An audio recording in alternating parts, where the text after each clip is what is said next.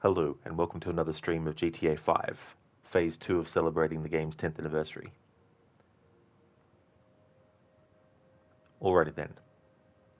So, for this playthrough, I'm focusing on Michael's family, and part of that playthrough involves hangouts with members of his family. So, I've done all the dialogue so far, as much as is available for the hangout dialogue between Jimmy and Franklin.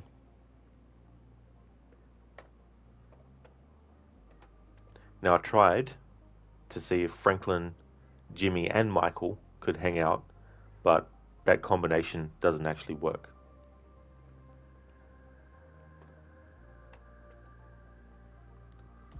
And so what I need to do now is the same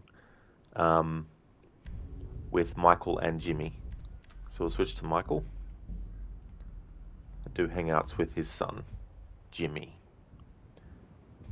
I've got somewhere to be. I was gonna order dessert. I guess you'll be enjoying it alone.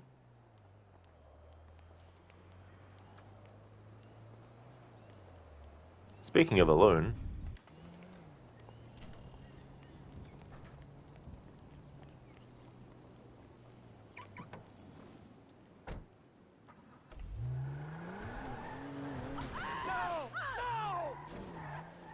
it's alright, Michael.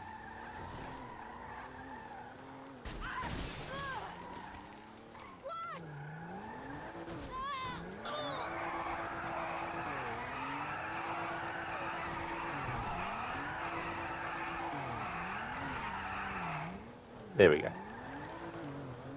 Now Michael can have some alone time. Welcome to me celebrating the 10th anniversary of GTA 5 by being an asshole to Michael's family. Hey there, Brutus. I'm having a great day, thank you. Things are going well, dude. How about yourself? Alright, so there lies Amanda.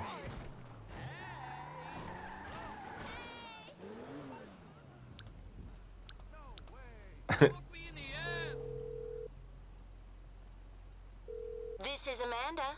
Unfortunately, I can't come to the phone right now. Namaste. Gee, I wonder what reason could be that Amanda can't get to the phone right now.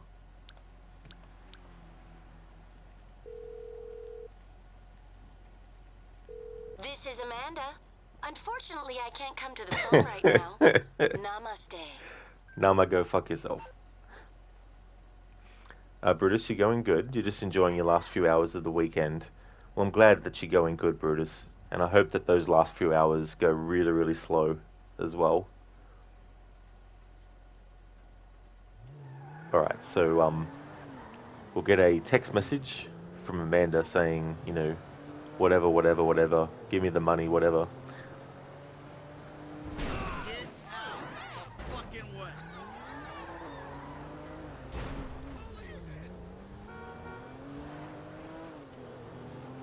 But in terms of like conversations and stuff, like when it comes to doing what I just did, if I'm in the middle of getting hangout conversations, I'll need to reload the save so that I can do the hangout conversations with the timing of them.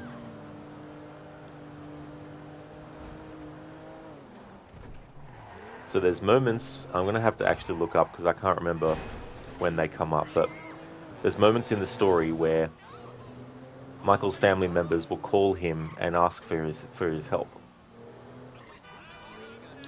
And in the last playthrough I did of this game, Phase 1 of celebrating the game's 10th anniversary, whenever they asked for help, I said no.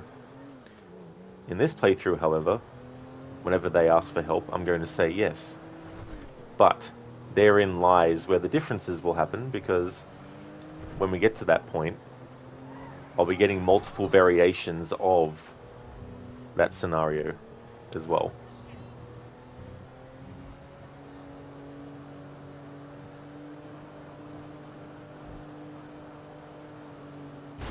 Out of my way.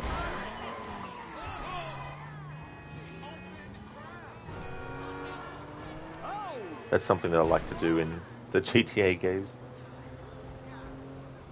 See someone in these games on a motorbike. Boom.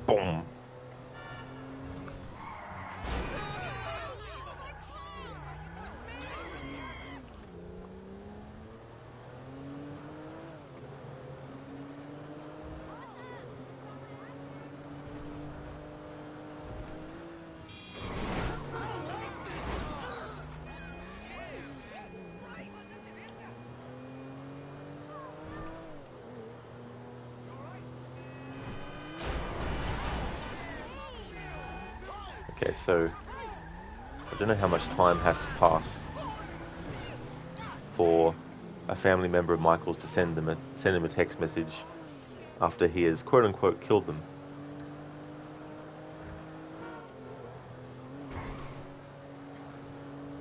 Shit! Brutus, are the buildings in this game just for looks, or can you go inside them? Unfortunately, a lot of them are just for looks. And when it comes to things like, if you think about GTA 4, for example, when you go to see a stand-up show, like obviously you can go inside there and walk around and explore. But I think for GTA 5, and it's been a while since I had the character go into a movie to watch one, but I think it just cuts to them inside already watching the movie, and you can't like go around and explore. There was a fire station that I was able to go into, but couldn't really explore much of it. It was just like the inside lower part of it where the vehicles drive out from. But maybe in GTA 6 they might bring back having more things like Cluck and Bell and all that kind of stuff.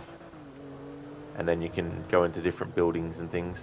I mean, there's this construction building you can go into, but you can't just wander into someone's like home unless it's Floyd,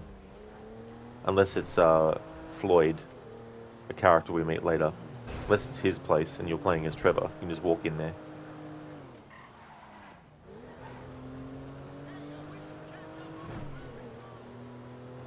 Alright, so still haven't received a text message from Amanda. I just want to show it on stream. I will actually reload that save that I made and then switch to Michael again.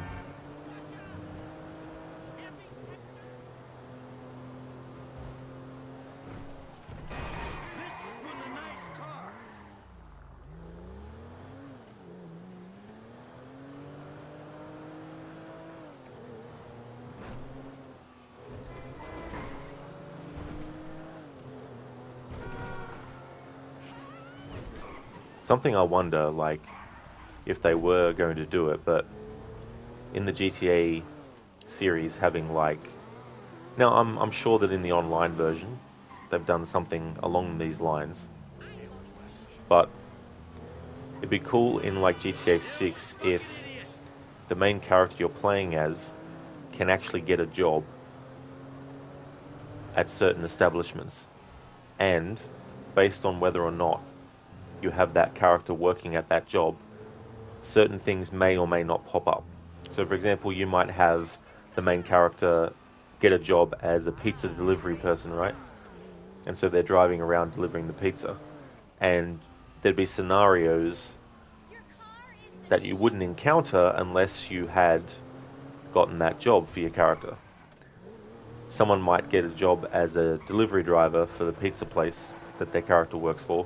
Some might decide to be a worker at like a Cluck and Bell or something, you know, and have unique missions that are only available to those players who decide to have the character get a job there. Whether or not they would be part of like a main story narrative, I'm not too sure, but at least in the way of, you know, in Red Dead Redemption 2, how you have like the stranger missions and you have a person you meet and then they're like, hey, how about you go around and find all the cigarette cards that you can and then send them to me, right? So a similar kind of thing in GTA, except your character has a job. So they go and they get a job somewhere, and then the character who gets them the job or hires them essentially becomes that stranger, like in the Red Dead 2 game. And all the missions that are related to that job are tied into that. And it becomes its own little storyline. So I don't know if they're going anywhere near that type of thing with GTA 6, but it's the type of thing that you see in the games like The Sims, of course, where your character has a job. But I'd want it to be a bit more than just go to this location, speak to this character gives you a job, and then, you know, you might do one mission, and then that's it. It'd be cool to actually have it so that you could spend like an actual day. Now, obviously, the hours would be different. It wouldn't be, obviously, IRL amount of time, but potentially some of the jobs that you could have your character get would be jobs where they had to be there for a little bit, you know. But you'd have all these different scenarios. Like, you might have a character who comes in who owes a lot of money, and one of the other employees has kind of been generous to that person for months now, and has been basically paying for their pizza for them, you know. And then you as the player can decide, now hang on a minute, I don't think this should be how things are done, you know. And then that could then that could get into a thing where it's like, okay, well, how come this guy can't afford it, you know? And then that becomes a little side quest thing where it's like, okay, this dude who can't pay for his pizzas is getting money given to him by someone else. Why? You know, and then it turns out maybe that the other employee that is working with you owes this guy's family a lot of money. And they're like, well, we won't bother you as much as long as you let our, you know, brother or cousin or whoever the family member might be, you know. And just like little stories like that could branch out the narrative and give you experiences that, you know, one player might be like, well, I don't want to have my character work at the pizza shop. How about we have my character work at the gym or something like that, you know.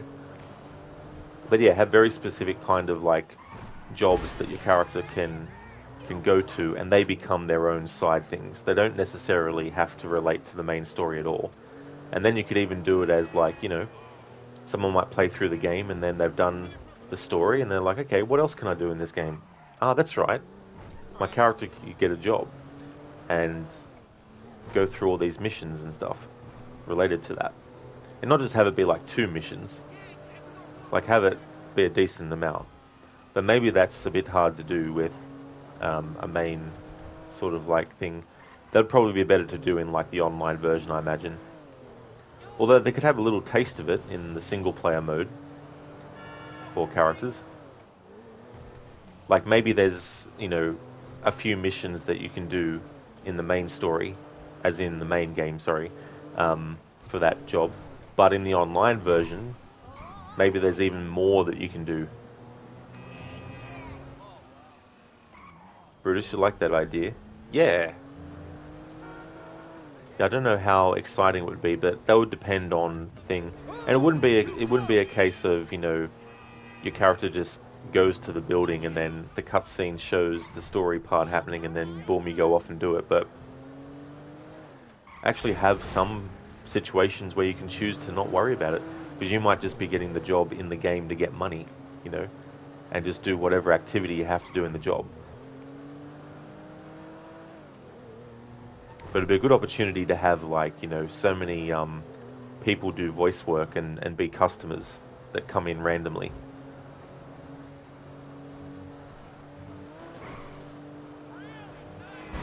And then, you know, you'd have some times where the place would get robbed while your character's on the shift. And then it's up to you to decide how to handle the situation. Like, do you comply, or do you, you know, try and take down the person who's trying to steal?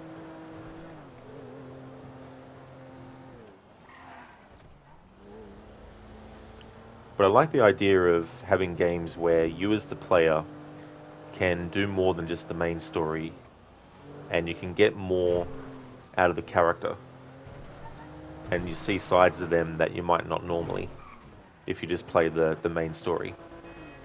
Like Assassin's Creed 3 with Connor, there's only one homestead mission the game directs you to that you have to do, but after that is done, you don't have to do the other ones if you don't want to. They add incentive to do them based on the fact that certain characters will allow you to craft certain things, but you can get through the game without worrying about doing the homestead missions for that purpose. But if you do them, it allows you to see Connor in more than just the main story's lens. You know, because obviously when you have a main narrative, you've got things that are going on. You need there to be a pacing to that, and you can't just have it be something that doesn't, you know, it can't branch off and do different things necessarily. But with something like the homestead missions in AC3, if you choose to do them, you see Connor's generosity. You see the fact that he's willing to help people. And it's not just, you know, he's wanting to help people through being an assassin. It's also, he wants to help people genuinely. Like, someone doesn't have a home anymore, and he's generous to offer and say, hey, you know, I've got a homestead, there's a place that, you know, you could set up, and all that type of stuff. And hell, there's even some homestead missions where the character needs to set something up, so you need to give them money to set it up, you know, and that's something that also shows Connor's generosity and all that kind of stuff. So I like games that have the main narrative that you can totally just do, but also like games that have side stuff that isn't just a one-off thing. Like, I do like that stuff too, but I also like side stuff that has its own sort of like story threads that you can follow through as well. And I think that's what Assassin's Creed should do with their RPG games, actually, is take more of a Red Dead Redemption 2 approach, where you have people you can meet, and based on that, you can go off on tangents and do side stories. You know, it's not just a side quest where you're like, this character needs you to help them climb this tree. You've helped them climb the tree. Good one. You never see them ever again. But actually have missions where it's like, okay, so you help them climb the tree. But then, the next day, they contact you and say, hey, you know, someone tried to break in. You know, and then you go and help them do that, and have like a story thread. So, I like that kind of idea in video games. But the trick, though, and this is the thing that's difficult, the trick with side stuff like that is, again, you have the main narrative of the story, and, for example, you might have a main character experiencing a low point in their life, right? But if the game lets you, after that mission's finished, go off and, you know, do some side stuff, and then you see that that character in that side story, you know, is not addressing the problems that they're facing, you know, it's a bit like, wasn't there this really important thing that your main character had to do? And they're like, no, it's not really that important, you know. So it's very tricky to sort of have side stuff where it's not going to interfere with the pacing of what's going on in the actual main story. But it's definitely a concept that I like. Okay, I'm surprised that... Alright, so it's going to take a long time. So what I need to do, I keep on going to press the center button on the PlayStation to get the map, because that's what it is in a lot of other games. So I just want to show the kinds of text messages that you get from Michael's family members if you quote-unquote kill them.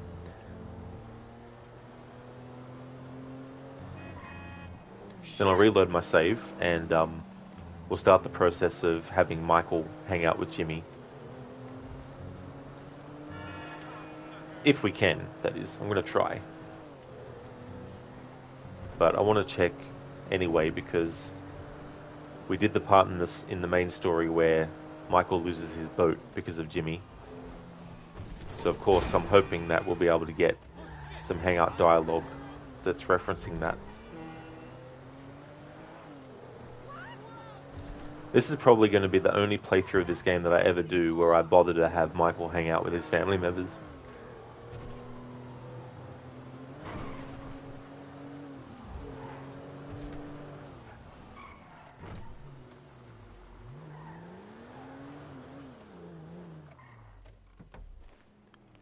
Alright, so let's get time to move Honey, forward. I'm home. The irony of that, considering what Michael did to Amanda earlier.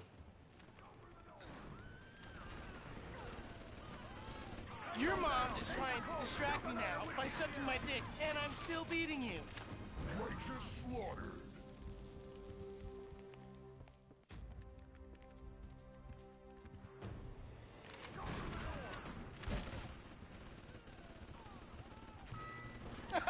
You know, you would have been aborted if you were conceived in a blue state. Widowmaker unlocked. Shitstick 3000. Use of the shipstick has been authorized. Molested. You're taking it in the can from El Tater now. Ooh, headshot.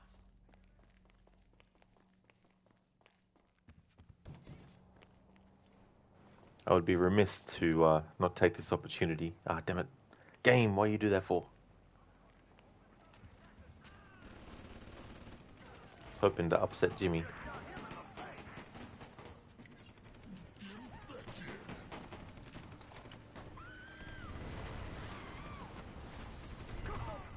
Jimmy's so talented at that game, you can literally stand in front of him and he'll still be able to do Don't blame things. me because you're poor and unloved.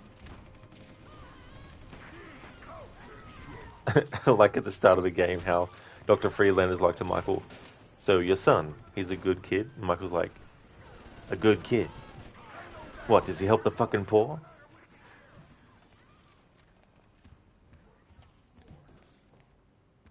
Alright, there's nothing in here that we can destroy. Boom. Alright, so let's make time pass. I won't save it though, I just want to make time pass. So we can get the text message from Amanda.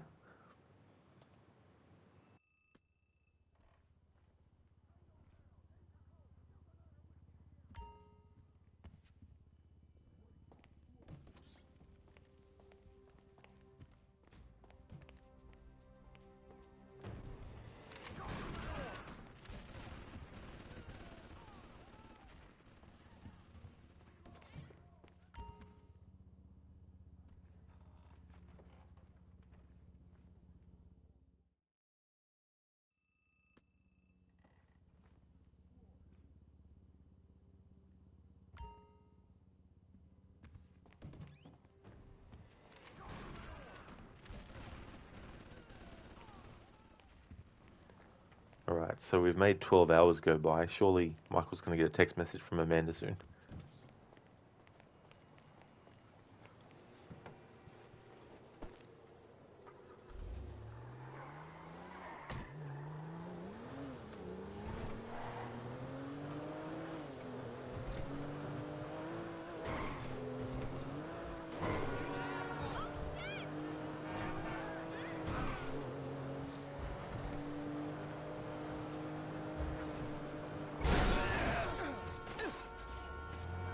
Oh, Jesus.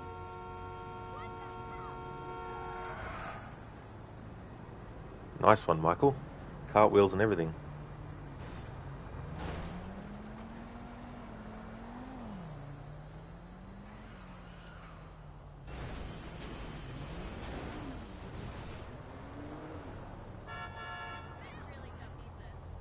Holy shit! Wasted my life. Jeez.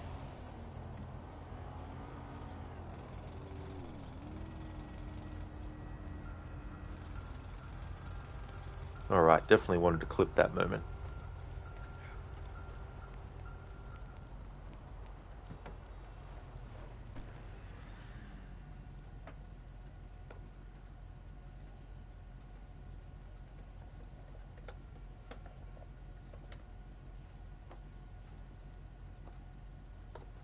Might actually do that is pin that up the top of the stream.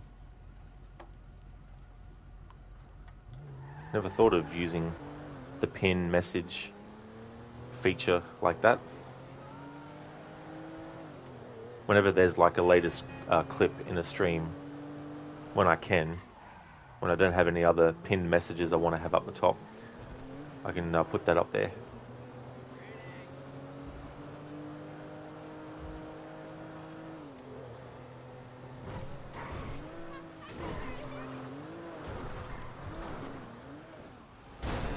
See some bad drivers, but you.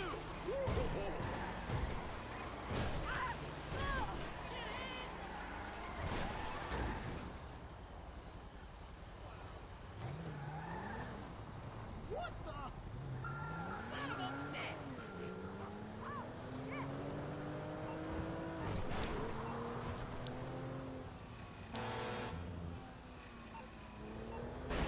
Sir! Ah! This is interesting. Normally you get a text message from a family member.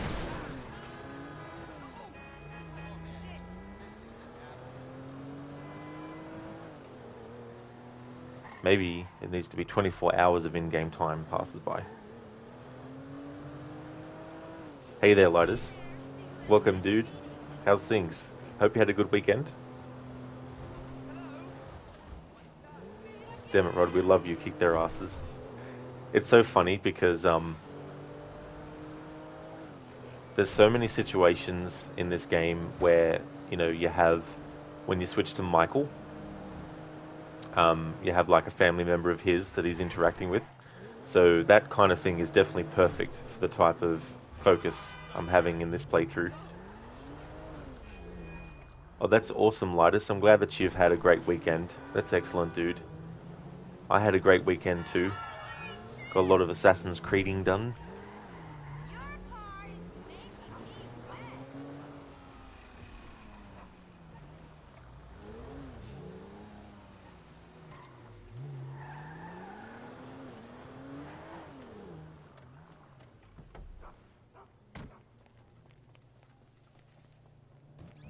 Anyone want to pour Daddy a whiskey?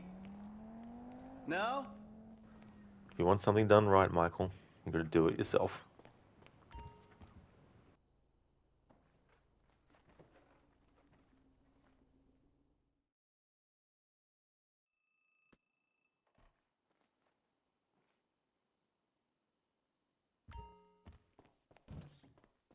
So I know it's crazy, but I was thinking of leaking a video. Of us, you know, at it. Not a porno, like a celebrity tape. I'd be so good as a celebrity. Always wanted to go to rehab, and I'm great at crying.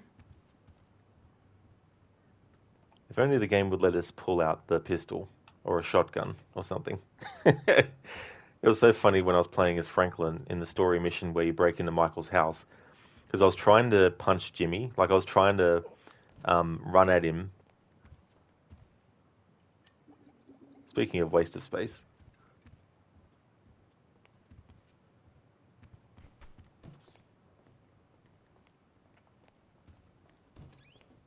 But the game wouldn't let me. It's a bit tricky. But it's funny how Franklin's just like, shh, shh, when that happens.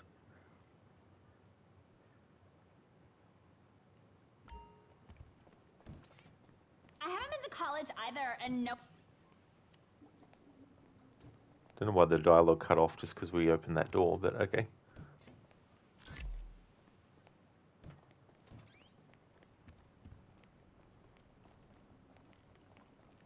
Very surprised that Amanda hasn't sent Michael a message. Earlier in the stream, Lightus, when I switched to Michael, he was hanging out with Amanda. So I had Michael run her over and quote-unquote kill her. And I parked next to Amanda, and I called her, and it went to the message saying, I'm sorry, I can't answer the phone right now. But I've been waiting for Michael to get a text message about that, but the game hasn't done it yet.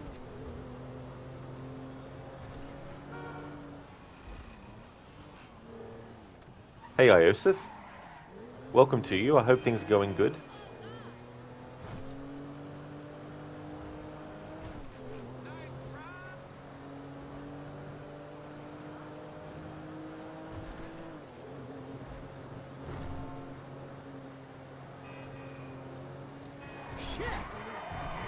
Shit.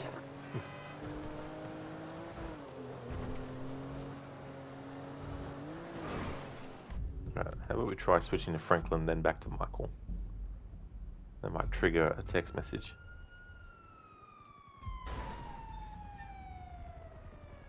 Damn, baby, you sure you don't want to join me?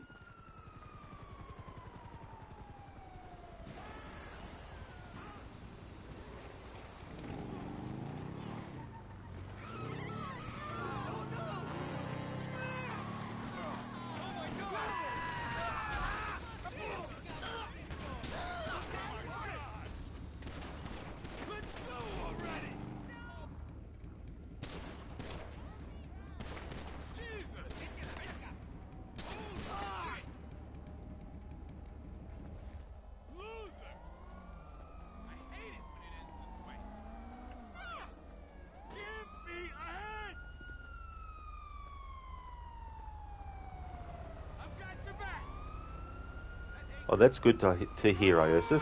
I'm glad that you're doing well. As for me, I'm doing good. I'm having a good Monday.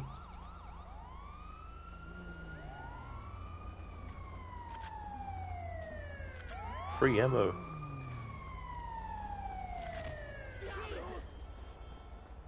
No, that's Franklin.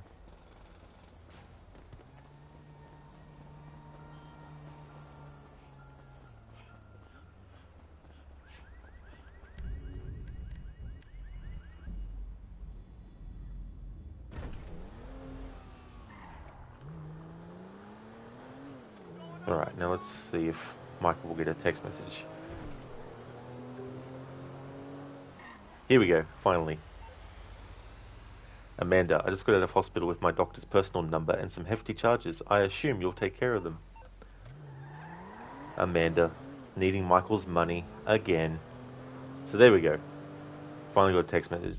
Now I want to reload my save because I want to make sure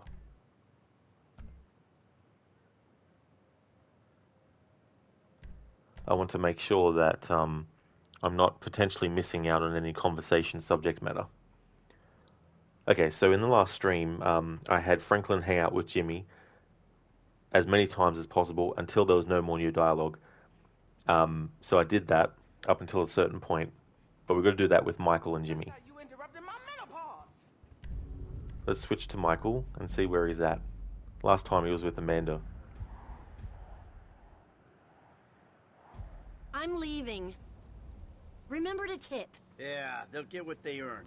Like the bank robber would know anything about a hard day's work. That's interesting.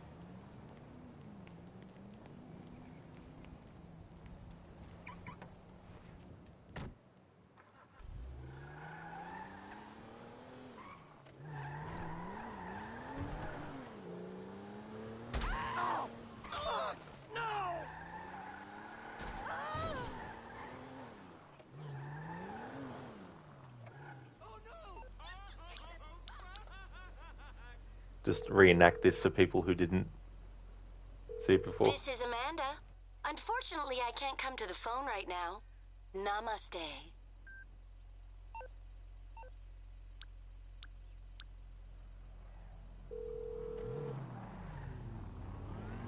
This is Amanda. Unfortunately, I can't come to the phone right now. Namaste.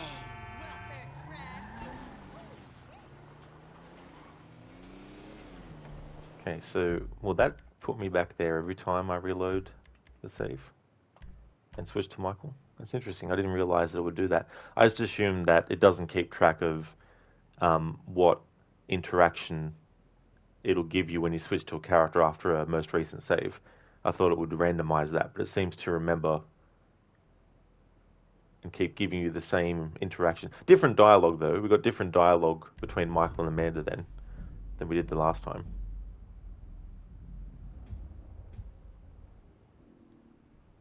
Thank you, Michael.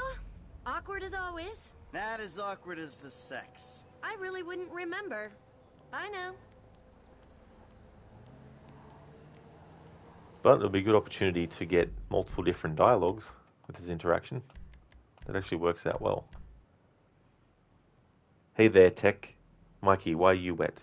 He's got all the blood on him from all the work that he's been doing. How's it going, Tech? I want to see how many different variations of the dialogue we can get when switching to Michael when he's hanging out with Amanda.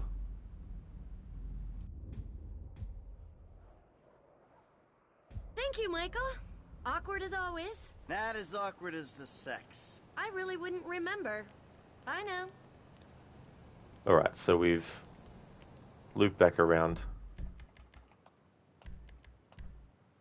But just in case, reload again.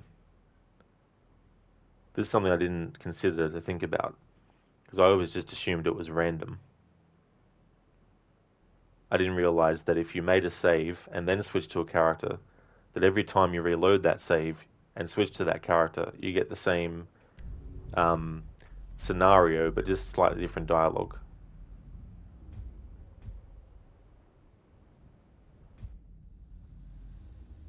talk to the kids when I'm drunk. I don't think. It gets kind of fuzzy. Just leave us all alone, Michael. Please. Alone. Yeah, now there's a happy place. Indeed, Michael. Oh, you can take the girl out of the strip club.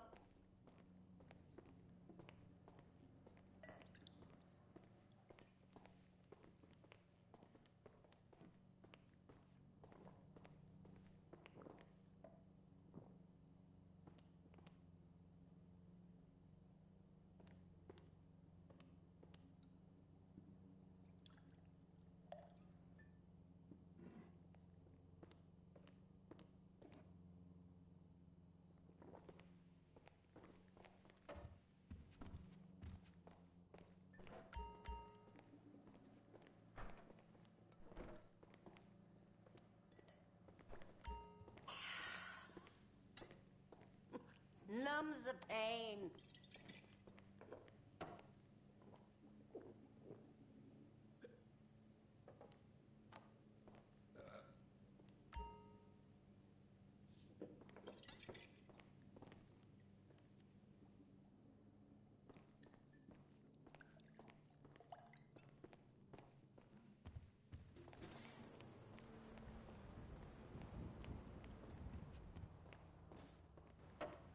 Tech, you're going good. You had most of your most active stream yet.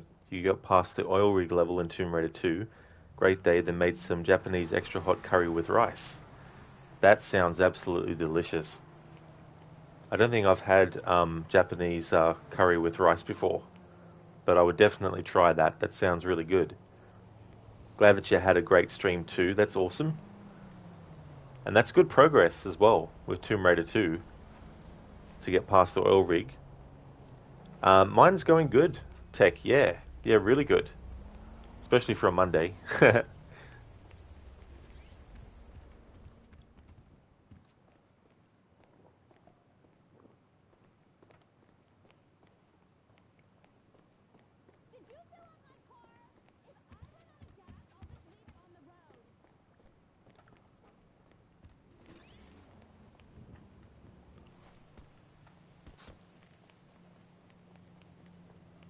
Ah, damn it. Didn't catch Tracy before she left in the car.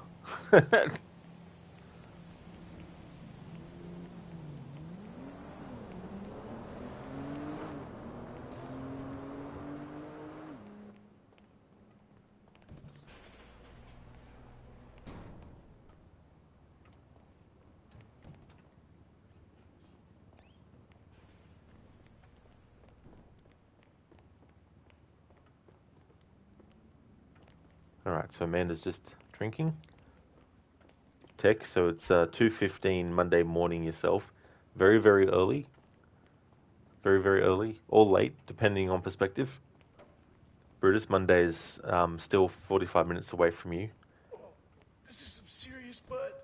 It's like hydrotropic or something. But that's good that, well, I mean, it's not good, I guess.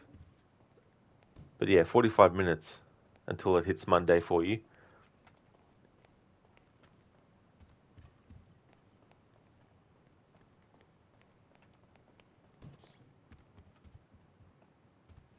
Gee, I wish the game would let me pull Michael's gun out. Okay, so I was wrong. I thought, like... So, I reloaded my save, I switched to Michael, him and Amanda were at the cafe.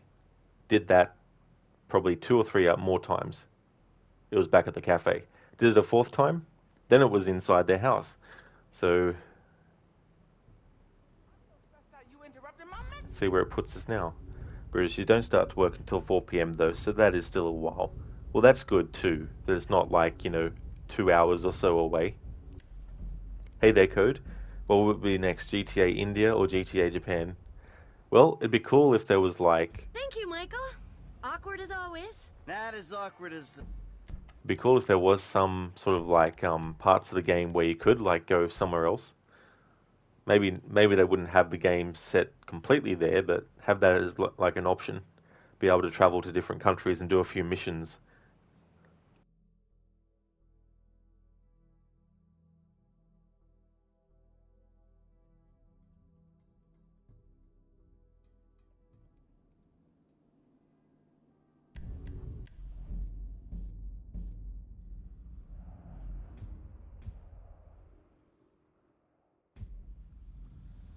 I promise, I was at the movies. I must have thrown out my ticket. I am tired of your bullshit, Michael! Tired! Well, we can make you sleep permanently if you want, Amanda. Social reject! TV reject. Internet the Kitty fuck! You make me sick! Everything makes you sick. You have an eating disorder.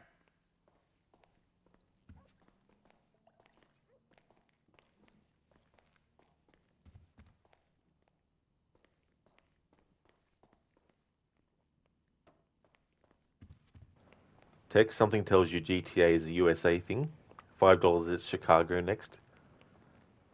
Yeah, well, that's the thing, right? Like, it's like with Red Dead Redemption 2. Like, you get some place names that are made up, but you also get some real ones mixed in. It's the same with GTA. So it makes me think of other cities in America that could possibly be visited that are actually mentioned, as the cities that they are in real life versus, made up like a made up name for a version of a city. Texas would be sick, would it? In GTA, yeah.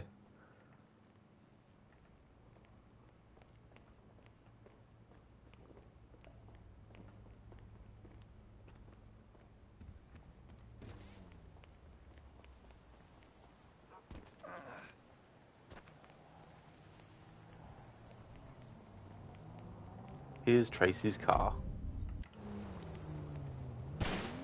Sorry, Tracy, I don't know how, but your tires. Someone shot them. Don't know who, but yeah. Sorry about that.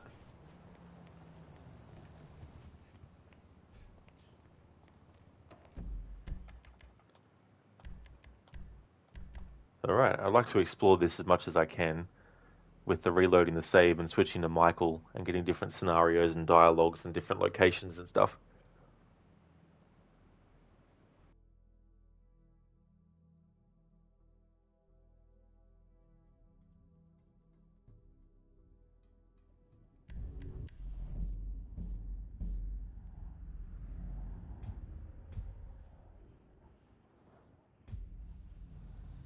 I promise, I was at the movies. I must have thrown out my ticket.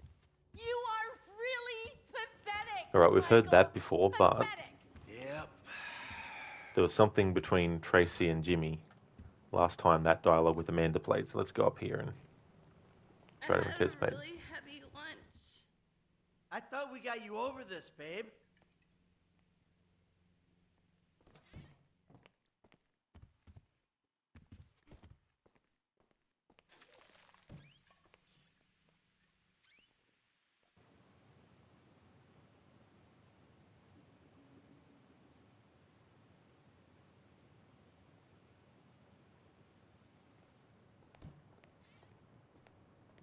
Tech, your understanding of GTA maps says it has to include water or a coastline, so probably Maine, Hawaii, or Alaska.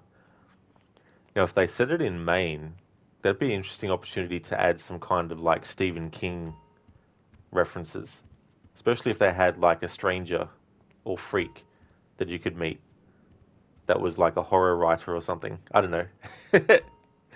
You have a mission where you go down and investigate the sewers because there's talk of a clown or something like that.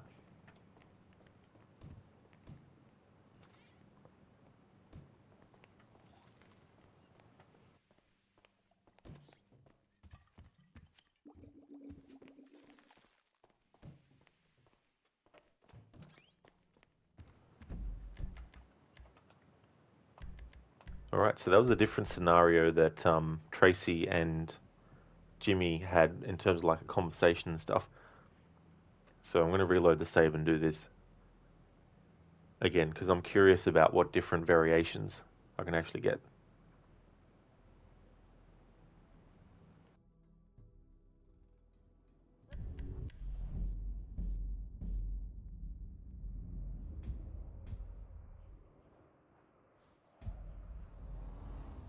not an FIB agent. You don't get to know where I am all day. Jesus.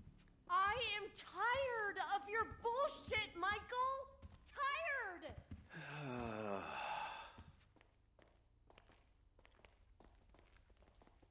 I won't talk dirty because it's gross.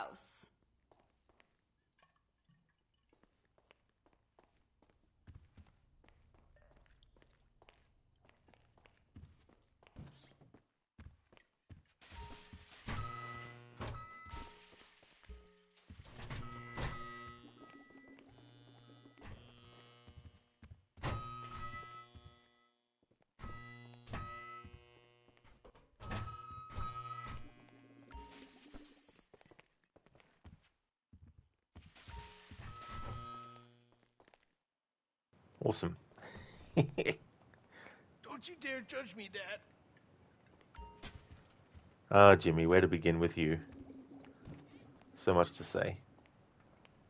So much to do, i.e., with guns. There's nothing you can knock over in Tracy's room, unfortunately.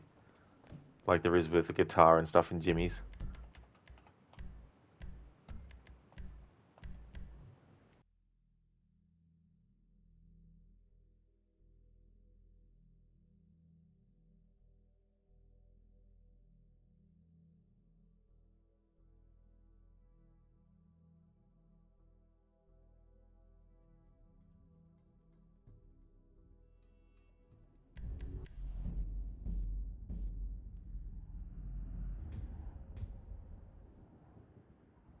Thank you, Michael.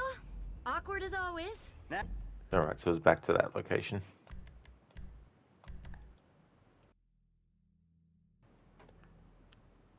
I must say it's good to have a quick turnaround playing the PlayStation 5 upgraded version in terms of like loading screen and how long it takes to load up. The last time I played this game, it was the Xbox One version, unupgraded. And so the loading screen was definitely a lot slower.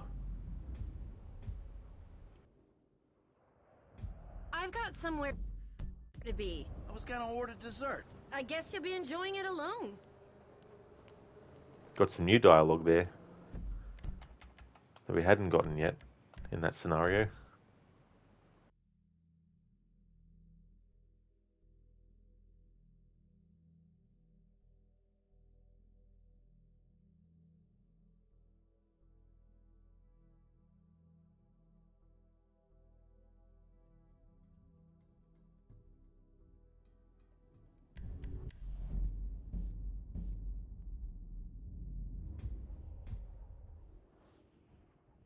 Thank you, Michael.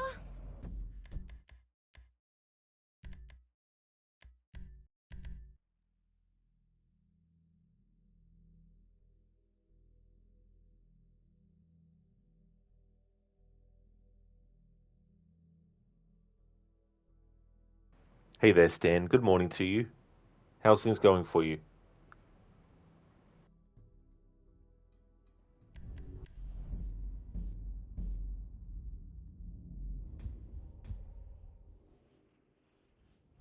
I've got somewhere to be.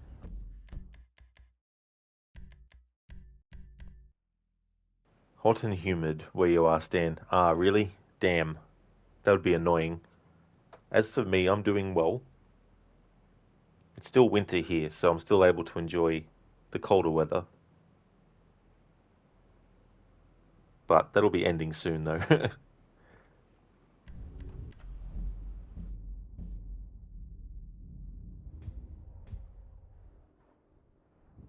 Thank you, Michael. Okay, so now it Awkward keeps as always. wanting to load Michael and Amanda up there. I wanted to go back to them loading them up at their house. Stan, hold it dear to yourself. Yeah. Yeah, I operate much better when it's cold. You got from Opera House to Oil Rig, each level is taking you 45 to 60 minutes. Well, that's actually a really good amount of time, considering how you can get stuck in a lot of spots.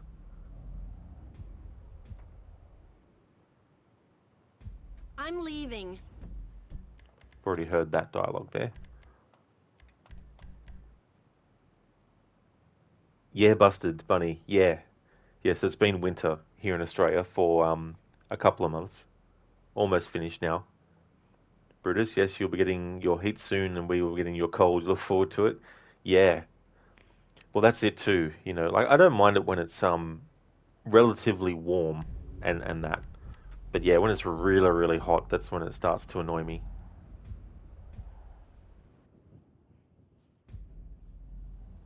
You're not an FIB agent. You don't get to know where I Alright, am we've all heard this day. dialogue from Amanda and Michael Jesus. before. You are But really let's see. pathetic, Michael. Pathetic. Yep.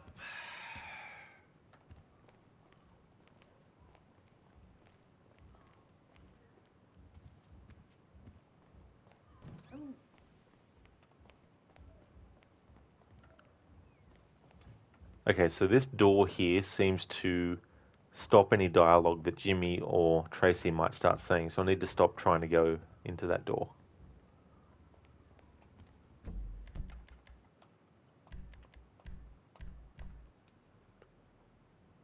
Stan, saw a little bit of Skull and Bones gameplay on Ubisoft channel today. They said it is a multiplayer map where you can play solo. Yeah. Yeah, I had a look at someone who had access to the closed beta, and they showed what was the beginning of the game. And there's some stuff that I think looks good. If you wanted some faster paced ship combat, it definitely seems that they've done that. Thank you, Michael. But and it maybe they will have this in the finished version, but there's just something that's feeling hollow about the whole experience that they're showing in that game. Like, it seems to me that too, with story wise, it seems like there's a very bare bones narrative, single player, you know, that the game will have. It seems very hollow.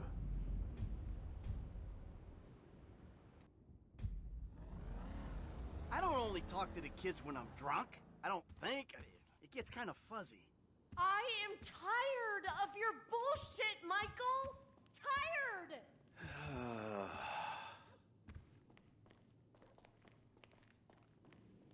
Closet case.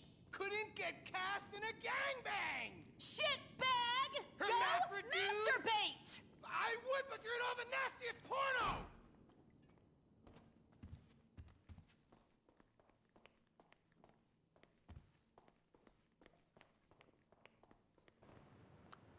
But yeah, it seems like the story is very, very bare bones. They do have you interact with characters that has dialogue and all that type of stuff. Your character is silent, so if you don't like games where your character doesn't talk, then you probably won't like Skull and Bones story stuff. You do have some dialogue choices, but they seem very basic at the moment. More like, yes or no type things. As in, like, a character will... This is not an actual example, but imagine if the character is like, I hate you. What are you going to do about it? And your two options are to just agree with you and say, yeah, that's okay, and then work for you, or B, I'm just going to make my own way. They're the kinds of two things. And then the character will be like, fine, make it your own way, or something like that. There doesn't seem to be much substance and stuff to the interactions that you have with story characters. I did notice, though, that the actor who plays Roth in... is it Roth?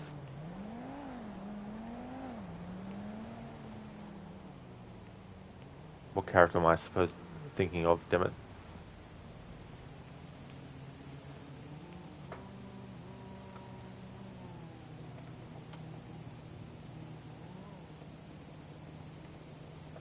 It is Roth, yeah. Maxwell Roth in Assassin's Creed Syndicate. One of the characters that they showed in Skull and Bones in like a quote-unquote story interaction was voiced by the actor who voices Maxwell Roth in Assassin's Creed Syndicate. When I heard his voice, I was like, your voice seems so freaking familiar. But yeah, the thing I was saying too is that when you are in your ship and then you dock at the spot, it's pretty much just, like, for example, say Michael is the ship and Tracy's car is the dock, right? So your ship goes to the dock and you press the button to interact with the dock, and then boom, it automatically shows you already there on the island walking. There's no like little cutscene where you get off the boat. Like little things like that may not seem that important, but little things like that go a long way at communicating a sense of like mobility within the environment that goes beyond just being able to move the character, you know. So when you get back on your ship, it's the same thing. You just go boom up to dock, press the button, boom, you're on the ship already. When you are boarding a ship, what it will be is you get near the ship, you press the button to board it, a cutscene plays of you doing stuff, and then boom, that's it. Like a very quick cutscene. It's like pirates on the ship have found the treasure, boom, done. See what results you get, boom, and off you go. So it's very much just very sort of like quick and without much substance in that sort of sense. But that's not something that everyone will want to see in the game. So for some people, it might be fine not to have like a little cutscene of your character getting off the ship to get back on land, or getting off land to get back on your ship. You know, but if you think about Black Flag, for example, to use another Ubisoft game that has a lot of stuff about pirates in it, obviously, whenever you go back on the ship, your crew says stuff to you. Like there's a sense that you're getting on something with some kind of like excitement. It's not just, oh, I'm getting on my ship now. It's like, yeah, I'm getting on my ship now. This is cool, you know. And then the crew's like, yeah, you know, and all this stuff. You don't get any of that in Skull and Bones.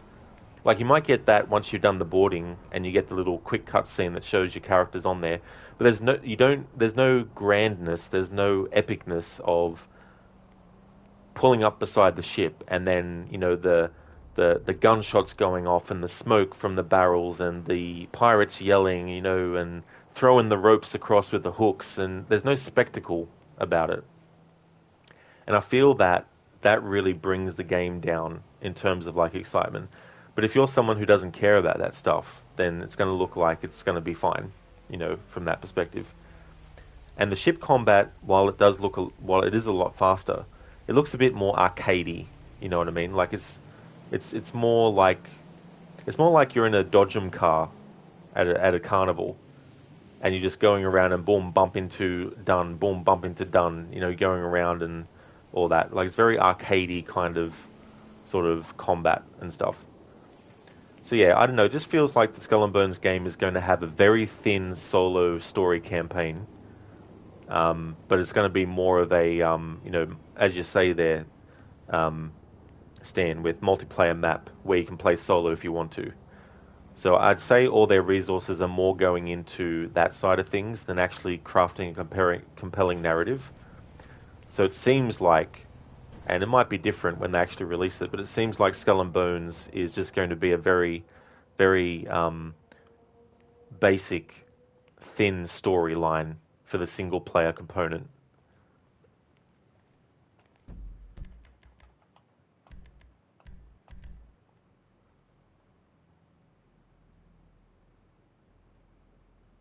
Tech, yeah, on Oil Rig, where you needed to escape that large room with water and platforms. It took you a moment to find the exit up high. Spent like 15 minutes looking for that. Yeah, that's definitely a tricky part of that level. And there's also some parts that look the same, especially when it comes to areas you need to actually climb up into as well. Code and Ryder just spilled again your coffee. Should not read news, or not at least read about celebrity news. Kevin Costner and alimony. Yeah. I mean, there's so much of that goes on too, you know, that you see all these little stories like, this celebrity sneezed. Oh my God. Oh, Yosef, what are you trying to do? So what I'm trying to do is get as much dialogue related to Michael's family as possible. And when I switch to Michael after reloading that save, it seems there's only 2 places where it'll put him. You're not an FIB agent. You don't get Either to know here where in I his am all home, day. or him and Jesus. Amanda are out at like a Just leave us little all restaurant alone, thing. Michael. Please. Alone. Yeah, there's a happy place. something funny. It's nothing more than that. Go away. I thought we got you over this, babe. Okay, so we've heard that dialogue. So that's basically what I'm doing at the moment, Iosif. Trying to get as many different things. There was also a situation that happened that I only heard. I didn't actually get Michael there quick enough to see, but Tracy was saying something and then she was getting in her car to drive off. But I couldn't get to where her car is parked before she'd already driven off. So I'm trying to cover that kind of stuff. This is like a tangent that I've actually started to go on because I wasn't expecting to get this much out of simply switching to Michael and then getting, different conversations and stuff.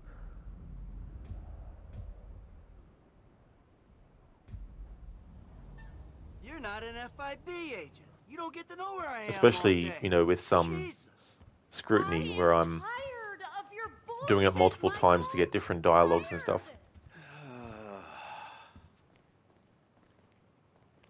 Bulging toad throat. Man hands? Nick rolls. Adam's apple? We all I see hate it! you.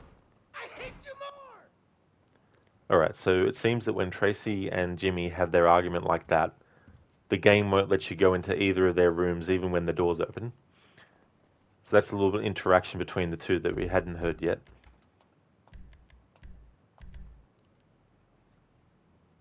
Tech silent protagonist? Lara? No. Yeah. Yeah, that's the thing, But hey, I can see that the Skull and Bones game, when it comes out, I think it will be successful for Ubisoft, but I don't know whether or not it'll be successful enough to pull them out of the financial hardship that they're in, but yeah. Okay, now it's going back to this area. I'm leaving. Remember...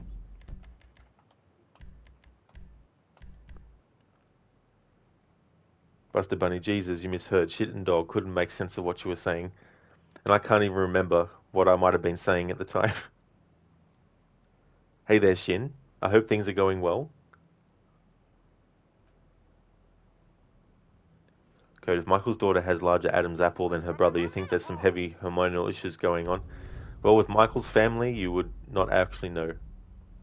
Oh, I see Busted saying ship and dock. Yeah, about Skull and Bones. I've got somewhere to be. I was gonna order dessert.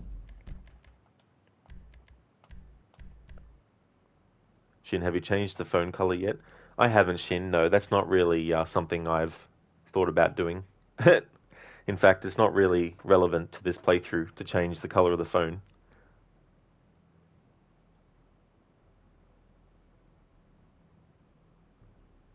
But it is cool, though, that you can change the color of the phone if you want.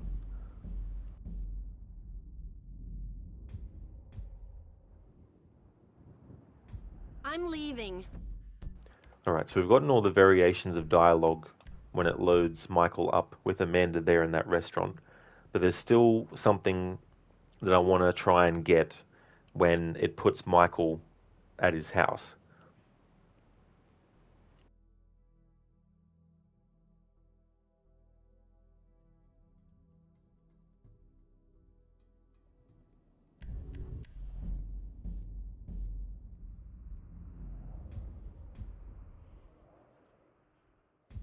I'm leaving.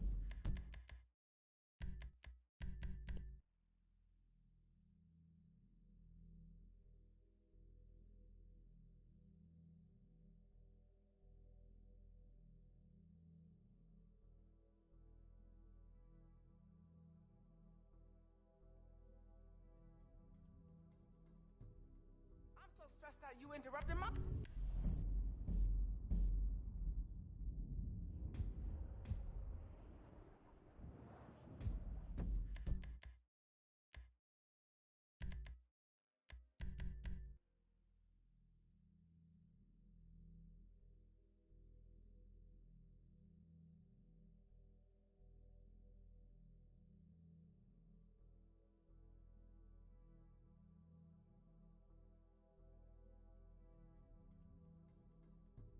Boy, you drive me sick with work. Alright, now it's putting us back at Michael's house. Again. I don't only talk to the kids when I'm drunk. I don't think. It gets kind of fuzzy. I am tired of your bullshit, Michael. Tired.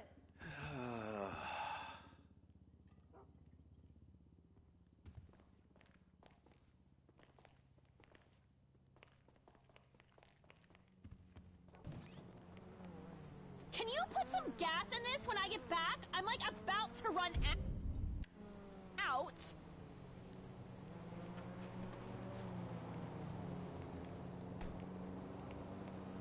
This is what I was hoping for.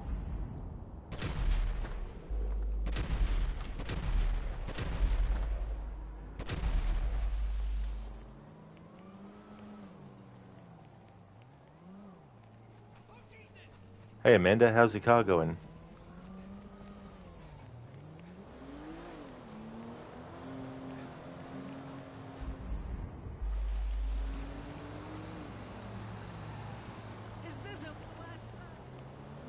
Damn it, her vehicle's gonna get away. I like how the game purposely put my vehicle different from where hers was. Damn it. Now I'm gonna have to keep reloading the save until I could get that scenario again. I really thought that shooting the tires out of a car like that would make a car slower, not boost the speed.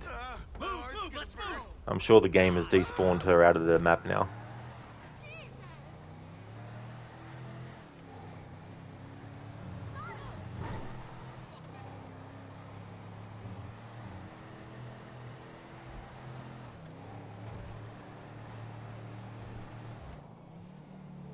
Yeah, I'd say it's despawned a vehicle out of the... Damn it.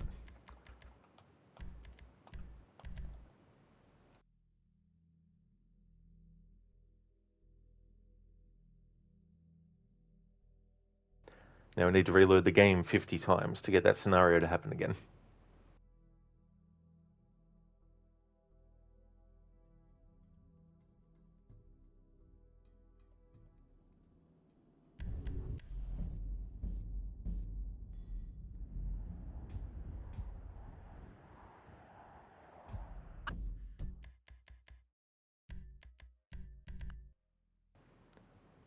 She in the video game on Steam is going to get a cease and desist order from Rockstar. The idiots are trying to rip off GTA. Yeah, well, I can imagine that that's not going to go down well for them as well. But that's interesting too, that it's on Steam. Stan, why reload? Because I need to make sure that I'm getting the same scenarios. Plus it's quicker. I promise, I was at the movies. I must have thrown out my ticket. You are really pathetic, Michael. Pathetic. Yep.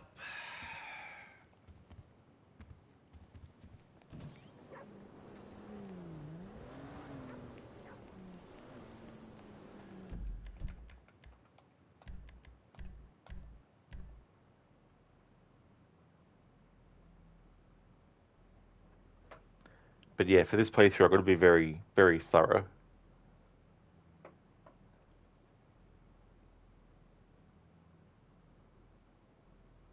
Because see, I don't know how often these two instances might happen.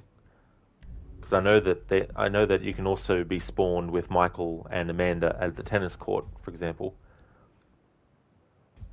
But since it's only loading up either the location of the restaurant or the home, I want to keep on exploring this while they're the only two locations it's popping things up for.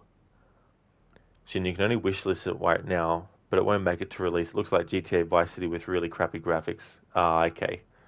Yeah, well, I mean, that's the thing, right? Like, these, I get they probably wanted to do, like, from their perspective, maybe they wanted to do an homage to GTA, but... Like, I remember there was a horror game that someone had made based on a horror movie, and they had to change everything related to it being based on the horror movie. Take out all the references and change the name of it and all that kind of stuff.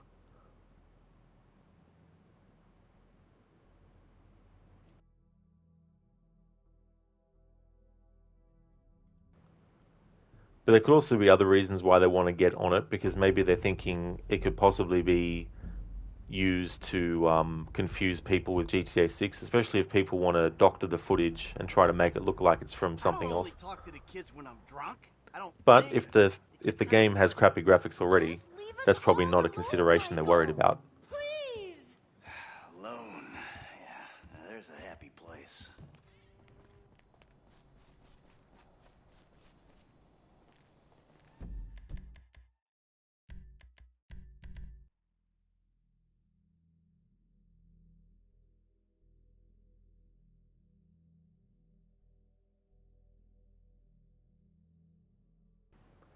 Quite a few companies have made really good homages to GTA, Mafia Trilogy, Saints Row series, Sleeping Dogs. Yeah.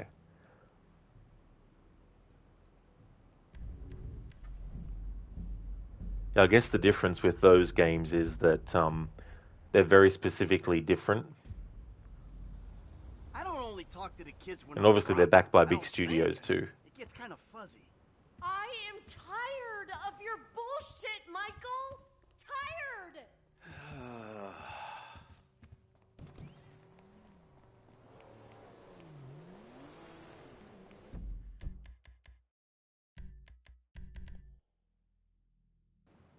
In GTA 5, there's an homage to Saints Row 4, is there? Uh-huh. Yeah, I never played the Saint Rose games.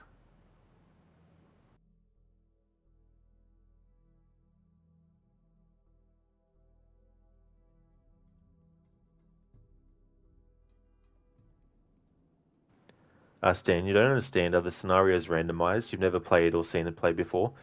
So it would seem that at this point where I've saved the game with a manual save, that switching to Michael will randomize the location that we see him at, but it will also randomize the dialogue at those locations. I was gonna order dessert. I guess you'll be enjoying it alone. Like, that's one interaction that you can possibly get at this time between Michael and Amanda at this location. But if I was to get that location again, there might be different dialogue again. So it's randomly picking between not only the two locations at the moment, but what dialogue and scenarios are happening at those locations. So the one that I'm trying to get is where Tracy, Michael's daughter, is getting into a car to drive off.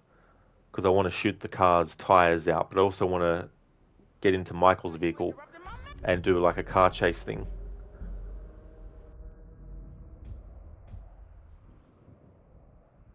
Thank you, Michael. Awkward as always. Not as awkward as the sex. I really wouldn't remember. Bye now.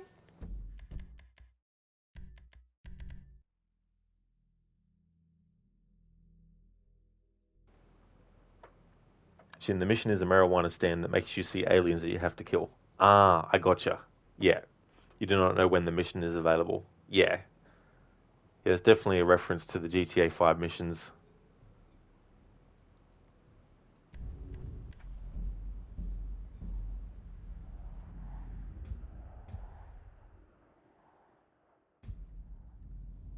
I don't only talk to the kids when I'm drunk. I don't think.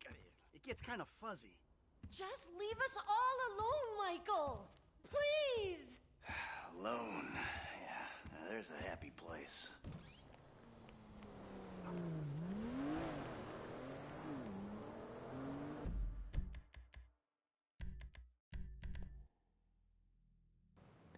Mafia is like a really serious GTA homage. Yeah, I haven't played the Mafia games yet.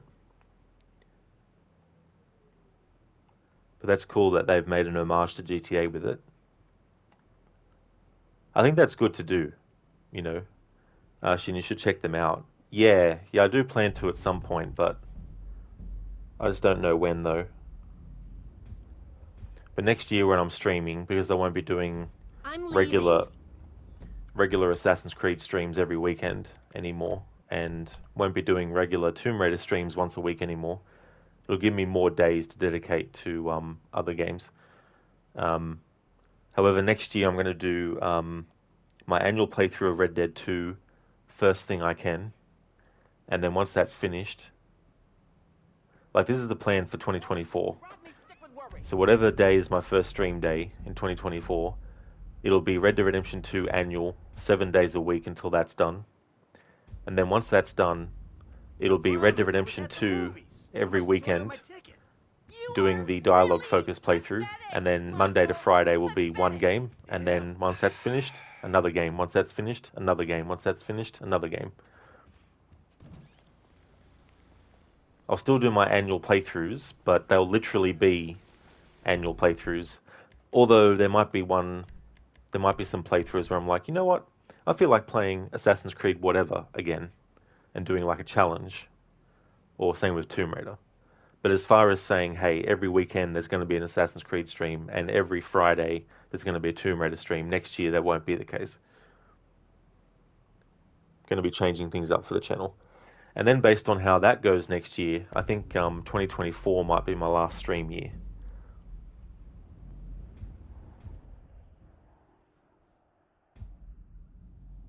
I don't only talk to the kids when I'm drunk. I don't think.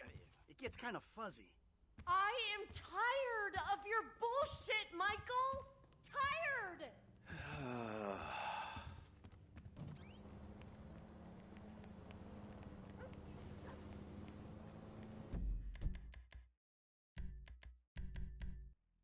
Alright, so we're trying to get the scenario where Tracy's going to a vehicle. Shin, can I suggest an Assassin's Creed challenge for next year? Is it that one with Assassin's Creed Origins where you have like cursed weapons? Because I still want to do that at some point.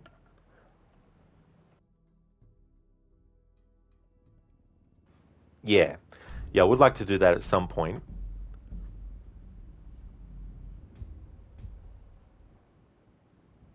Thank you, Michael.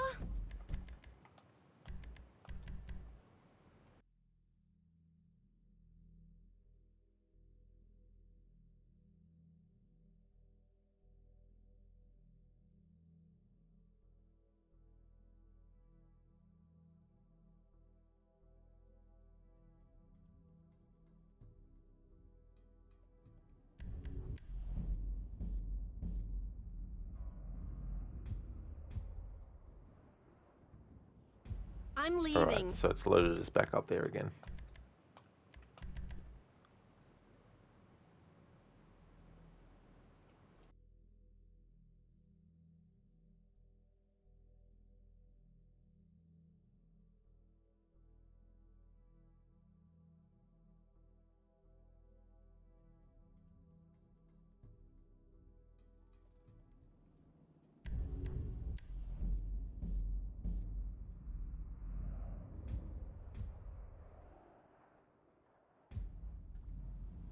I promise, I was at the movies. I must have thrown out my ticket.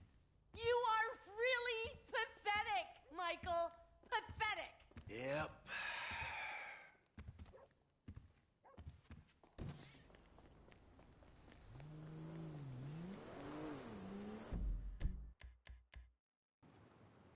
Shin, you're going to be doing a charity stream next month for Stand Up to Cancer.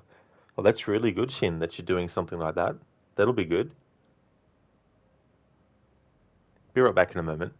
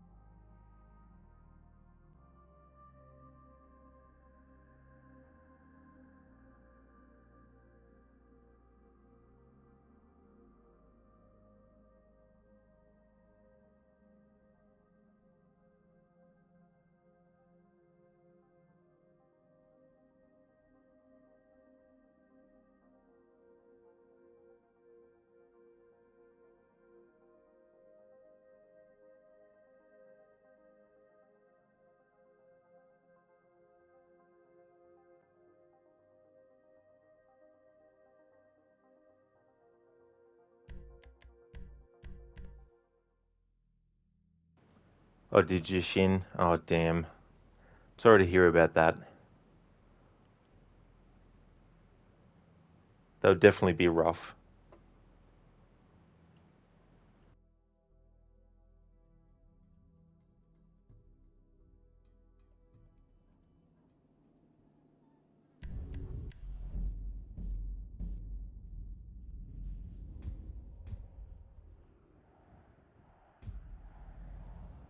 I don't only talk to the kids when I'm drunk. I don't think.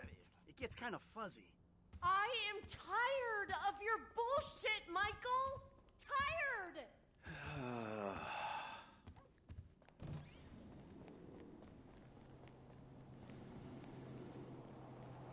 Alright, still haven't got the scenario with Tracy to happen again. Oh, did you, Brutus? You lost an art to it last month. Yeah, it's definitely one of those diseases where it's like they've been working on a cure for so long, and you just hope that they eventually get to a point where they can say, hey, we've got a cure for it that works just like if you had a headache, you needed an aspirin or something.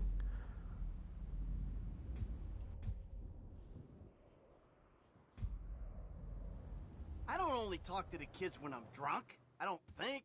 It gets kind of fuzzy. You are really pathetic, Michael. Pathetic. Yep.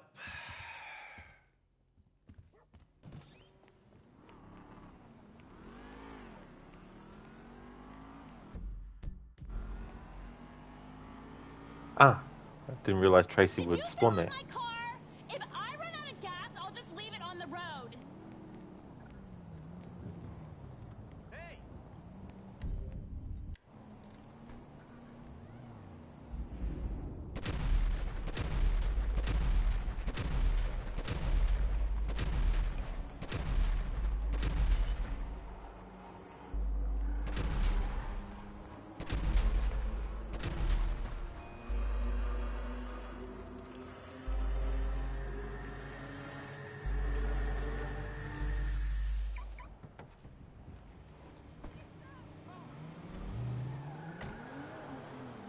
Yes.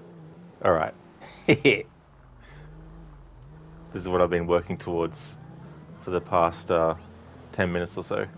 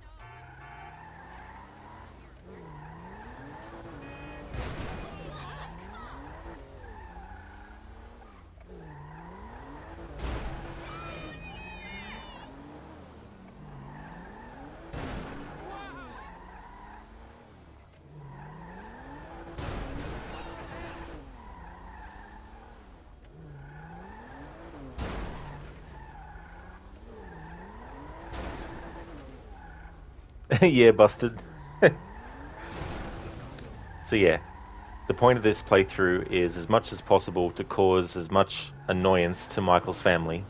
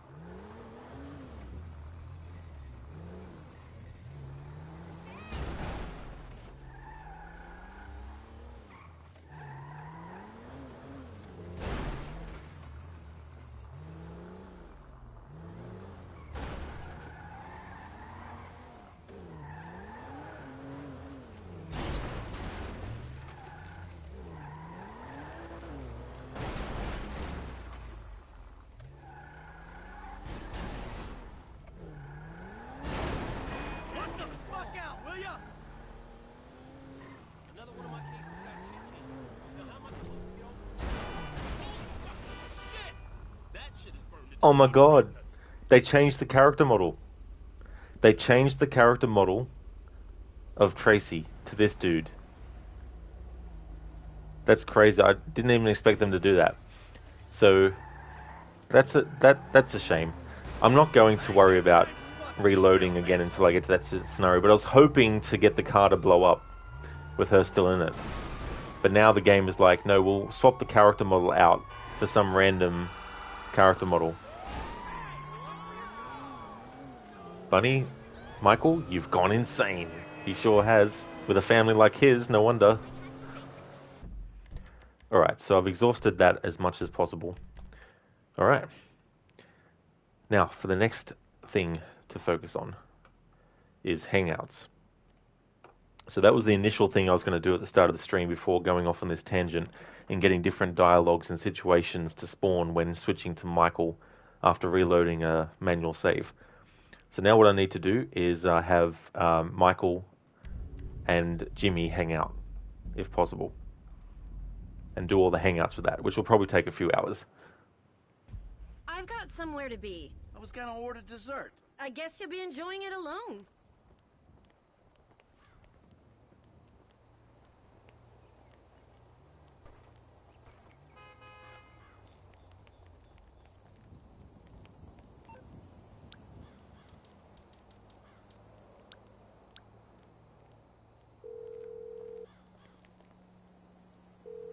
Hey, Jim, it's Pop. Hey, you free for some father and son time? It's the great disappearing dad. Oh, sure, I'll hang out. Great. I'll come by and get you. Well, Jimmy, we can do the great disappearing son who never comes back ever again, if you want to do that instead.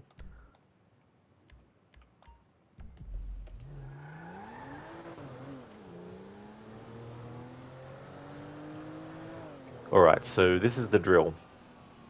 When hanging out with characters, before you even choose a destination for them to go to, there are 3 separate blocks of dialogue conversations that can happen. And that's before you even take the character to the location. So I'm going to grab all that dialogue, plus I'm going to grab all the dialogue when we actually go to a location, i.e. I like to go to the bars to make the characters drunk, to get the dialogue from them from that situation. There's obviously more situations that you can do that with, but for now I'm just focusing on the restaurant as that. This is going to be one of those annoying ones where it's on top of the thing, isn't it? Oh no. Papa Bear.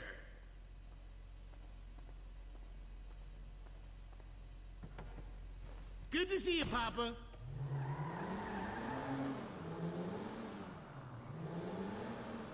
So you're back to being a hoodlum, huh? I have no idea what you're talking about. The gangbanger, buddy? You're out at all hours? That look in your eye? We all know it, Pops. I'm not doing anything. I'm just trying to break out of this bubble I've been trapped in for so long. Yeah, I think that bubble is called your family, you douche.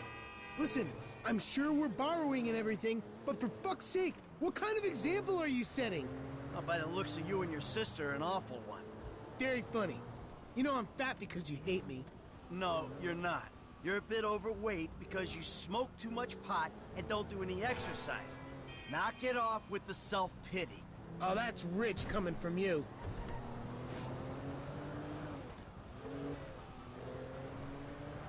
Yeah, Michael, I'm with you there. That bubble you've been living in is your family. Alright, so that's one block of conversation. It'll take a few minutes for the next block to happen.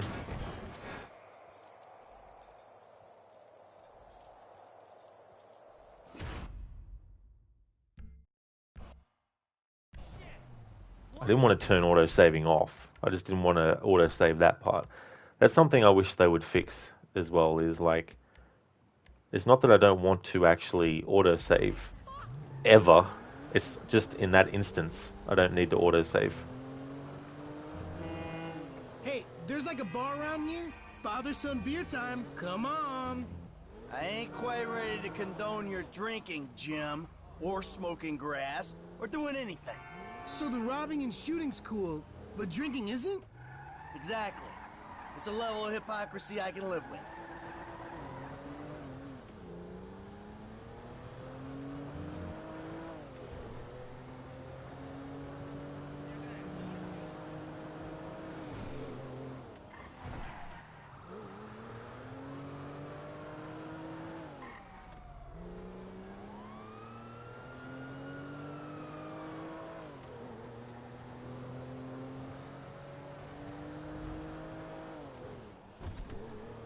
Hey, you know what? I feel like surfing the web on my phone in a darkened cinema.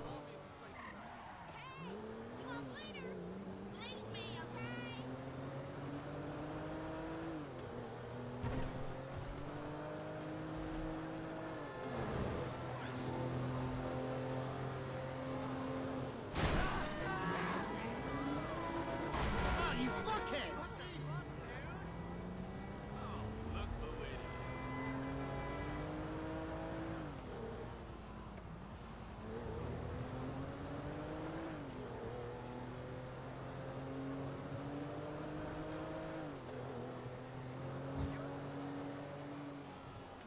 So, how you been, son? Gee, just top of the world, Pop. Yippee! Can we go get a soda pop and then maybe take in a ball game? Are you being sarcastic? What do you think, Pop? With you? I have no idea.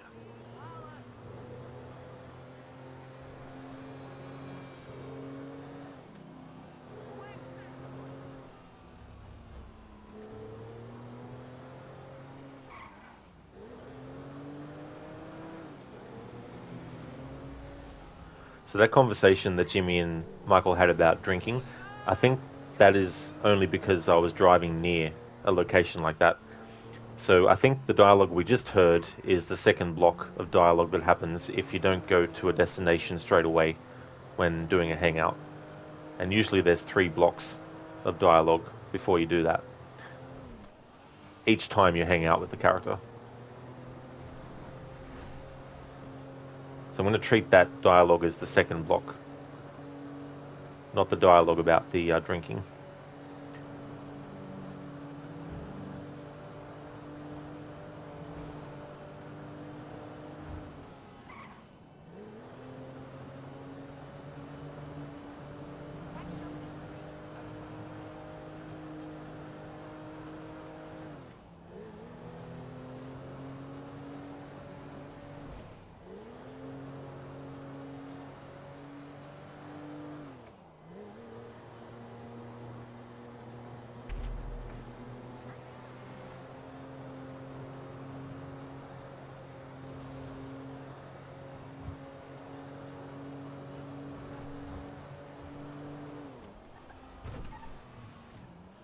Shit!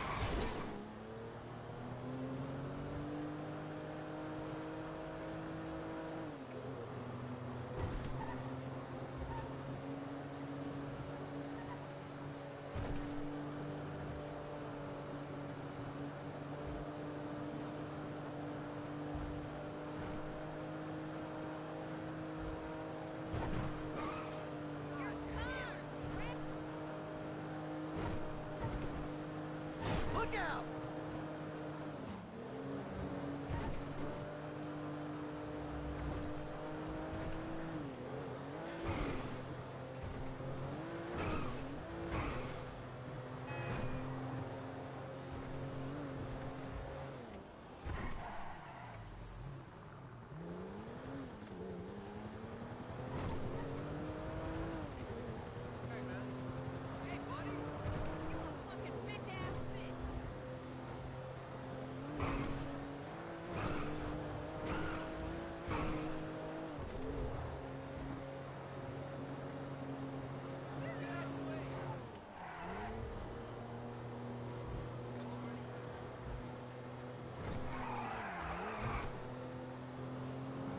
got lucky, buddy.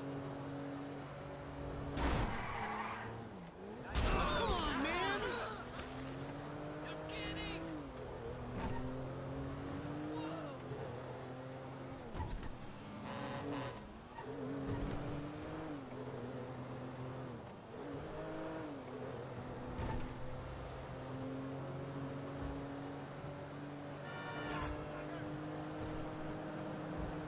Jimmy, look, the language you use when playing that game of yours, is that really necessary? Yeah, it is necessary. It's how I express myself. Well, you don't express yourself like that in public. Well, you're so overly judgmental, Dad. It's post-prejudice. Yeah, well, someone's gonna hit you when you're post-prejudice to their face. Alright, so that's the third block of dialogue that we've had from Jimmy and Michael. So as you can see, it does take quite a few minutes of IRL time for these conversations to happen. But I'm doing this for every single possible hangout that can be done with Michael's family members. At every stage of the game where there is dialogue that will happen. From the start of the game to the end of the game.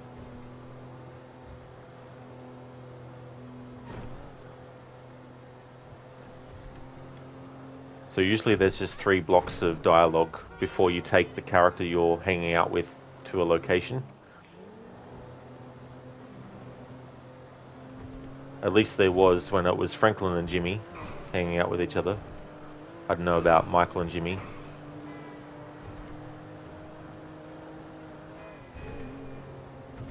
Another thing is I still don't know how they divvy up the conversations in terms of, like, if you spent hours and hours just driving around with the character that you're hanging out with, would all possible dialogues up to that point in the story play out?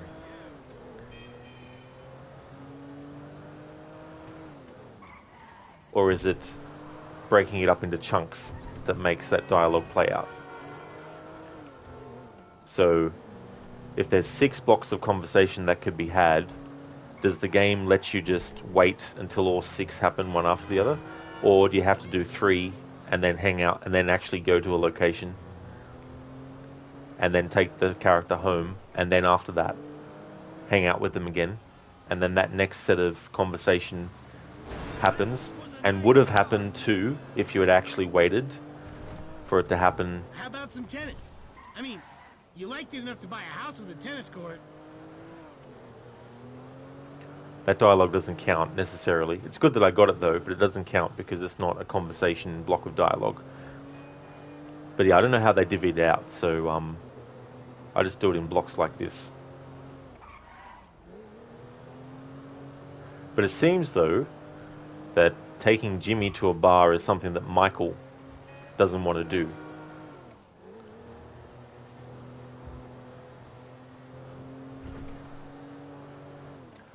Which works out well because if only a tennis court, or maybe it's just the what do we got? Yeah, just tennis or the movie theater, I guess. Even though the movie theater's not coming up for some reason.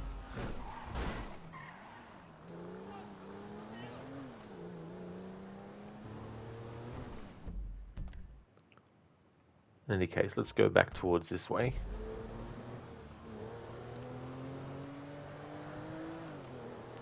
Now, I've already had a game of tennis with Amanda, and I've tried as many different variations to get as much dialogue from them as possible. However, I haven't done that for Jimmy while playing at a tennis court. Now, I don't know if there's differences that happen depending on which point in the story that you're up to that you decide to go and have a tennis match with the character, but I'm not going to explore all those possibilities. But I will have Michael and Jimmy play a game of tennis, just to get the dialogues that happens between them.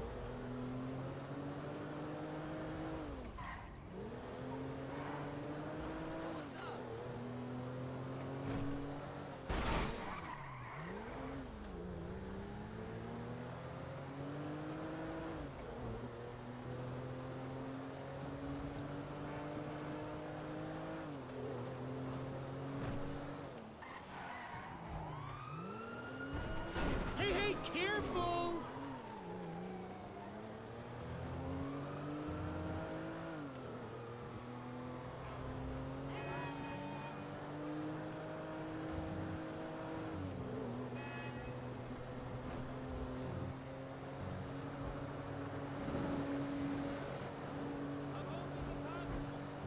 Look out! You selfish prick!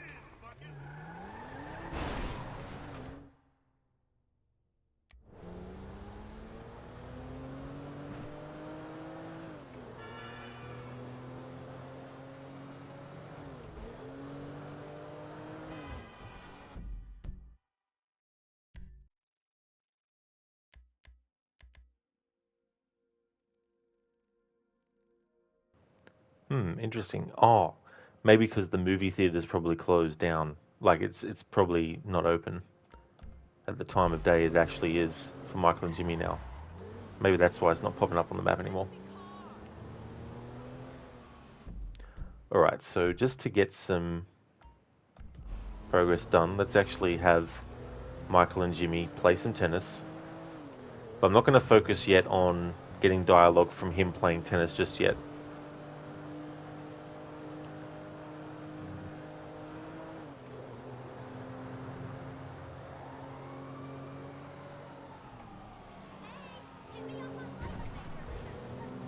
You got lucky, buddy.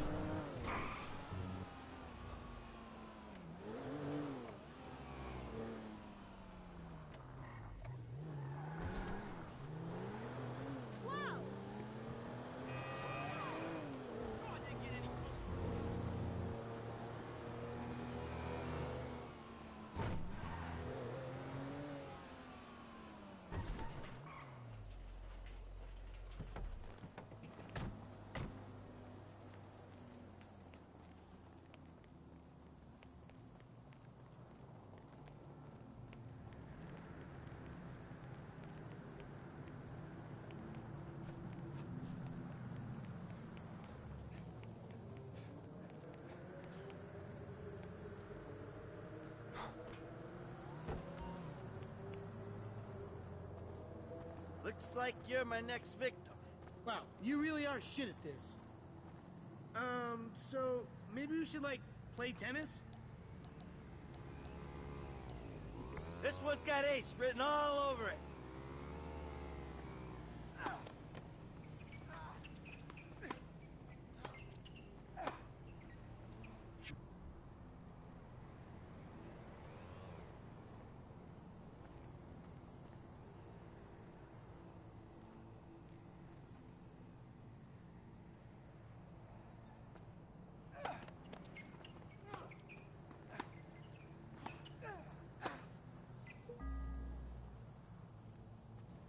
Take minigame is really fun if you get into it.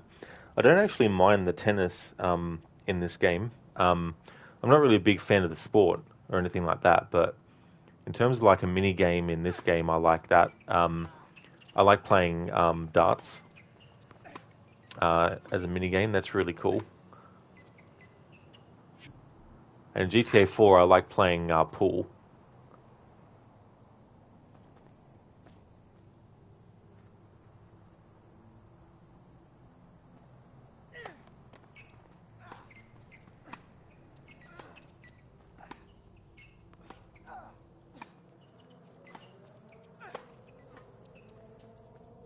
I'm about to fucking die. You're not going to win, ever. Thanks for leaving the low Harbinger.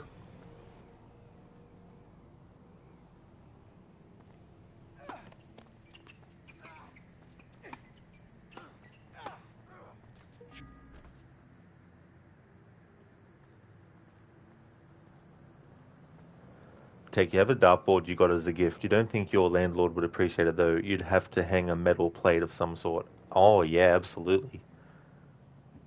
But that is cool that you've got one that you can use. Still got the old magic.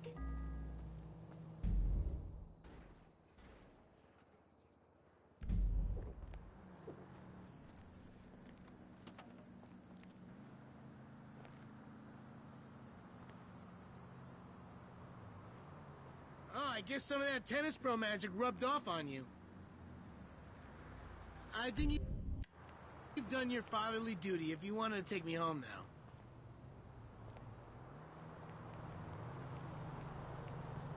So usually when you hang out with a character in this game and you go to a bar and you get drunk, there's dialogue that happens between them while they're drunk and sobering up. There's also dialogue that can happen if you don't take them back to the final location straight away as well. But with Michael and Jimmy, because we can't take him and go drinking, the only things available to us is the tennis courts or the cinema. Now, the way that this has been working is that because I need to drive around until the conversations happen before taking them to a destination, it looks like that it's always going to be a case of the cinema will be closed by the time I get ready to go and actually take Jimmy somewhere. So with the tennis courts being a different activity than the cinema, and that is different to taking someone out drinking when you're hanging out with them in this game, I don't yet know the ins and outs of having that game of tennis all the time and the dialogue that's different.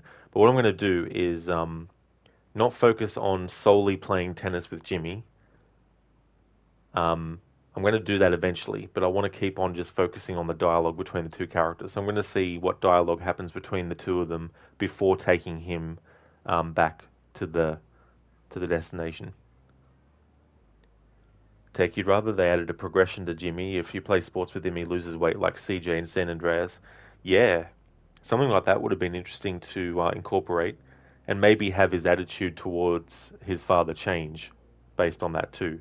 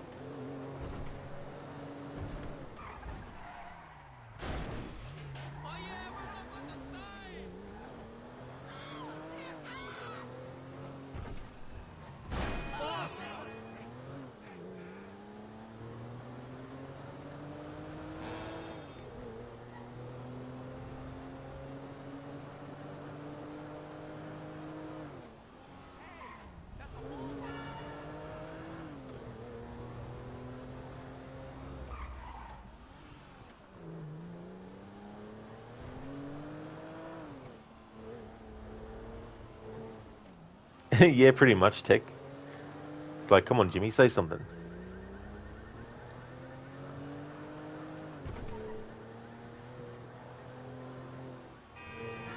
Whoa, too close.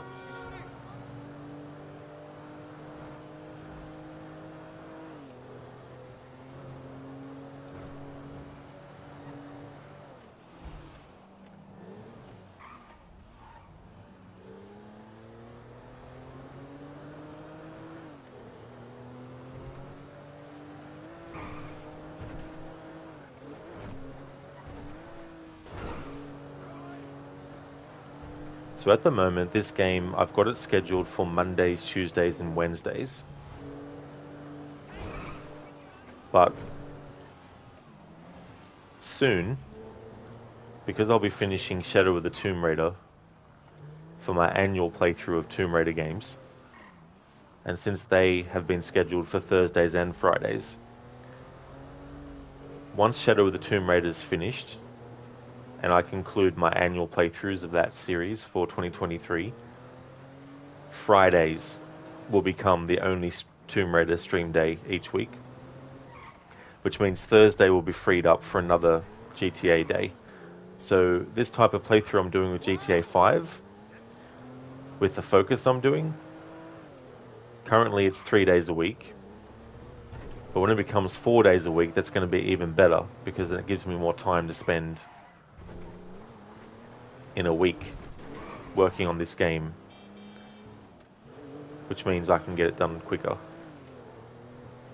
Having said that though, if it starts to take too long and it starts to eat into the potential time that I need to do other playthroughs of different games, then I'll cut back on how many days for GTA 5. But for now, 3 days a week, GTA 5. But soon it'll be 4 days a week.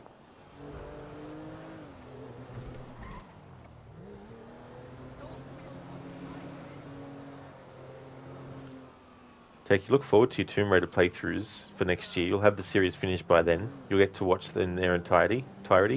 Yeah, Tech. Yeah, while I will be taking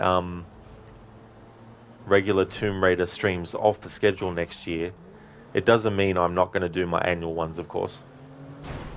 So I'll still do those. And if I do feel like playing out of the blue Tomb Raider game and do some kind of playthrough, I'll definitely do that too. But as far as having like a locked-in day each week for Tomb Raider, that's not going to be the case next year. And same with Assassin's Creed streams as well. I'll still do my annual ones, plus any anniversary playthroughs I want to do, and any, challenges, or maybe I just want to play AC2 or something randomly,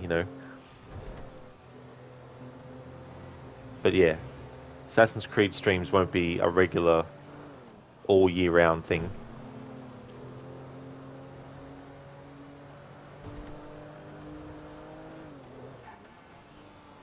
Okay, so it's been a while since we finished that activity, and there hasn't been any dialogue between Jimmy and Michael. Maybe there will still be some, because sometimes I've said that, and then as I say that, more happens.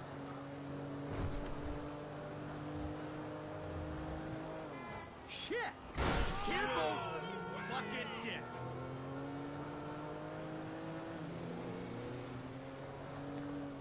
Oh, that's fair enough, Tech. Thank you so much for being here, and also for chatting for a bit. Really appreciate it. I hope that everything goes well. Would like to recommend people check out Amateur Tech if you haven't before. They're playing through the Tomb Raider series and doing doing streams of that. Currently playing through Tomb Raider 2, which came out in 1997, so definitely one of the old school ones. But yeah, he's playing through those games, so if you're a fan of Tomb Raider, definitely check out his channel. And if you're also looking to watch someone that you might not have seen before, someone who's just started, streaming a lot lately, so highly recommend checking out Tech's channel. And that's okay, Tech. No worries at all for the shout out.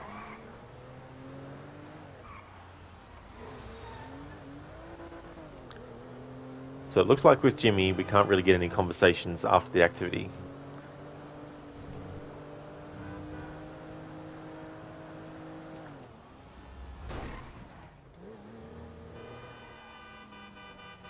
Actually, what's the in-game time at the moment? 5:54. Maybe a cinema will open up soon in the game. I don't know what time they open up in the game's time.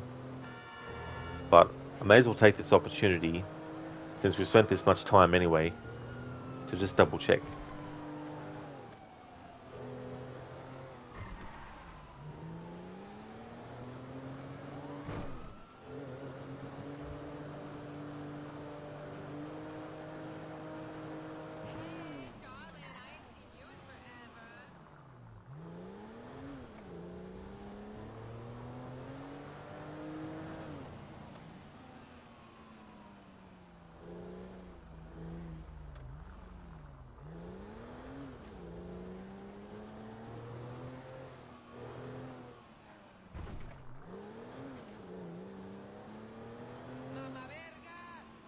Ah, whatever. Yo, what's up?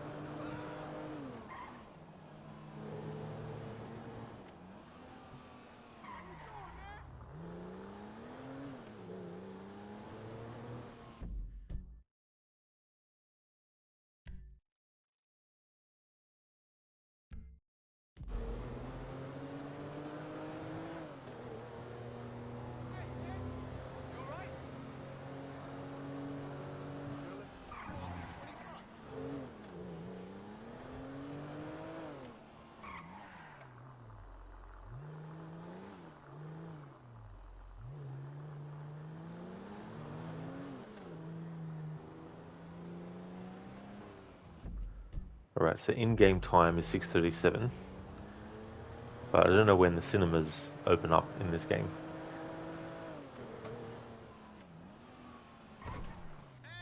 Let's check on Google.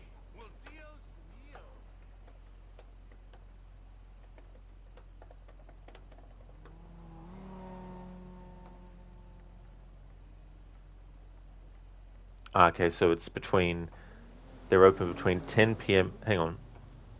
Oh, between 10 p.m. and 10 a.m. they cannot be accessed. Alright, so it's 10 a.m. in-game time. And it's only just becoming 7. 8, 9, 10, 3 hours of in-game time.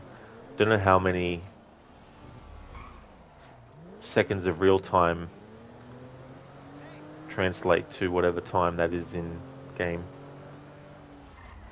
Hey, girl. But may as well wait.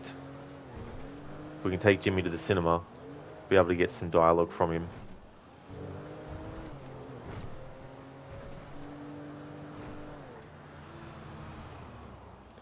There's so much stuff that you could do in this game to celebrate its 10th anniversary that even doing something as time consuming as I've done for Phase 1 and now I'm doing for Phase 2 is only scratching the surface. For example, in Phase 1 I never had hangouts with the main 3 characters and Lamar where they didn't go to just the bar for the activity. And that's all dialogue that I've missed for Phase 1. But my focus wasn't on that, so I had to sort of like put a limit on how much I was going to focus on for each playthrough. But the good thing about that is, in future playthroughs, anything that I didn't get to in celebrating the game's 10th anniversary, I can just do in future playthroughs.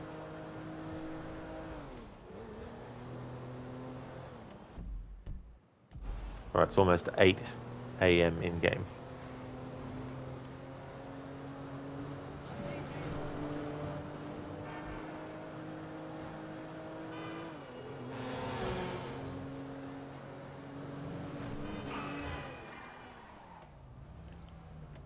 So while I'm also waiting for the in-game time to tick down to when the cinema opens, may as well bring up what I've been doing with Red Dead Redemption 2. So at the start of this year, I started to play through Red Dead 2, and it's a camp focus dialogue. So at the start of the game, you have Coulter, which is the first gang hideout. And I went to every character in that part of the game and spoke to them. Try to get as much dialogue that happened between the characters as possible. Then the story in Chapter 2 moves you to the first of the main gang hideouts in the story. As soon as I was able to do a manual save, I made that save, and it was at a certain in-game time, which was 9 a.m. From 9 a.m. till I think it was about 6 p.m. in-game time, I would focus on one character in the camp and stick with them from 9 a.m. in-game to 6 p.m. in-game. And I did that for nearly 20 plus hours of real time with each character. As I was going through that process, it was like, shit, if I want to do my annual 2023 playthrough of Red Dead Redemption 2, I'm going to have to put that camp dialogue focus one on hold. So I did that. I put that playthrough on hold, and I jumped to my annual playthrough, which I did with a cinematic mode challenge. more on that later. So after that annual playthrough was finished, it then meant that I could go and jump back into the camp dialogue focused playthrough. However, spanner in the works. Before I finished the annual playthrough of Red Dead 2, when streaming from the Xbox, audio issues that only happen on the stream started to happen for every Xbox game that I streamed. Which meant that I had to get the PlayStation 5 version. Now I know there's no PlayStation 5 version of Red Dead 2, but just to simplify things, because I have a PS5, I just refer to it as the PS5 version, as opposed to the Xbox version, which I've had for ages. So because I had to get the PlayStation 5 version of Red Dead Redemption 2, it meant that that playthrough of the camp dialogue focus had to be pushed back even further. So that's happening next year now.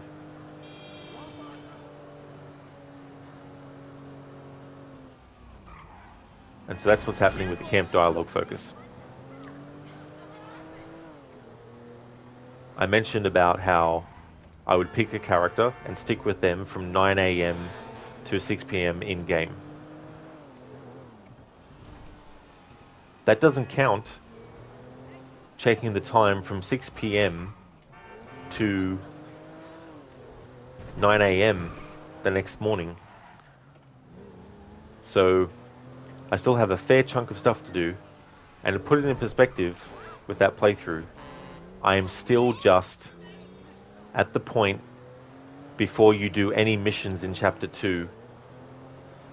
So if it takes me 20 plus hours to cover that much, it's going to take me hundreds of hours to cover every single point in the game's story after doing each mission, going back to the camp and seeing what dialogue might be able to be gotten from all the characters in camp at that moment for 24 hours of in-game time. And if there's even more stuff that happens after the 24 hours, maybe there's like days worth of stuff in-game to cover. So I don't know the extent of that. So yeah, that's a lot of stuff to do with Red Dead 2. Which is why next year, after I do my annual Red Dead Redemption 2 for 2024, which will be 7 days a week, after that's done, I'll then be doing I'll then be doing Red Dead Redemption 2 streams for my dialogue focused playthrough every weekend next year, all year round. Hey there, Senny. Welcome to you, dude. How's things going for you today? As for the game, it's going very well. Been giving Michael's family more trouble. Actually, at the start of the stream, sorry, when I switched to Michael to start hanging out with his family members as him, he was with Amanda at a restaurant, and I got the dialogue from that, and I thought, I may as well keep reloading the save, switching to Michael and getting all the dialogue. And it turned out that there was 2 locations where the game would spawn me after reloading the save. One would spawn me where Michael is with Amanda at the restaurant, and then the other would spawn me back at Michael's place. And so I covered as many variations of the different dialogue that happens between Michael and Amanda when they're hanging out at the restaurant, when you switch to him, as well as when it switches to him at home with them. But when he's at home with them, you have Jimmy and Tracy. And so with Jimmy and Tracy, I got as many random sort of things to happen as possible. So I did that. And there's a part where Tracy actually goes driving. So I then, because I shot the car, I had Michael shoot her car tires and wanted to blow the car up. But Tracy drove off too quickly for me to get Michael into a vehicle. So I had to keep reloading the save until I got that variation again where she goes to a vehicle. And I finally was able to do a car chase, but after trying to get her car to blow up by hitting into it multiple times, eventually the game changed her character model completely to someone else. it was still her car, and the damage that I'd done to it was still there, but they swapped out her character model. So after that, I was like, damn it, gonna have to just leave that for another time. So now what I'm doing is focusing on hanging out with Jimmy. And when you hang out with Jimmy as Michael, you can't take him to restaurants to get drunk. So there was some dialogue where he was talking about that with Jimmy. And so I had to wait because the cinema is another location that you can take Jimmy to, but it only opens at a certain time in game, whereas the restaurants are open 24 hours a day, and the tennis court seemingly so too. So I played a game of tennis with Jimmy, and I'm also going to have to cover all the dialogue playing the game of tennis with Jimmy, and do all that too. But I'm now about to take him to the cinema to get whatever dialogue is going to happen. And this is just the first hangout that I've done with Michael and Jimmy for this playthrough. I've been streaming for 2 hours and 15 minutes covering this stuff. Crooked, you good, thanks. You could have slept more, but not feeling too bad. Glad to hear the game is going well. Lol, the adventures of Michael's family. Somebody did a Grand Theft Auto. Well and truly, dude. Well and truly. I'm glad to hear that you're doing well, Crooked. That's awesome, dude. And hopefully next time you'll get some more sleep than what you got as well. And yeah, there's just so much stuff. You know, it's just crazy to think what they've done with this game. Hey there, Drake. Welcome on in. New to the channel. I'm Drake. You're going to backseat the game. Well, I'm glad to hear that you're new to the channel. I'm glad that you're a time traveler that you know, was able to have 999 plus messages in your message history. Bro, this worries you. You might get Red Dead 2 on PC and you might develop single-player gambling problems. Well, especially if you're trying to do the gambling challenges in that game. I could imagine that happening, Drake, for sure. Alright, so let's take Jimmy to the cinema. See what dialogue we can get. Plus, it'll be a chance to see the cinema stuff, which I didn't cover.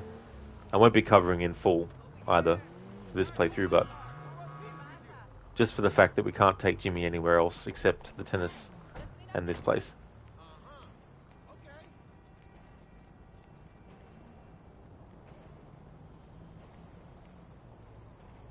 How's things? I don't need a maid. I put food on my own table. Coming next summer in 3D from Fred's. Things just got a lot more complex in Toy Town. Neurotic toys.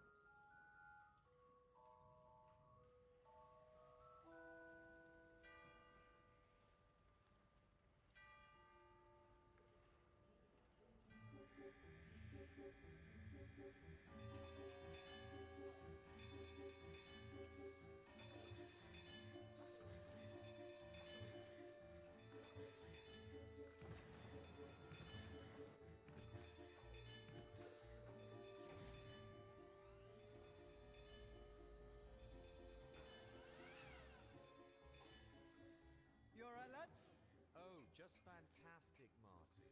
Wow, really? Of course not, you silly twat. I'm a fucking robot in a factory making fucking sarcasm. Life would be total shit if I was even alive. Still, at least you fit in. With the lads, I mean. Oh, too right, too right. Supping ale, looking at tits, right? Greasing myself, moaning me whole life long like a proper fucking geezer I am. And not being some rich man's meat warmer. Wait, what do you mean? Just taking the piss, Marty. Don't mean nothing by it.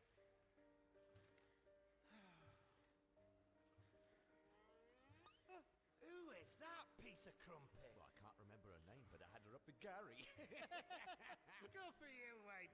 Anyway, excuse us, Marty. Must get back to work or middle management will gas us up again. Have fun at the ballet. What? I don't like ballet.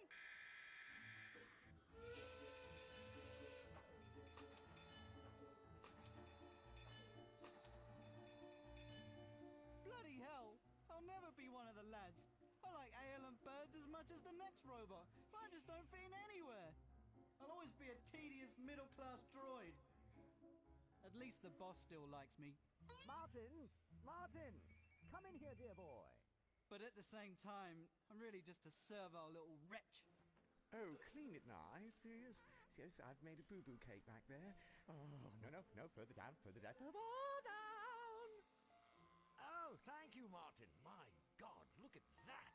Fantastic rear end. Love to take that little filly for a ride. Bet she'd take me to heaven and back. Do you hunt, Martin? No, sir, but I love self-improvement. In fact, I wanted to talk to you about some inefficiencies I've found. I think we could make some... Sorry, I think you missed a bit. Get in good and deep. Can't have a rash. Oh, that's better. That's better. Hold me, Martin. Tell me you love me. Tell me Nanny loves me.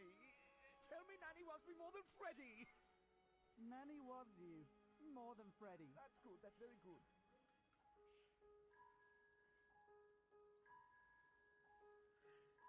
Who ate all the cock? Who ate all the cock? You posh bastard! You posh bastard! You ate all the cock! Wanker! I'm not posh. I'm not a pikey. I'm not gay. Oh my stars, my bloody gaydar is off the charts. I'm penis pegged. Ow! Wanker! I just hate being middle class. I'm the loneliest robot in Great Britain. I don't fit in anywhere. All I do is make sarcasm all day and worry all night. At least I can have a pint, play games, and nobody will tell me to go to my room. Go to your room! You totally suck at this game! Shut up! I'm gonna combo you! Did you hear me? You horrible little shit! Go to your fucking rooms!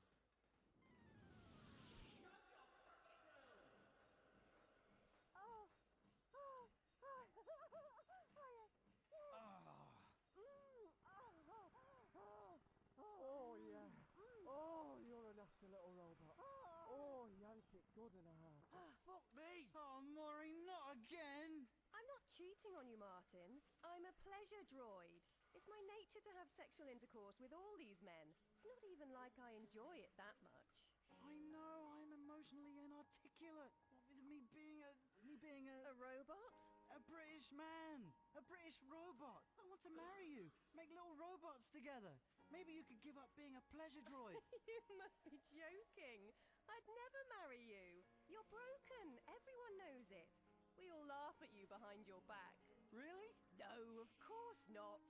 But I do like sleeping with other men too much to give it up. They give me something you never can. Now, if you don't mind, I am in the middle of something here. Look, Razzie! We're made of different things! That tickle. Mother! Are we in the middle of something here? We were just playing! Maybe you would be a better son if you weren't playing with filthy girls. Come here, you! What are you doing, Mother? Don't!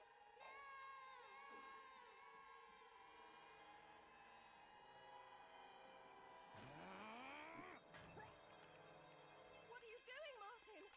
Don't!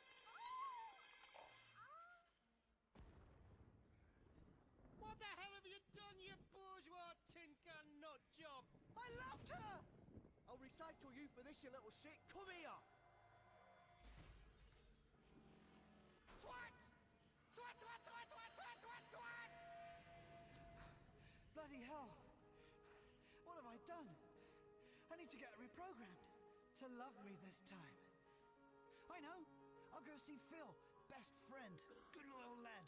Serves a fine pint and doesn't make me feel like an awkward middle-class twat. He'll know what to do about getting Maureen reprogrammed and those perverts off my case.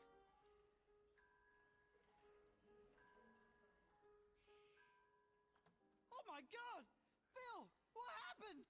I'm sorry, Phil's been decommissioned. I know you gents were pals, but onwards and upwards, yeah? The new model Phil comes with a touchscreen. Brilliant! You cretin! Back off, he's dead, you mong. Built-in obsolescence, we all love it. He was my best friend! Oh! Ah!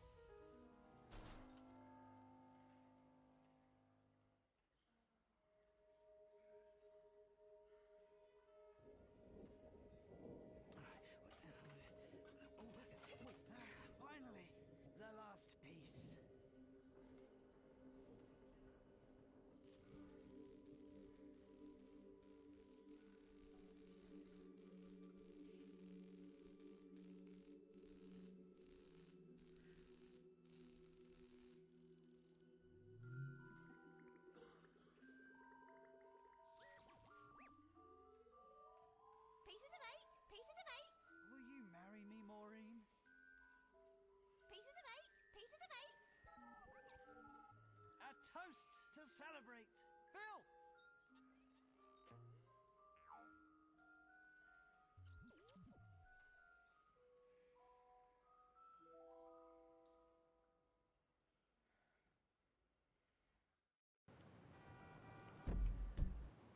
Now that is a good way to describe it, Busted. What in the hell? It's been a long time since I actually saw that in this game. Yeah, Drake, that's the question, right? I guess it's like in real life when, people who shouldn't be playing very violent video games are just given the ability to, because their parents are like, yeah, whatever, keeps them off my back. Hey there, Legolas, welcome on in. Thank you so much for leaving the lurk. That was disturbing, Drake, that really was. Alright, so that was that. Alright, let's see what dialogue's going to happen between Michael and Jimmy after that. So I kind of tuned out during that. What happened?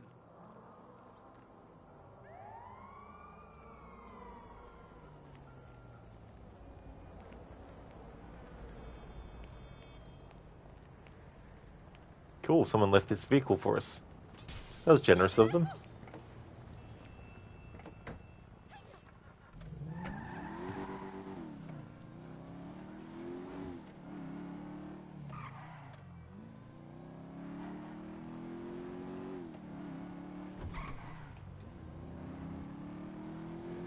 Okay, so nothing really about the movie itself was said. Would have been cool if there was dialogue where they specifically spoke about what they had just seen. Alright, so let's take Jimmy back to this spot.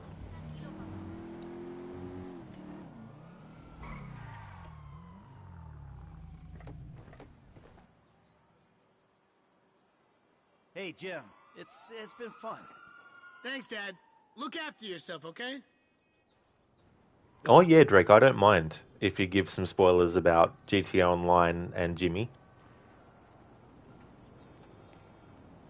Because that's the kind of content that I'm not really ever going to play myself, so I don't mind.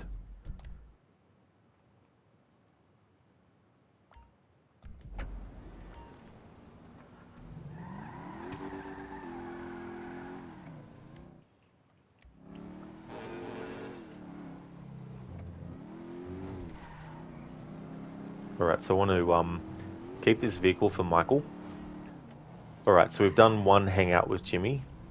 We've gotten all the dialogue that we can with that first hangout with him. Played a game of tennis with him. Got some of the dialogue. So I think what I'll do, it's going to be a bit hard because the time it takes for the cinema to open up again. So what I might have to do is just plot out better how much time I make pass before the next hangout. Because it does take a lot of in-game time to trigger the dialogue I'm looking for.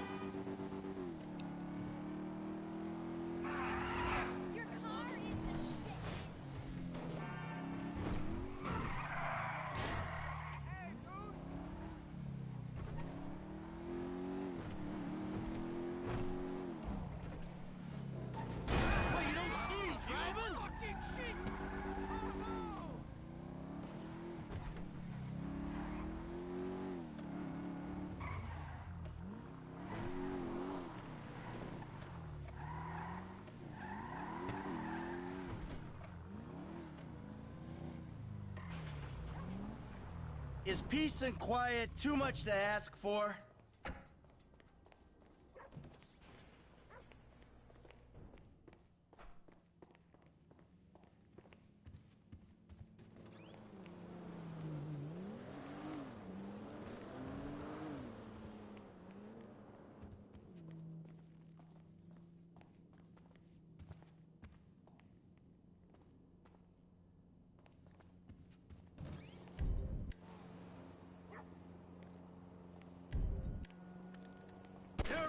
Making my skin crawl. Oh, right on. It's the big man. What's up, Papa? Oh, yeah. He's gone.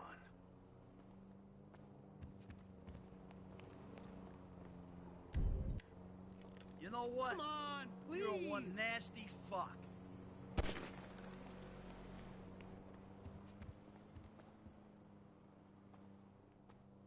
Hey, son. Hey, Pop. James? Father. Jimmy! Loser! Hey, Jimmy. Hey, Dad. Hey, Jim. Hey, Dad.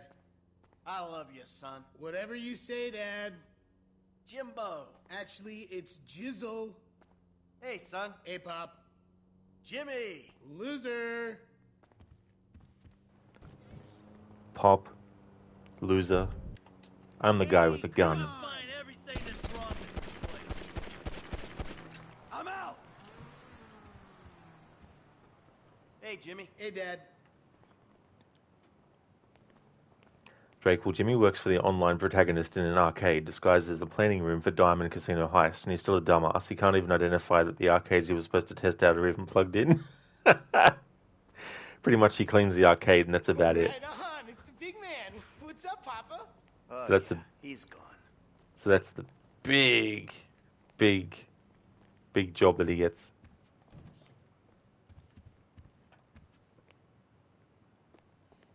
Nobody wants a fat daughter. Babe, you don't gotta do that.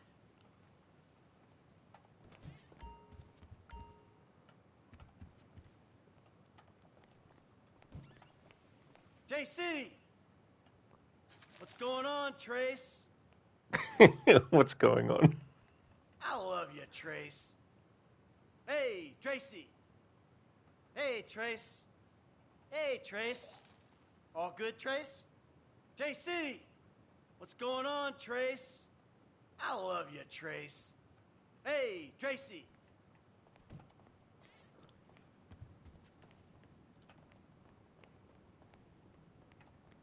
You know, I completely forgot about the greeting that you can do to characters.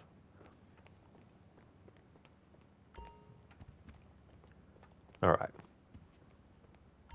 What's the in-game time now? 1942. Alright.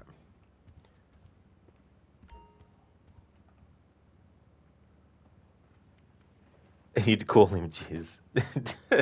Jimmy was planning to be an esports player in GTA Online. Was he? What a plan!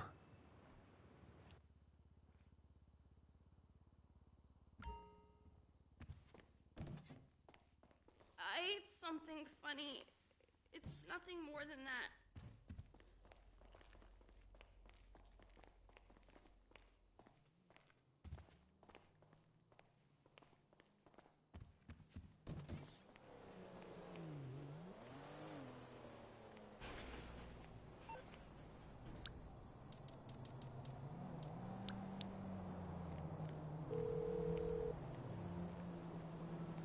This Big J, a...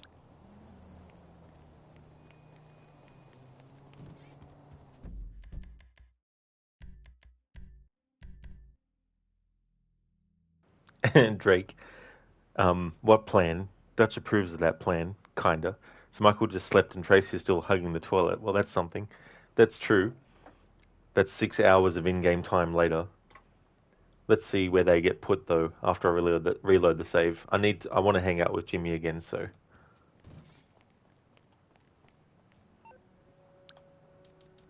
Needed to ring him when he wasn't where he was. This Big J? Alright, so he's currently not available around this time.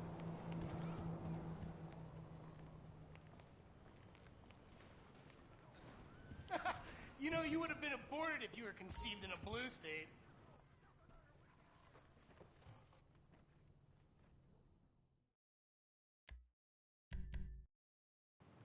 Drake, 6 hours of in-game puking. Much fun.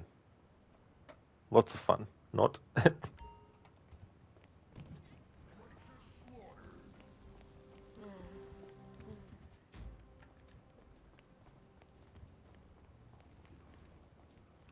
Alright, maybe if I get a certain proximity away.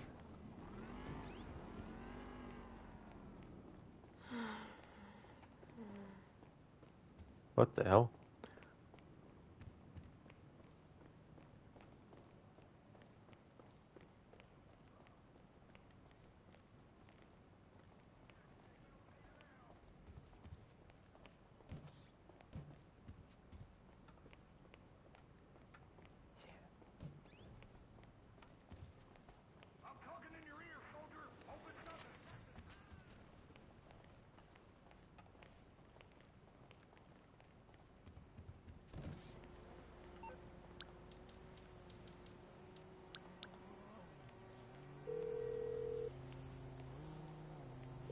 This big Maybe the hangouts with Jimmy are programmed to be different intervals than it is with other characters. Boom!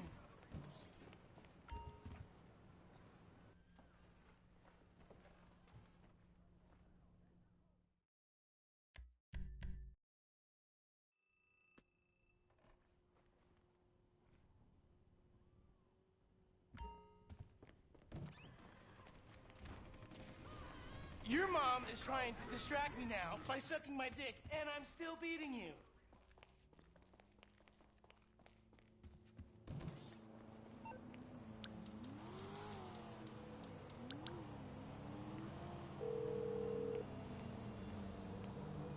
This big No.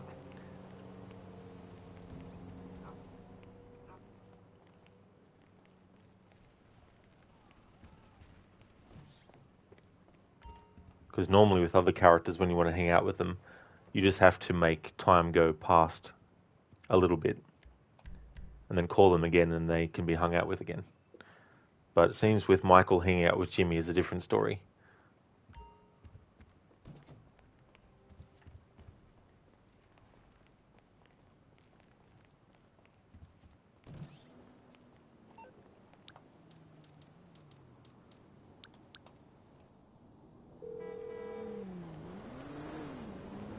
This big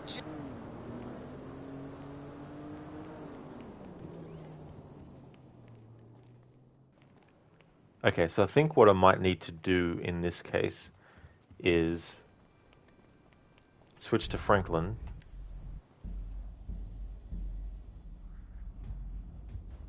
Hey, holla at me, y'all. Peace. And have Franklin go back to his safe house.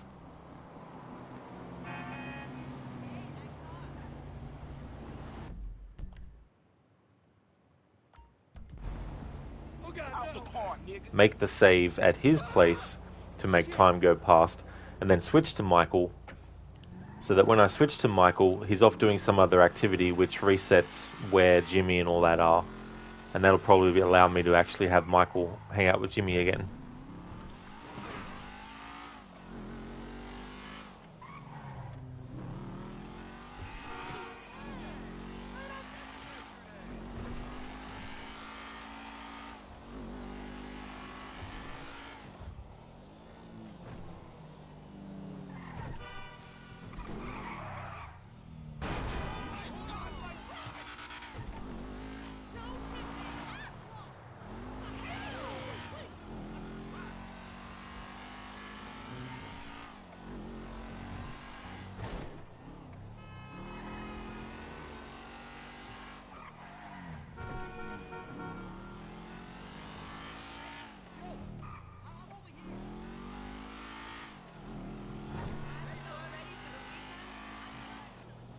Oh no, Stan.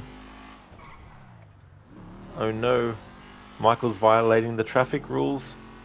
Oh my god.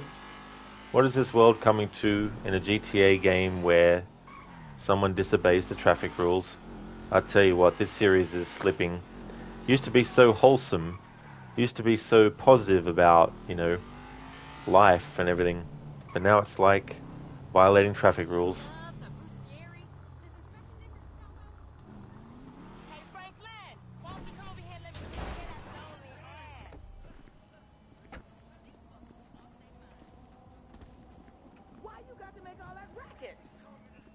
Stan tisk driving fast, running red lights, the usual.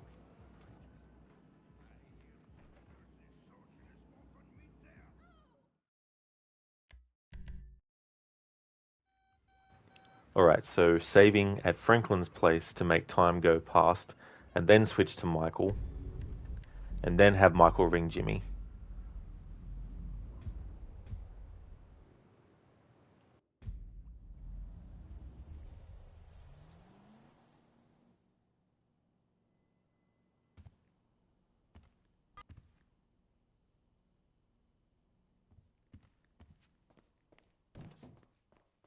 Yeah, I do work out.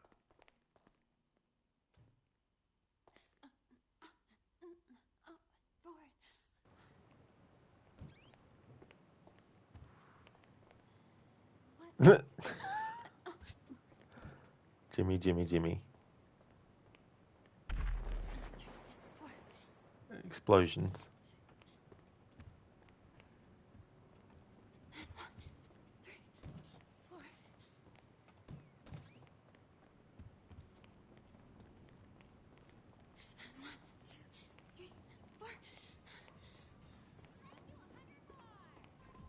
That Tracy might fall over and hit the furniture.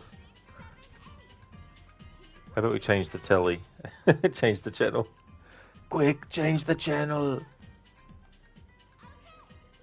Tracy just disappears.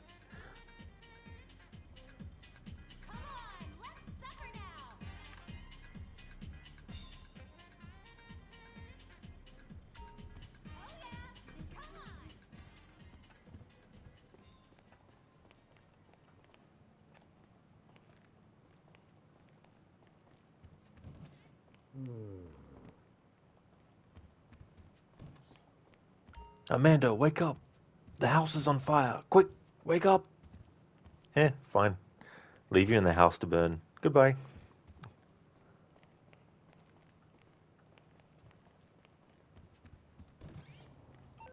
Now, I bet you the game won't let me hang out with Jimmy. Because the game spawned us when Michael was there, the house. This big... Yeah. Alright. So we switch back to Franklin, and then make another save to make time go past, and then we switch to Michael again. And hopefully, he's not at his home, so we can get another hangout to happen with Jimmy.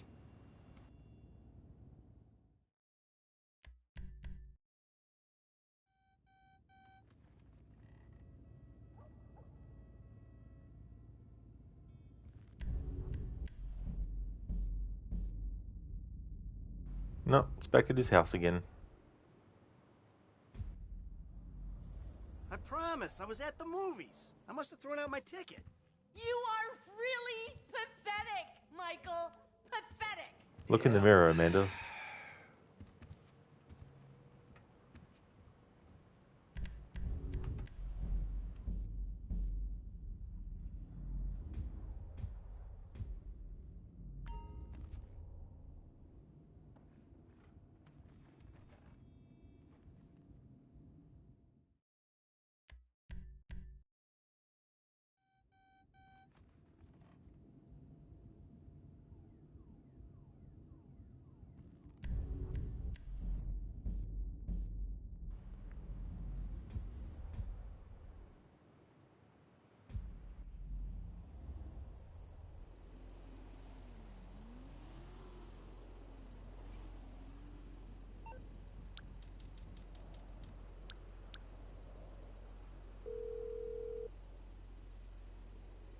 This big...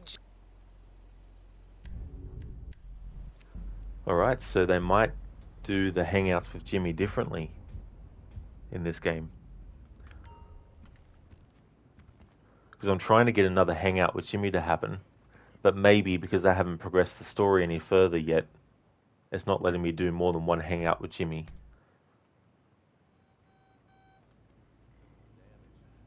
Or maybe you're just an overprivileged poppycock, living on Daddy's pension.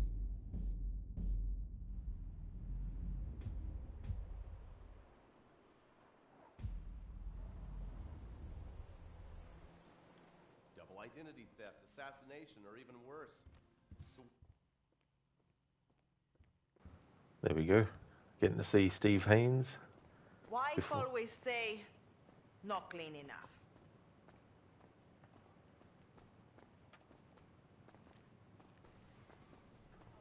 Yep, so Jimmy's still playing video games. I'm hoping for, after saving as Franklin and switching to Michael, that it has Michael somewhere away from his house.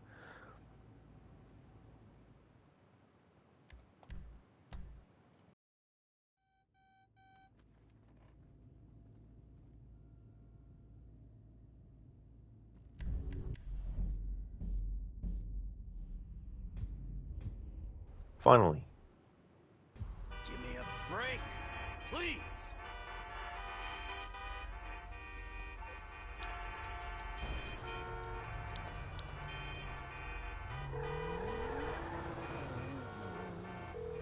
Jim, it's your dad. I thought we could do something. But you only want to hang out when you want something. But I can live with that. Ah, sounds good, Jimmy. There we go. Alright, finally got another hangout with Jimmy to be able to trigger. Alright, so it's good to know that I need to make sure that Michael isn't at his house or anywhere near his house. So what I'm going to have to do is each time I do a hangout with Jimmy, I'm going to have to switch to Franklin, save at his safe house, and then keep on switching to Michael, saving, switching to Michael, until we get another opportunity to hang out with Jimmy again.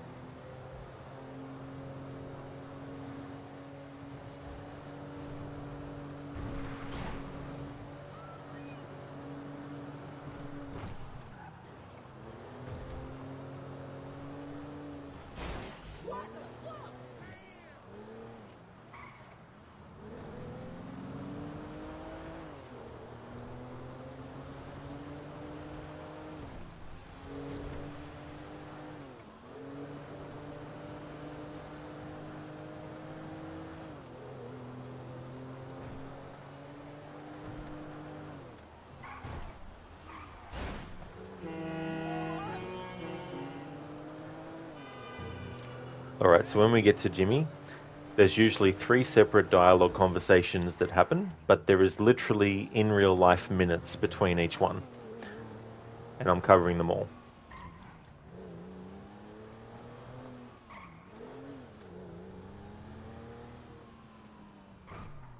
Let the bonding commence. Good to see you, Papa.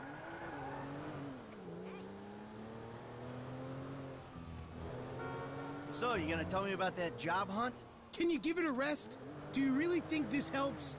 Hey, it's worth a shot, because nothing else seems to help. Get a job. Don't play video games. Get a girlfriend. Don't smoke weed. Well, maybe if you cut down on the weed, the job and the girlfriend might come a little easier, huh?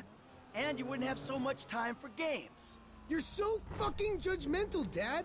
These are my life choices. This is my body shape. Learn to love me. The elephant in the room here is that I'm supporting you. You're in my house, buying pot with my money. Kids don't become dependent by themselves. You enabled me. This is on you. Fine, so I'll stop enabling. Again, how's the job hunt? Why'd you even have kids? I don't know. I can think of better things to spend money on, I'll tell you that much. Exactly, Michael.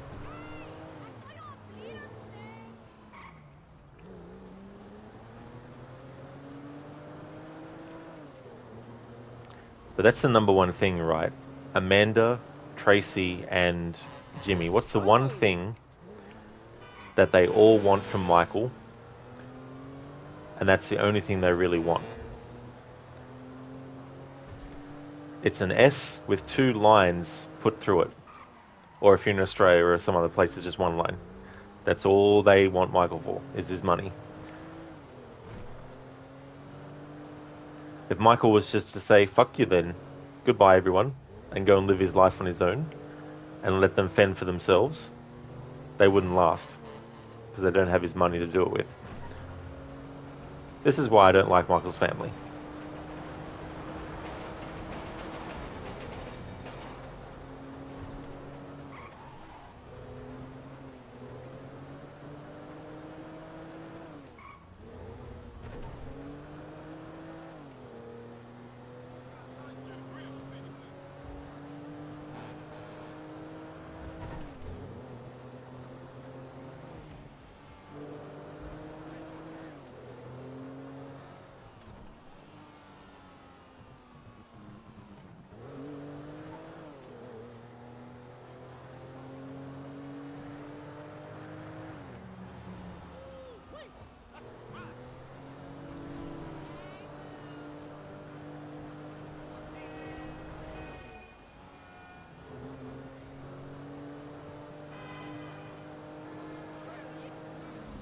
How you been, kid?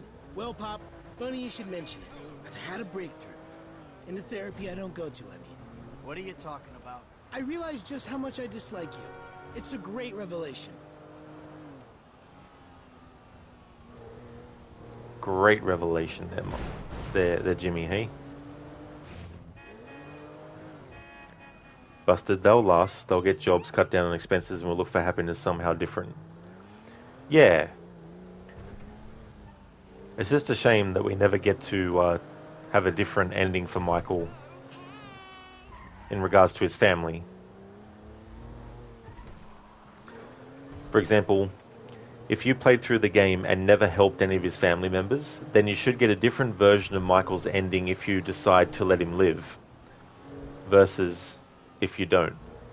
So if you help out Michael's family, then you choose not to kill Michael and not to kill Trevor, or you choose to kill Trevor but not Michael, but you haven't helped Michael's family when they asked for it, then his family should leave him for good.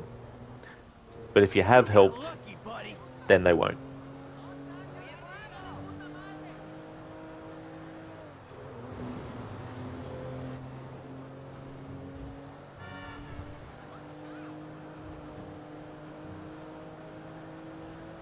So that was the second block of conversation that we heard between Jimmy and Michael. Now I need to wait for the third one to happen.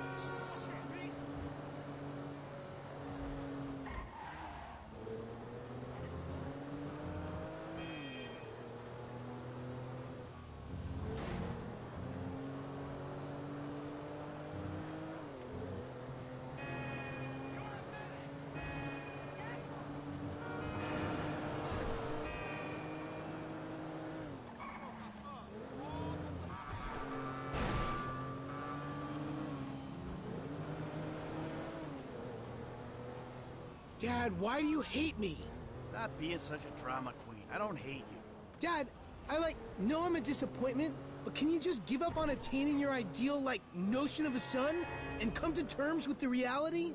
What, so I should just roll over and give you money to buy weed and games and stupid tattoos? You already do that.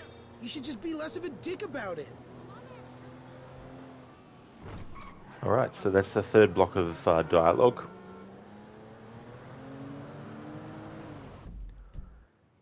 Alright, so the movies are still open, so let's take Jimmy to the movies. If it's the same movie that we saw, I'm not going to let it play out.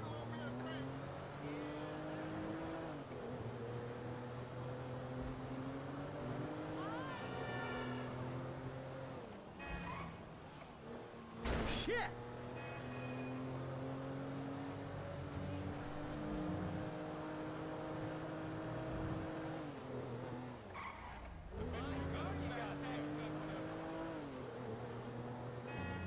You know what? I feel like surfing the web on my phone in a darkened cinema.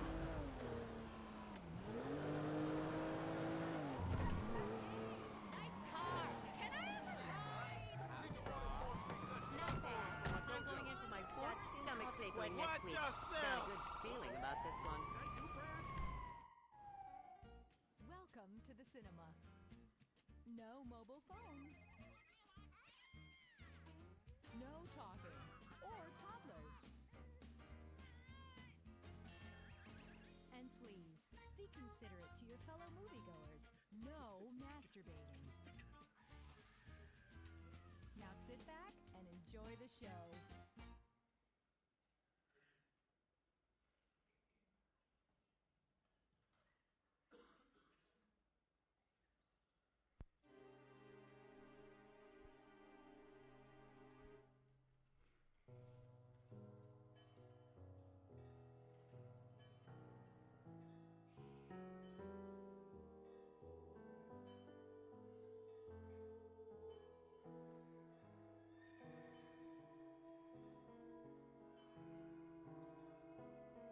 Antoine, Antoine, réveille-toi, réveille-toi. Pourquoi est-ce que tu dors? Comment peux-tu dormir? No estaba dormido, estaba durmiendo, pero despierto. Ta femme doit être remarquable. Ces rêves que tu as à la fois éveillés et endormis. Mais tu n'es qu'un simple voleur.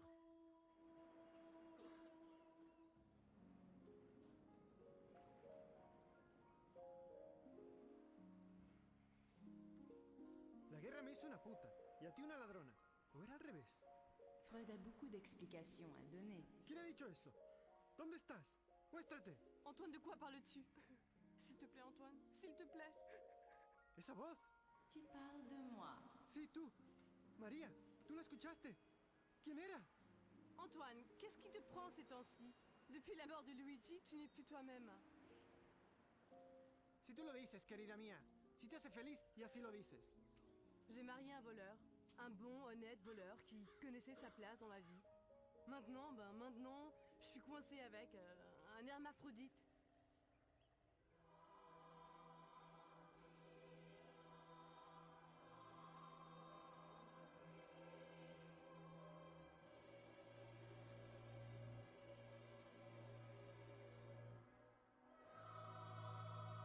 Une créature qui ne sait plus s'il est un homme ou une femme. Quel est le mensonge et quelle est la moitié de la vérité?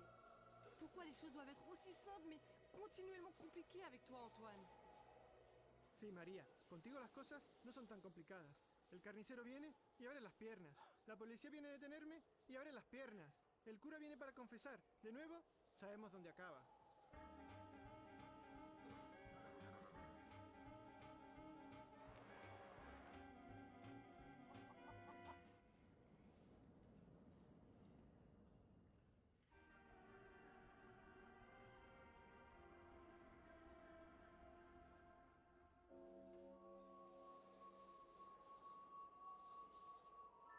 Tu aimerais te placer en victime, Antoine. Mais dans cette vie, nous sommes uniquement les prisonniers des prisons que nous construisons nous-mêmes. Para ser una callejera y una esposa sin fe, tienes una forma de hablar muy ambigua. Elle ne t'a jamais aimé, Antonio. ¿Quién? ¿Quién nunca me amó? Ça, je ne sais pas. Je ne suis qu'une voix qui n'existe que dans ta tête. De quoi parles-tu, Antoine? Comme ta mère m'a dit, la misérable étendue de ta vie de rêve est un poids de plus sur la réalité prosaïque de notre réalité physique au jour le jour. María, María, María, mi querida María, tu madre, perdóname, pero no me lo perdonaré si no confieso. Era una mujer horrible con un alma que robó del diablo. T'as pas honte, Antoine? Toi et les insuffisances de ton misérable subconscient primaire.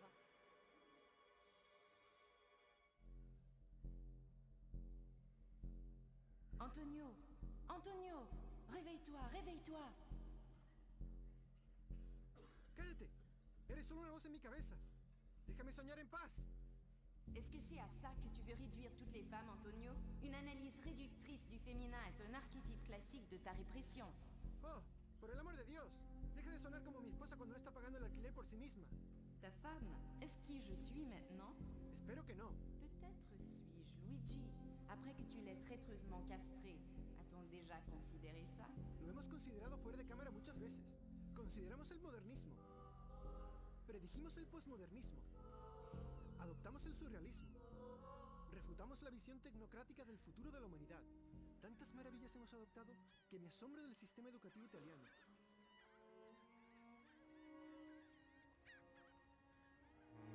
Fui educado por curas y aún así conozco toda la blasfemia bajo el sol y flotando en el aire. Oh Antonio, maintenant c'est toi qui parles comme ta femme.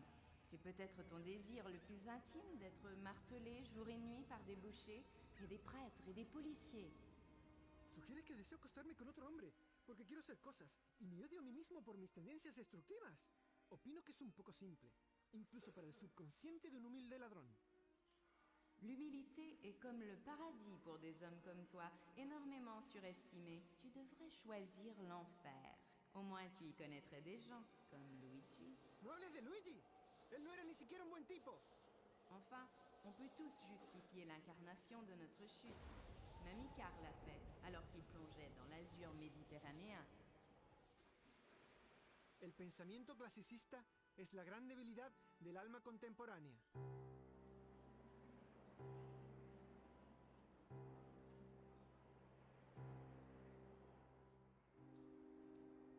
Donc, tu admets que tu as une âme. Soy un comunista, un ladrón y un hombre de la gente. Las almas son por lo que la clase dominante nos encarcela. C'est quoi encore ce truc? ¿Qué cosa? L'utilisation libérale de Deus Ex Machina. ¿Qué? ¡Oh! ¡Luigi! Creía que estaba muerto. Me mataste, pero te perdono porque ya no existo más. Entonces, la inmortalidad era un mito. Y no somos más que la encarnación física de nuestras propias neurosis. Eso es lo que dijo tu mujer mientras digería mi espada en la cama matrimonial. ¿Es esta la verdad? ¿La ansiedad subyacente de mi realidad? Eso que justifiqué por conveniencia era en realidad la manifestación de los cuernos en mi cornuda cabeza. ¿Cómo puedes hacer esas preguntas a un fantasma?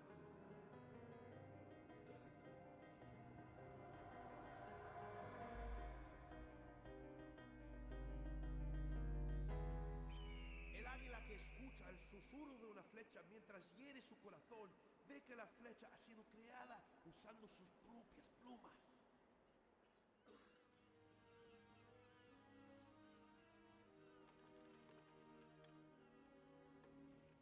Ce cheval est d'une finesse, Antonio. No es un caballo, es mi vida. Un homme avec une simplicité physique de la sorte est un homme que je peux respecter. Dices que esa es mi habilidad para negar la humanidad, robando y conquistando a mis queridas criaturas, y que he creado el respeto hacia ti, bella mujer, que encontré en mi camino. Non, elle veut dire que dans toute ta superficialité, tu as encore une fois sublimé le féminin jusqu'à la forme idéale du désir masculin. Comme ma mère a prédit que tu ferais.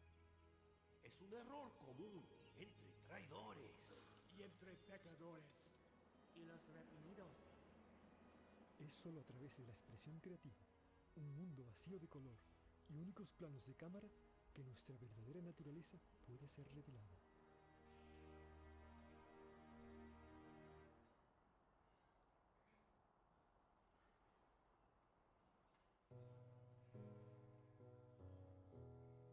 I love the use of Red Dead Redemption 1's character models and assets in that. Plus probably some from GTA 4 as well that they probably used. When they were like, you know, more modern kind of things. Like some of the architecture looked a bit more modern than 1911.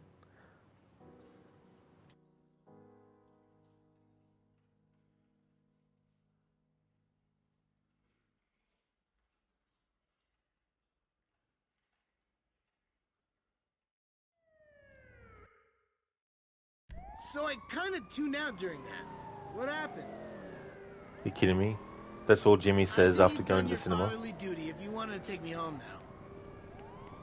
Okay, I was expecting a bit more than that, but okay.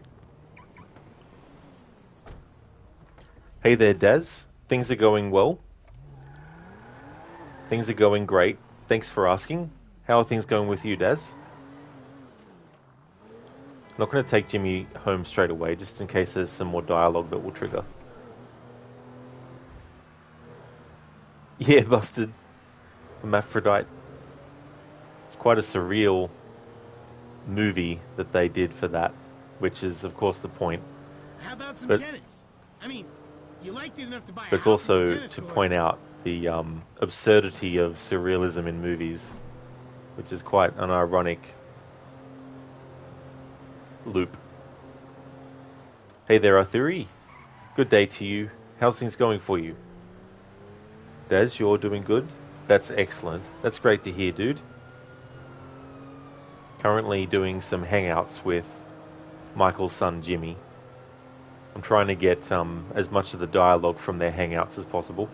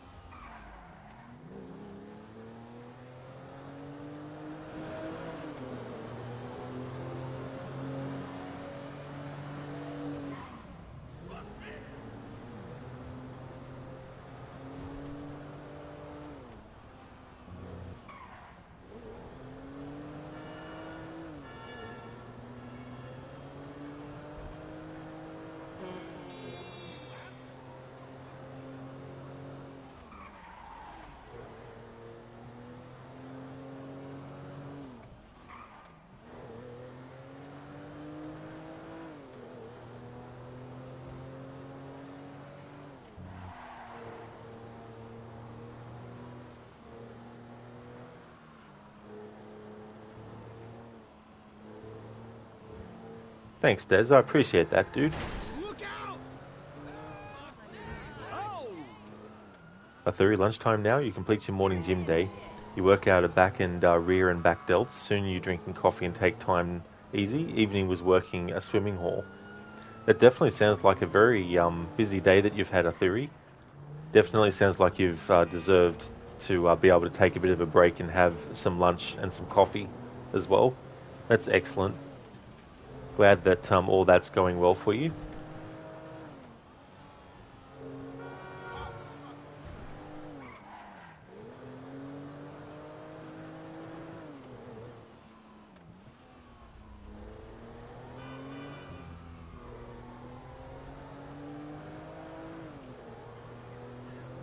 I'll give a bit more time for any dialogue between Michael and Jimmy to trigger. Sometimes it takes a while.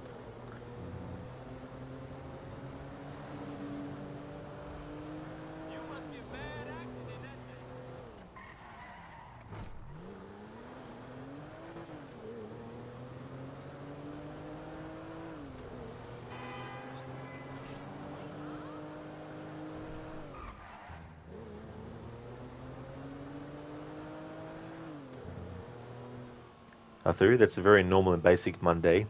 What is Mondays is you and work. But that's a good way to spend it too as well. Especially if you're doing something that you enjoy too.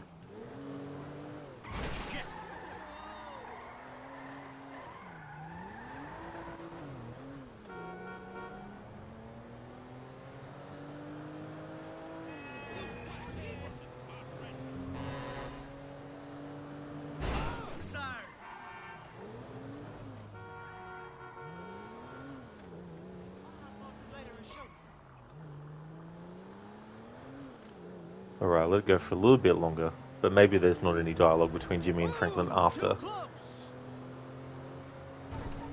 you've done certain activities. Like what happens with other characters.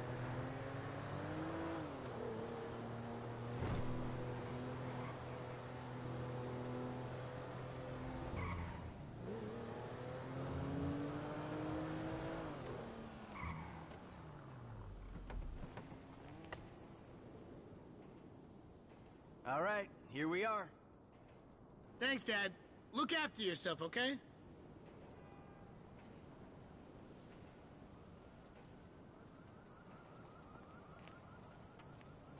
Okay, so now that we've done that hangout with Jimmy, need to switch to Franklin, and go to his safe house, make a save, and then keep switching back to Michael until we have a scenario where he's not with his family. Damn, you fine, baby. I.e., he doesn't get spawned into his house or anywhere near his house. Because that's the only way that it lets me actually ring up Jimmy to hang out with him as Michael.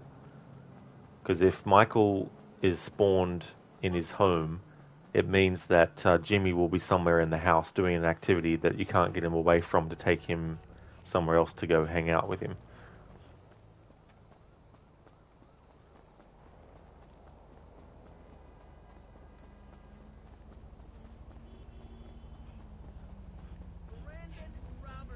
Oh, Jesus!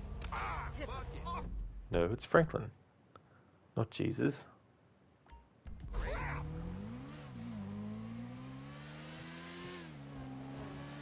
A theory may suggest you do a channel point reward for Assassin's Creed. Desmond, go away. If you remember laughing that earlier, yeah. Yeah, the dialogue that Sean says to Desmond if you keep interacting with him before jumping back into the Animus. Then there's that thing where he's like, you know, don't you know what the words I am busy mean? I, that means me. Busy, that's like a doing thing.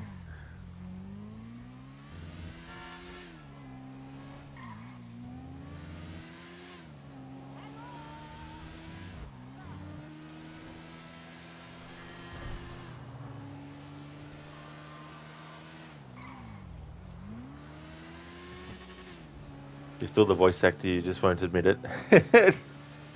I wish I was a voice actor. You fucking idiot! Ah, I mean, this is the thing, right? Like, What was that? get back on the bike, Franklin. Back on the bike, Franklin. Back on the bike, Franklin. There we go. Go suck! Hey, But I guess this is the thing too, where it's like there's different levels of things, and so if you want to be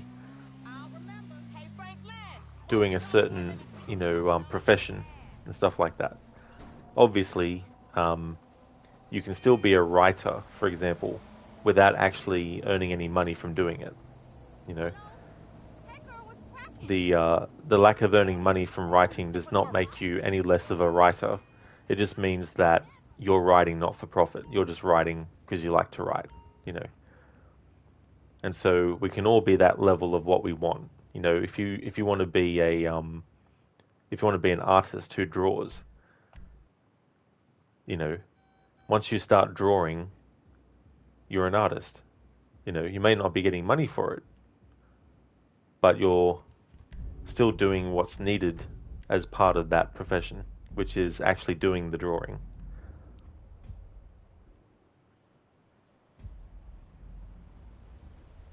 Oh, that's good. It put us well away from where Jimmy is. So now we should be able to call him and hang out with him.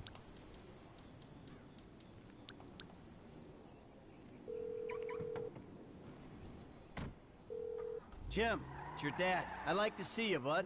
Okay, cool, but don't get angry or cry or do anything weird. All right, Jim, I'll be there soon.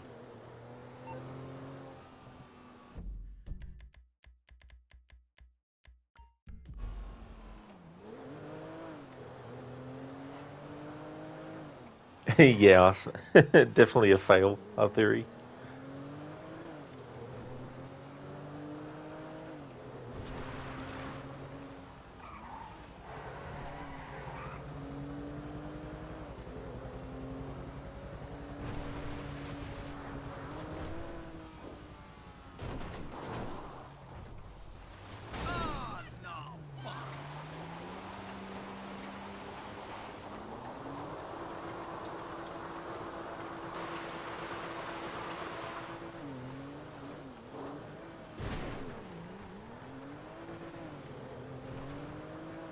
Our theory, focus, road focus.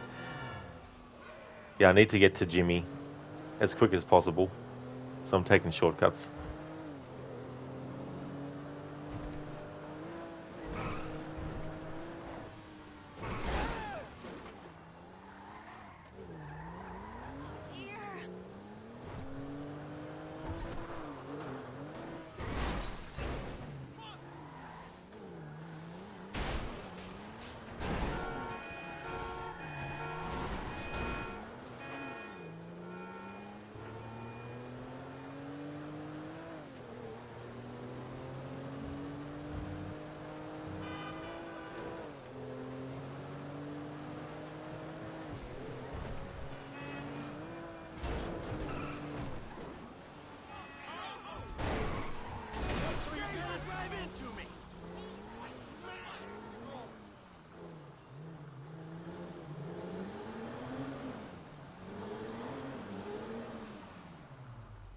let the bonding commence.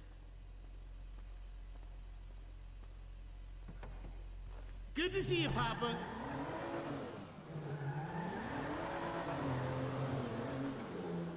It's nice to see you, Dad. Yeah, is it?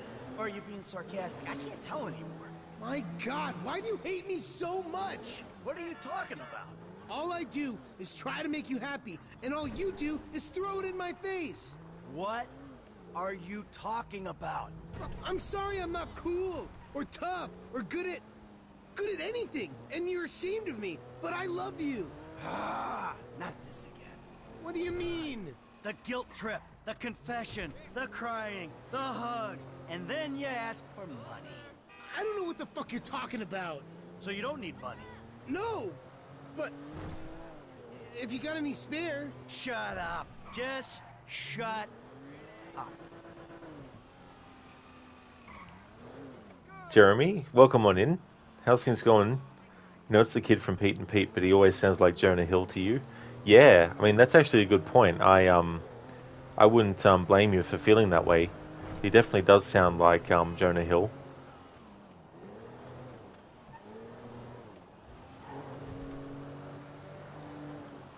So that's one block of conversation on this hangout with Jimmy. There's 2 more to go. They're separated by minutes of waiting though.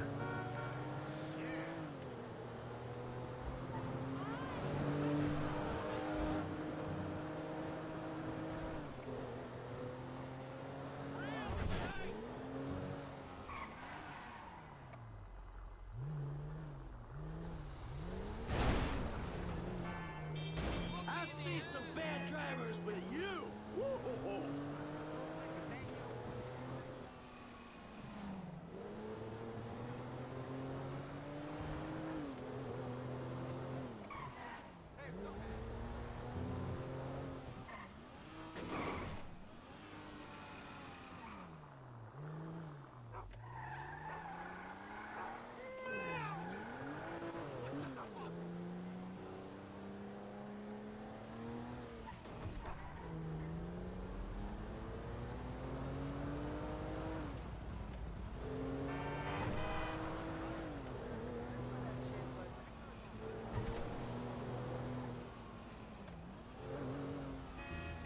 Look, before you say it, I don't hate you, and you don't really hate me. Then why are you always on my case, and you let my slut-bucket sister get away with murder?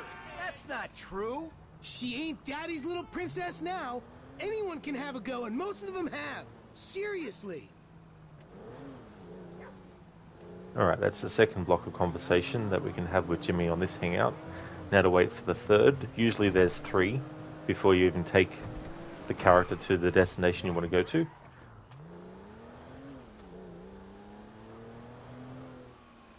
Jeremy, you're alright. You just finished your first playthrough of Journey on PlayStation.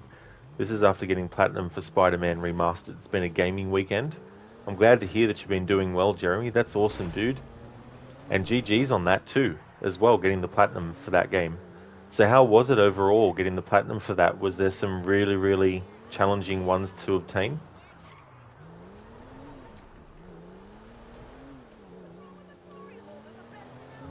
And what kind of game is Journey? Because I think I might have heard of it, but not sure though.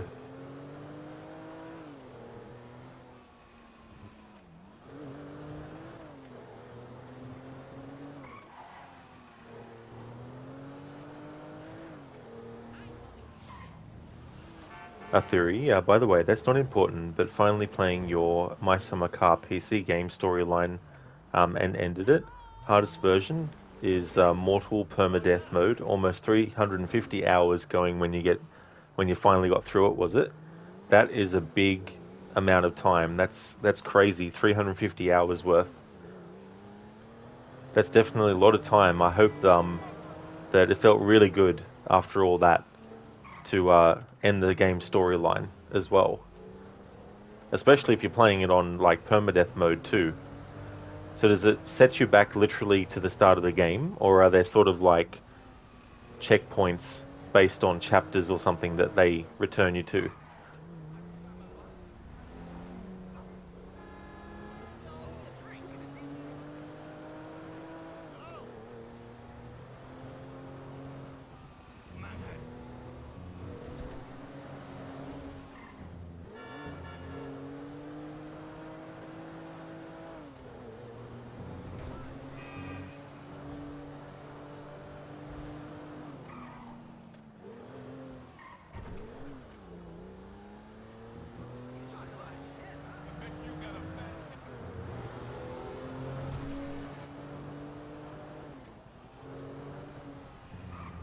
Look out!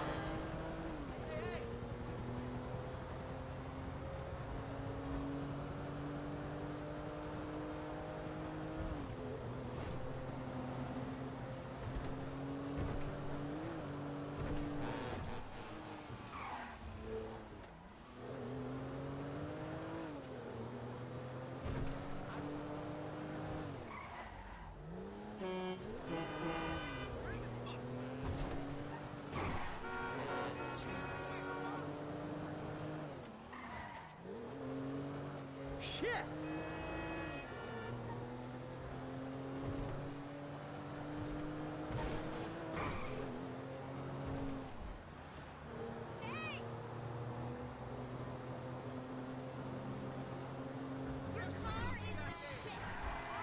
Look out! What is this shit? Are you fucking crazy?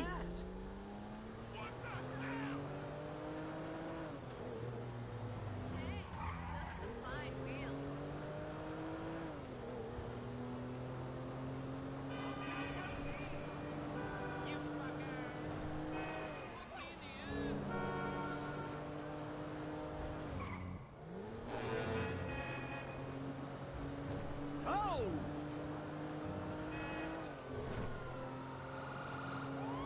Oh, I'm getting jumpy. Those sirens weren't for us.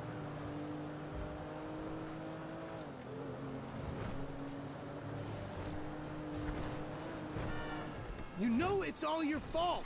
What's all my fault? How I turned out? How Tracy turned out? If you weren't such a selfish bastard... If you knew how poor I grew up, you wouldn't call me selfish. This is the problem. There's more to life than money. I love how Jimmy is always spouting moralistic platitudes like he's some messiah or something of, you know, society.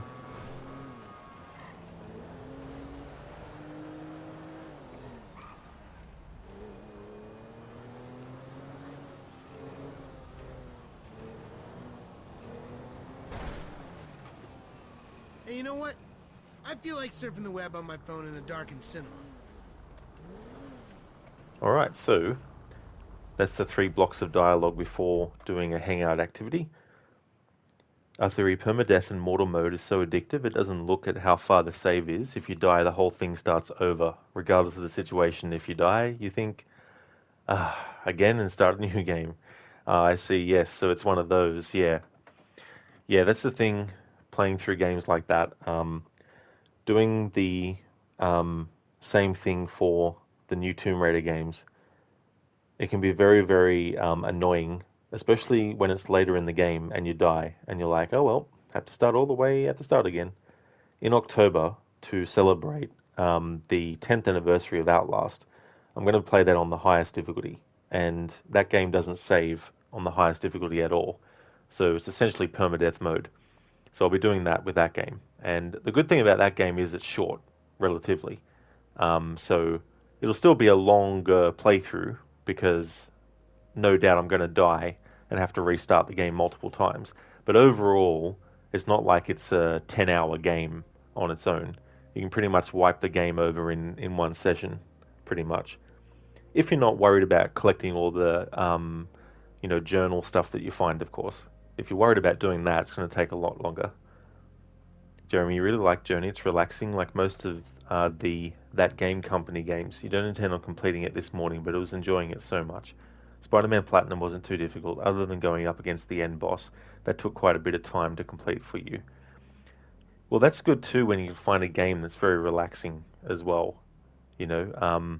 But yeah, I never heard of Journey before, now that you mention what it's like, because I've never actually heard of that game company before. But it's good to be able to take your time with a game like that too, especially if it's so relaxing. And that's really good that the Spider-Man Platinum wasn't too difficult as well, you know. And I can imagine the end boss fight being sort of like difficult. I'm looking forward to playing that game actually.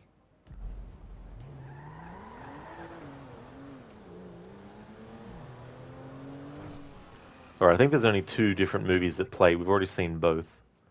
Well, we've already seen 2. So I'm just going to skip, unless there's a 3rd movie. Might be mistaken. And please,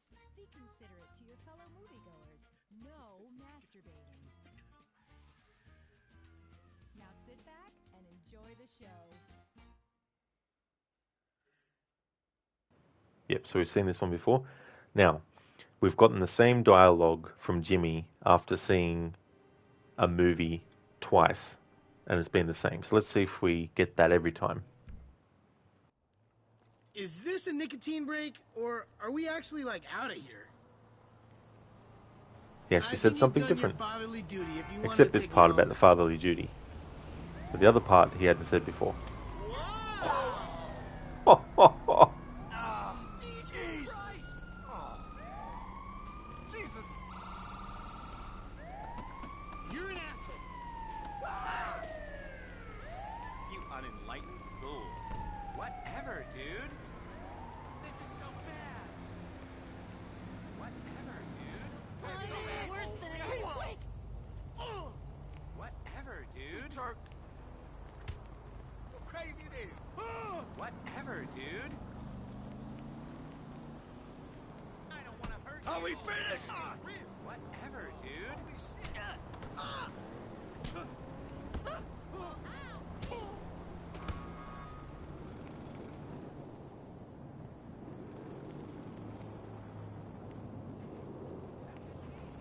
Alright. I'm just going to go out on a limb and just assume that there's no dialogue that happens between Jimmy and Michael after a hangout activity's been completed. So I'm just going to finish this out and then do the process all over again to get more dialogue.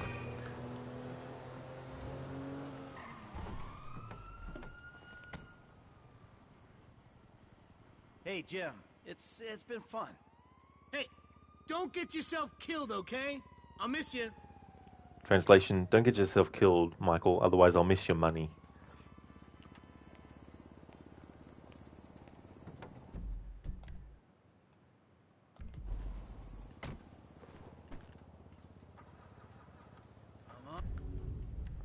Alright, so we switch to Franklin, take him to his safe house, make a save, and then switch to Michael, and if Michael isn't in his home or anywhere near it, then that means that we'll be able to ring Jimmy again so that we can do another hangout with him.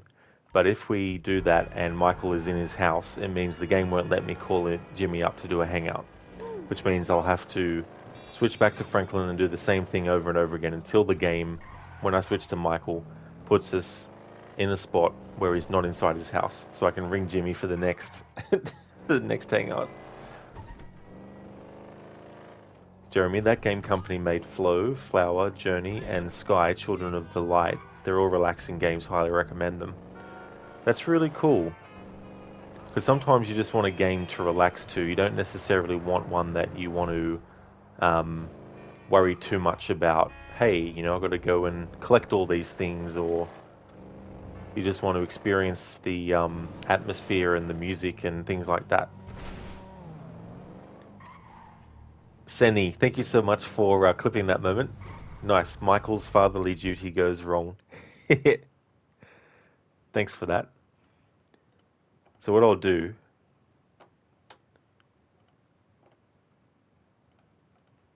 So this was a clip that I made earlier from something that happened. Michael does flying cartwheels. So now I'll pin that clip to the top that people can check out as well. Thank you so very much, Senny, for doing that. No worries, came back to that moment. Excellent timing.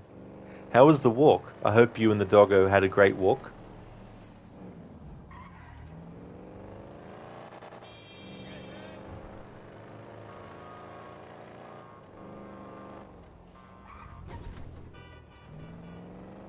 Michael's had a bit of acrobatics today in this stream.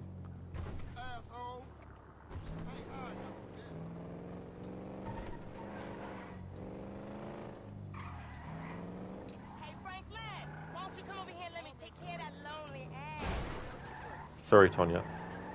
Franklin's busy.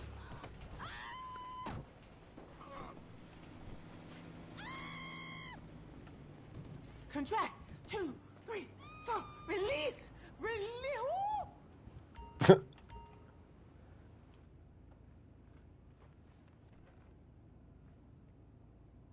Cook, it was nice, thanks. She had to sniff everything, so it was going slowly. Also made some nice scrambled eggs and bread breakfast. How's the playthrough advancing? Well, that's awesome that you had such a great walk. And yeah, that's understandable too, to take it a bit slow. Dog's like, sniff, sniff. Oh, what's this over here? Oh, there's this. Oh, and what's that? Oh, and this, what's that there? And that sounds like a great breakfast too, as well. I love scrambled eggs. Scrambled eggs are so delicious. Like if you said that's all you can have for breakfast for a month, I'd be like, fine.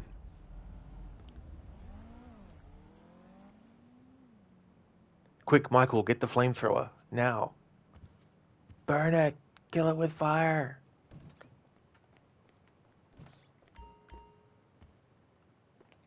Alright, so Jimmy's not even in the house at the moment, so that's good. So maybe he'll answer his phone. Now the thing about this hangout stuff is I also need to do this same thing with Amanda and Michael. This Big J? And he's not available. Alright. Keep doing this process of switching to Franklin, saving, and then switching to Michael until such time as switching to Michael has him nowhere near his house. So we can get Jimmy to do another hangout.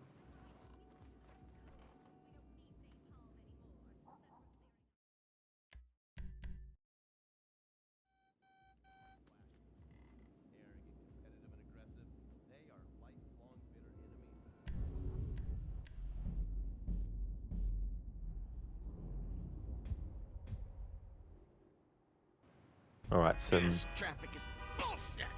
Jimmy should be able to go for a hangout now.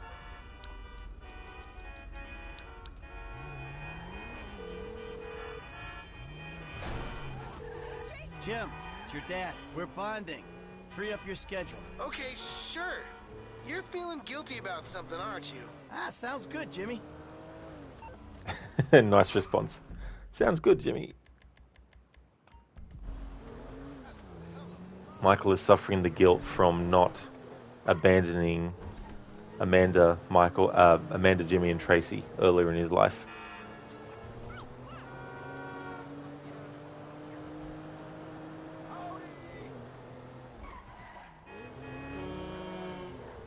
So you're gonna drive into me?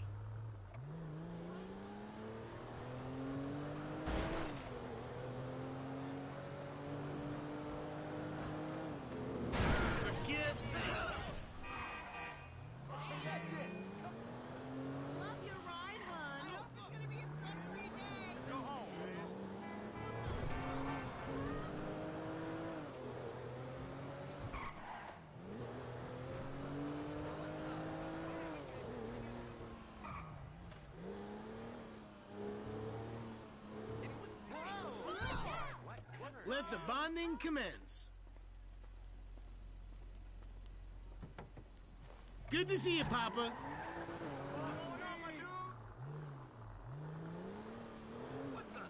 Dad, when are you gonna retire and stop being a criminal again? Maybe when you stop doing drugs? I only take drugs to get your attention. Well, it's not good attention. Before you just ignored me. Now at least we spent some time together. I spent time shouting at you. Did you get a car from those credit fraud people for the attention? Maybe. And how about the boat? You get my boat stolen for attention? Well, there was a financial angle to the yacht thing, but yeah, I wanted attention. It makes me think you might maybe care. I do care. I've always cared. But if you keep fucking up that spectacularly, you're never gonna want attention again. Interesting convo. Alright, so there's two more conversations that Jimmy and Michael will have that take place if you don't go to an activity straight away. Hi there, low case guy. You love low case? Well, that's good.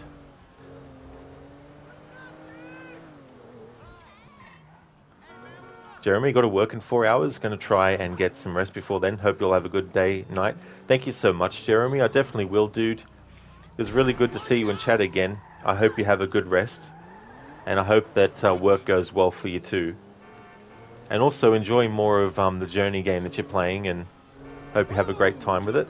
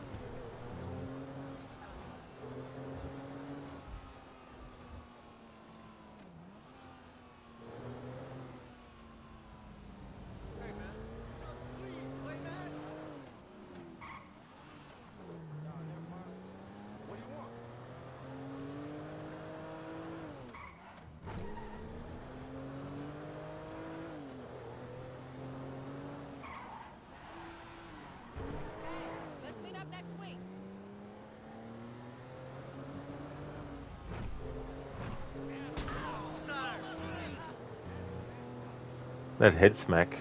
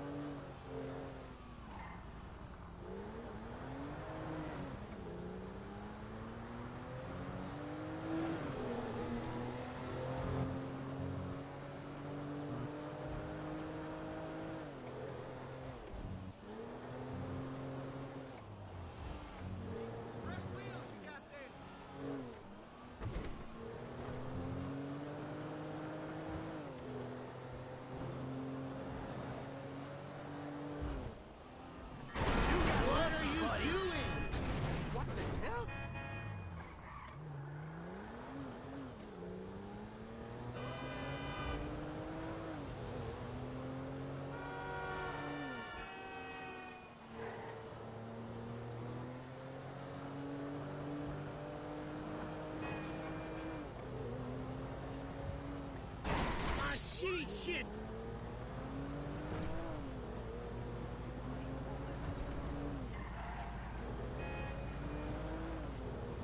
Get out the fucking way.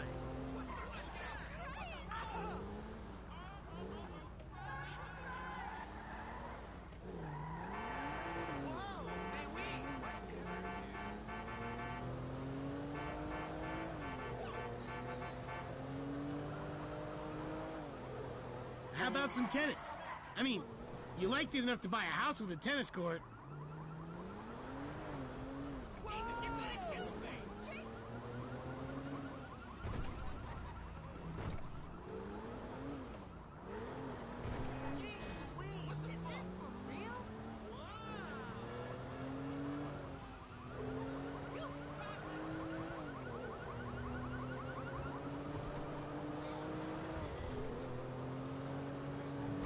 Look out!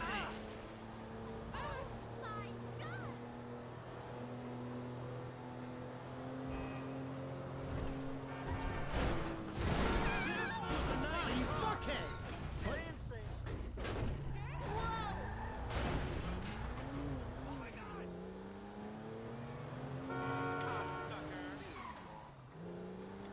Alright, we might have gotten to a point with Jimmy where we don't get more than one block of dialogue before we take him to an activity on a hangout.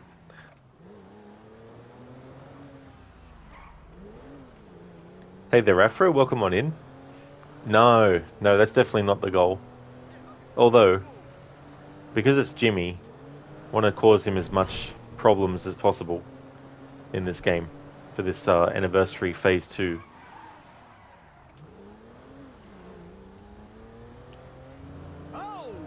It was funny, earlier in the stream, I had Michael run over Amanda and quote-unquote kill her, and then I had Michael call her on the phone. She's like, I can't come to the phone right now. It's like, I wonder why.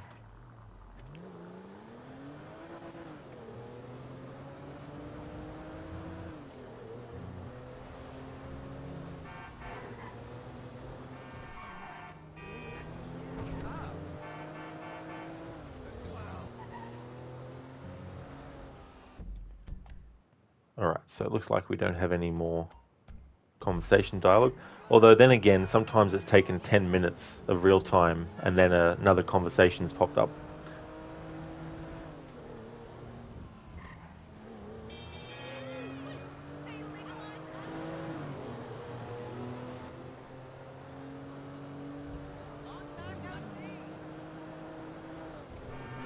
You got lucky, buddy.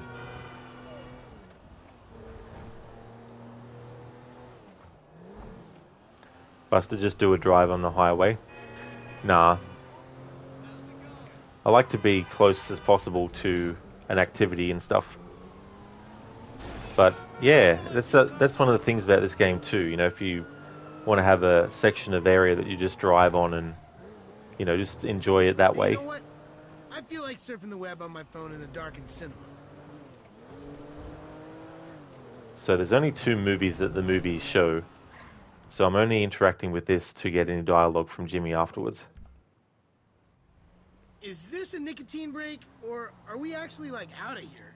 Alright, so that's the second time in a row he said I that. think you've done your fatherly duty if you wanted to take me home now.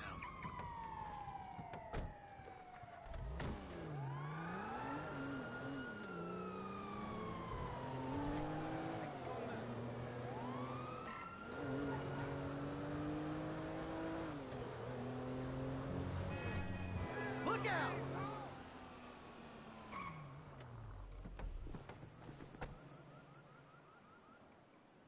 All right, here we are. Hey, don't get yourself killed, okay? I'll miss... Whatever, Jimmy. Whatever you reckon.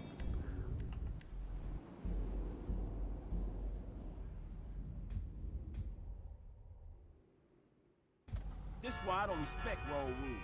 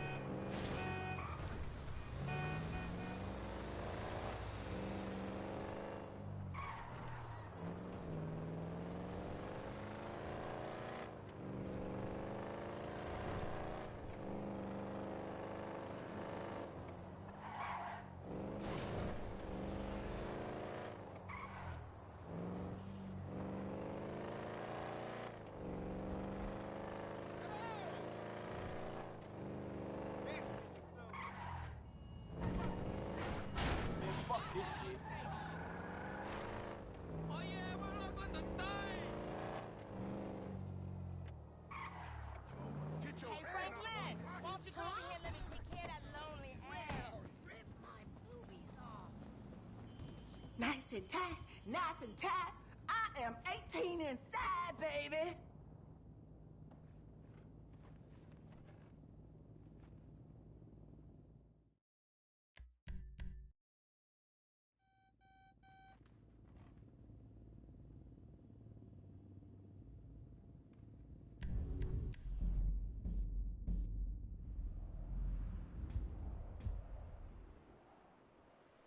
Alright, Michael's at his house, which means we won't be able to call Jimmy for another hangout.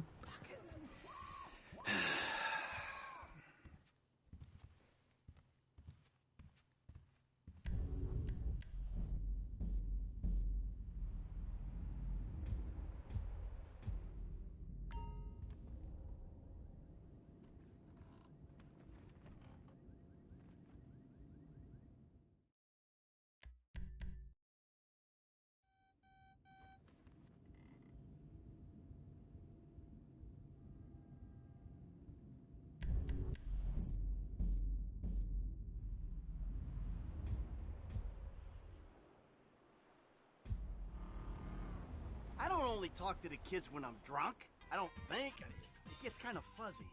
I am tired of your bullshit, Michael. Tired. Tell someone who cares.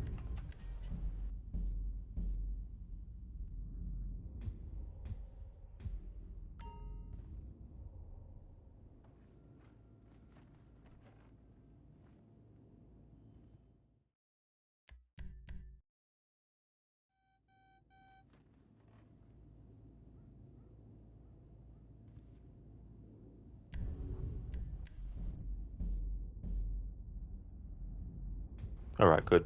Now we can ring Jimmy to do another hangout. Nope. My dick might fall off.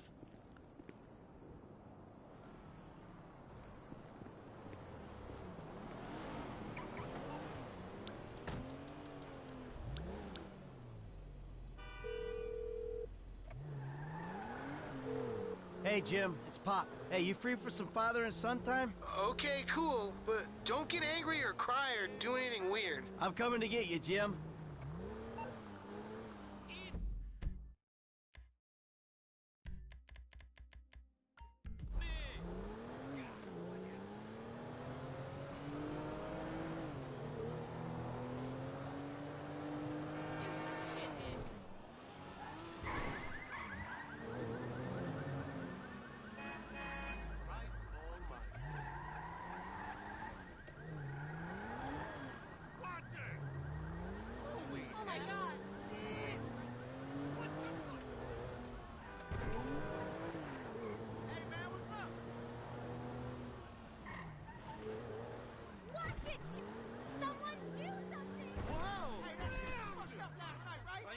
Bear. Good to see you, Papa.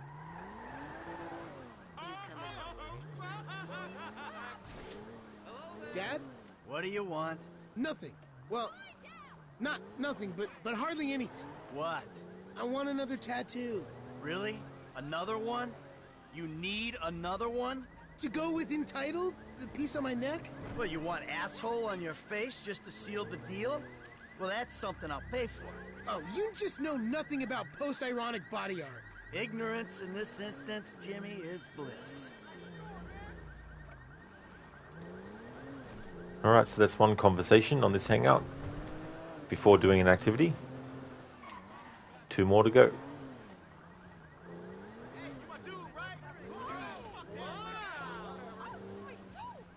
Or maybe not. We might have reached the point where there's not more than one.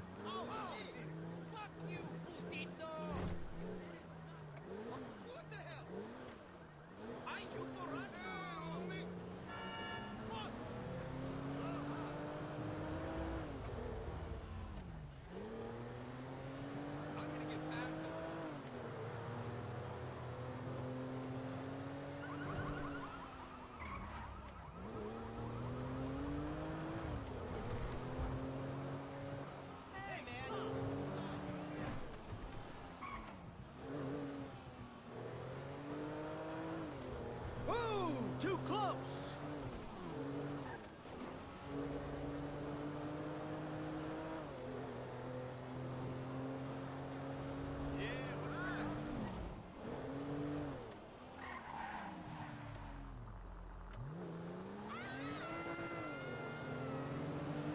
Watch out!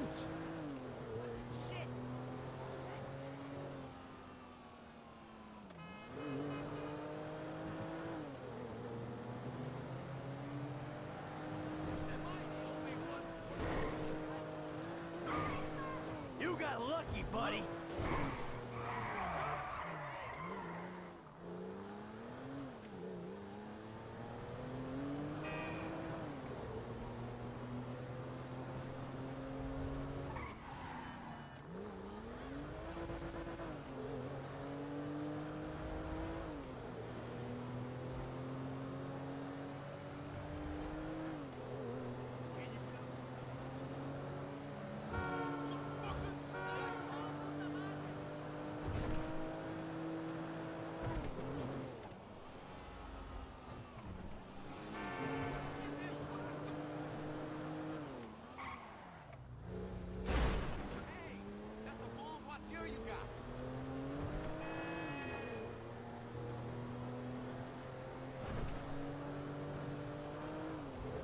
Shit!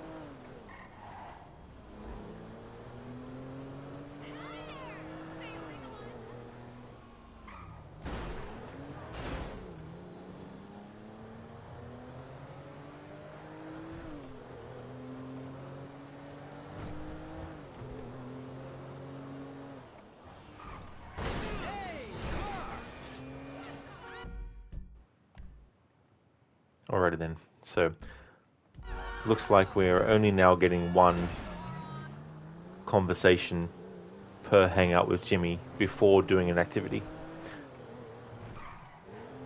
Because the second one should have activated by now if there was going to be one.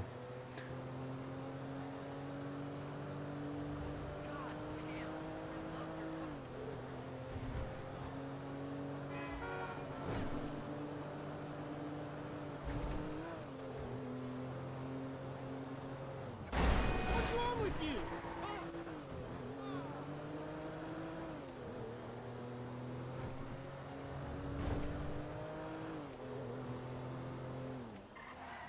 How about some tennis? I mean, you liked it enough to buy a house with a tennis court.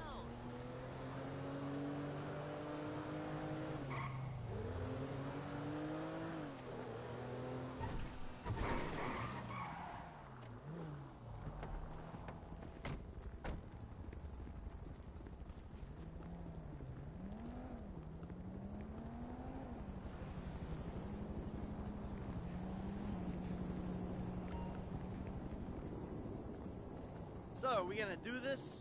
Wow, you really are shit at this. How about some tennis? I'd hate to be on the receiving end of this bad boy.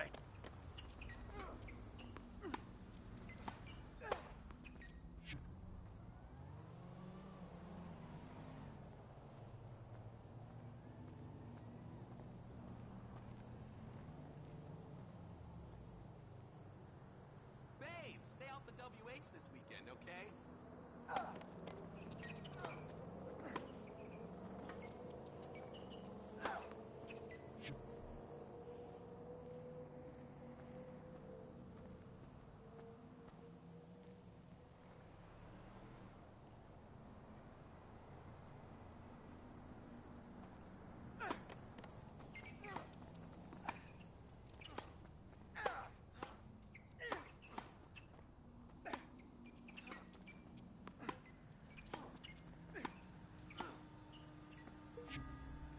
Lame. That's a good way to describe yourself, Jimmy. Hope you're ready.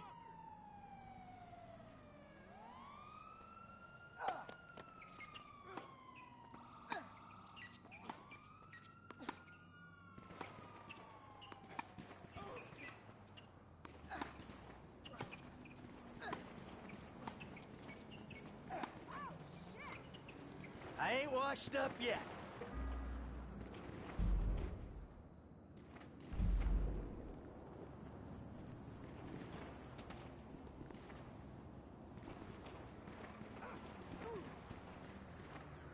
So I guess it wasn't just Mom spending time with a tennis coach. I think you've done your fatherly duty if you want Well, to Jimmy, take me home now. you can start spending some time with an Undertaker if you like. What are you doing?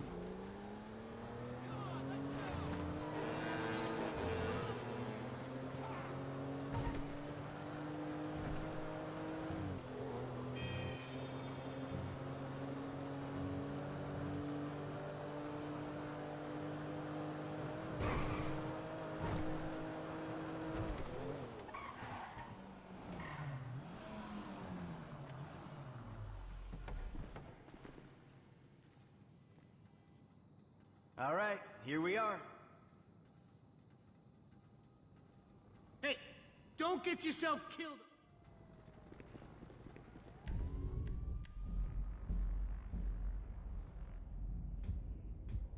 Hey, holla at me, y'all. Peace.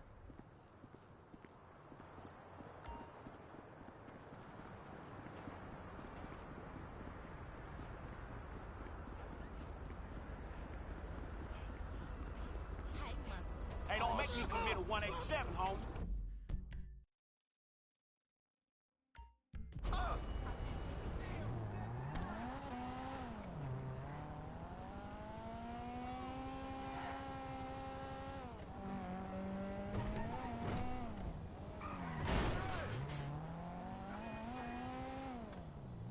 Hey, Franklin, why don't you come over here and let me take care of that lonely ass?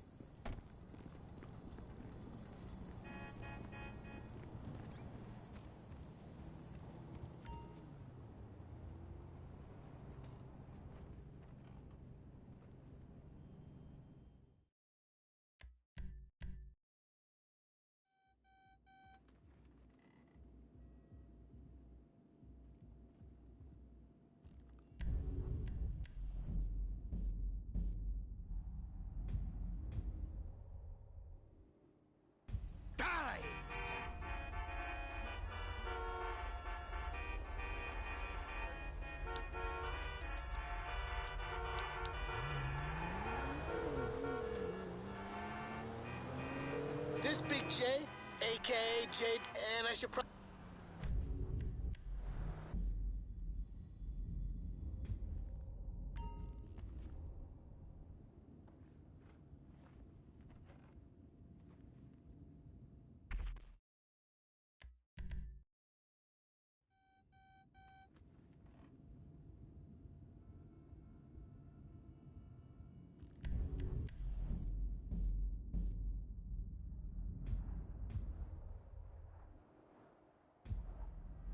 Jimmy.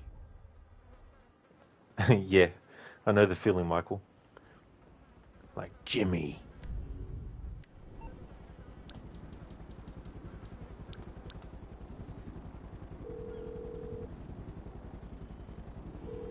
Jim, it's your dad. We're bonding. Free up your schedule. Okay, sure. You're feeling guilty about something, aren't you? All right, Jim, I'll be there soon.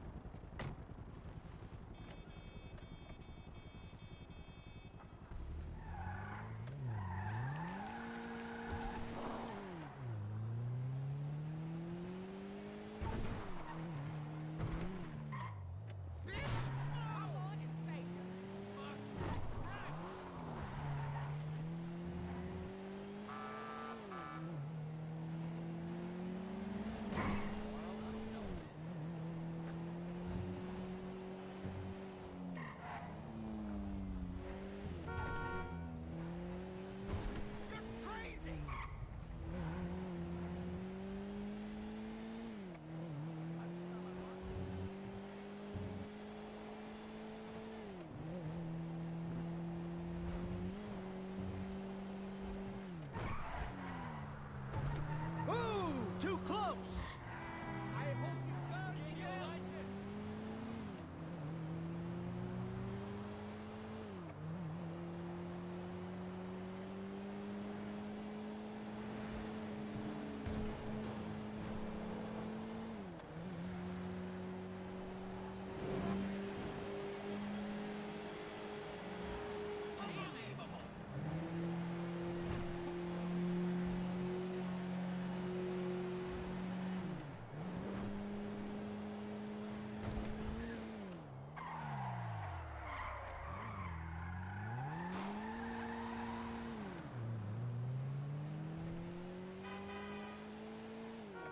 You got lucky, buddy.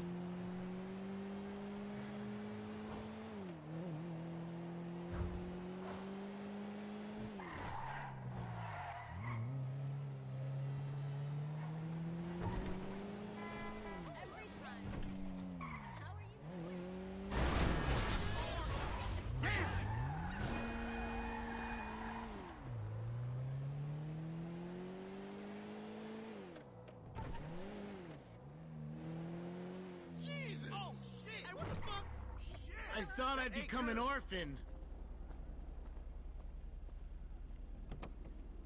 Father, always a pleasure.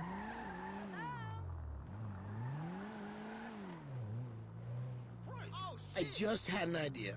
What is it? A solution to world hunger? Or is it global warming? Or both?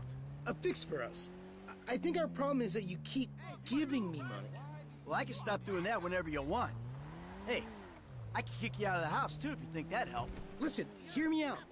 You stop giving me money, and you lend me some instead. Oh. What do you want? 20 bucks? How about $500,000? Something like that. You lend it to me, I start out on my own, learn some important economic lessons. Your idea is I give you $500,000. You are insane. No, you lend me $500,000. I'll pay you back, or it can come out of my trust fund. Nice try, kid. Get a job. What do you call a knife made entirely out of fine china? Ceramic. That's a good one, Mr. Gote. Thanks for redeeming the Arnie impression. How's things? It's like, nice try, Jimmy. But Michael's not stupid enough to do that. I mean, he was stupid enough to keep you in his life, but he's not stupid enough to just lend you $500,000.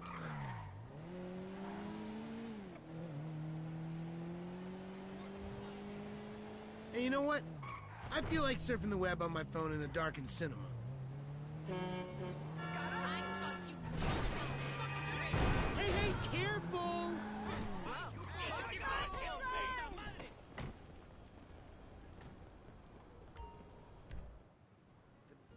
Welcome to the cinema. No mobile phones. No talking. Or toddlers. Mr. Gote, really busy, but you're going okay. Well, that's really good to hear, that you're doing okay, Mr. Gote. When you won't even sit through a movie, you know something's up. If you want to take me home now, Pop, I'll be fine with it. Alright, that's some dialogue we haven't had before. With Michael and Jimmy Face. How about some tennis? I mean, you liked it enough to buy a house with a tennis court.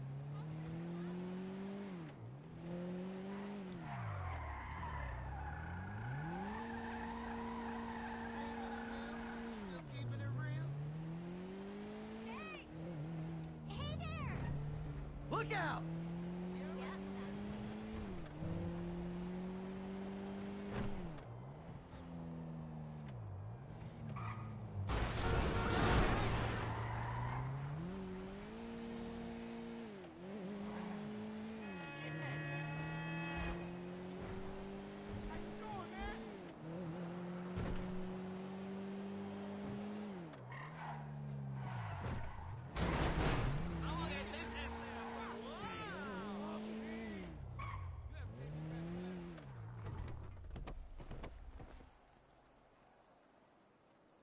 All right, here we are. Thanks, Dad. Look after yourself.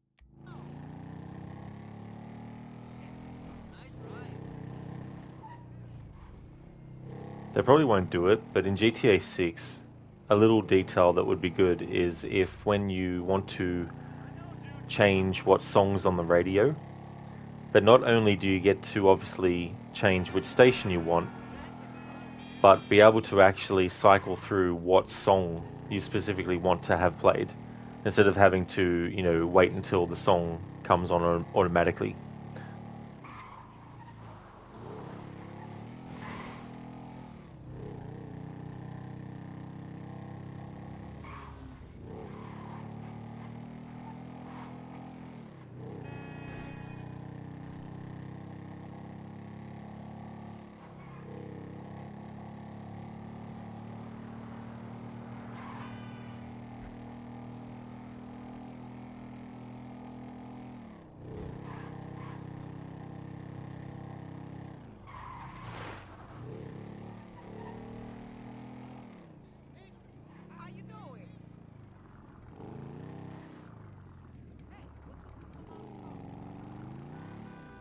Huh?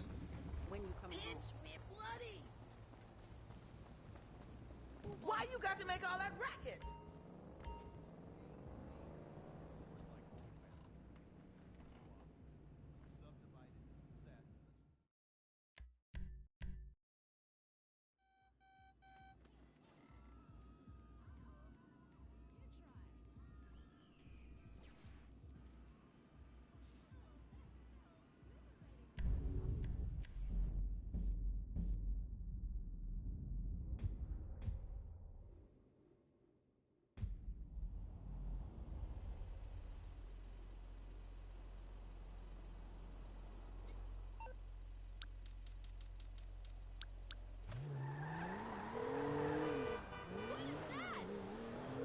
this Big J, and I should probably say, like...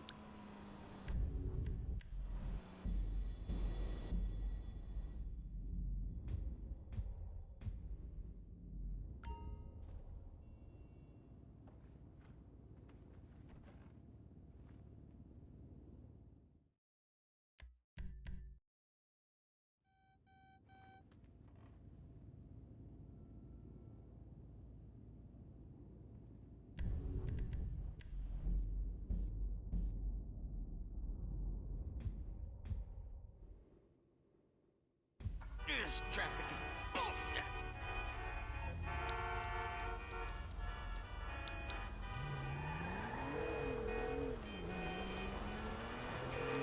Jim, it's your dad. I'd like to see you, bud. Okay, Dad. I guess I could do that. Great. I'll come by and get you.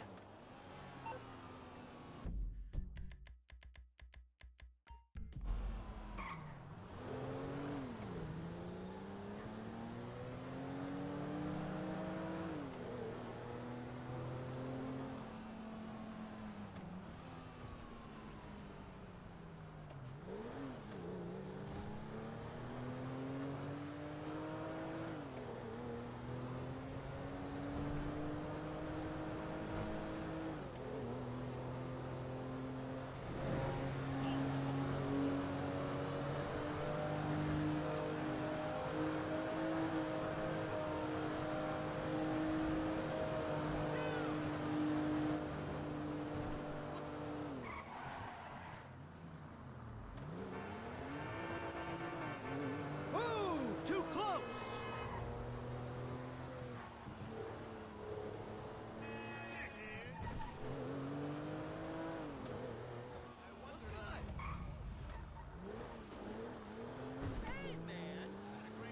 Holy shit! Get a real driver!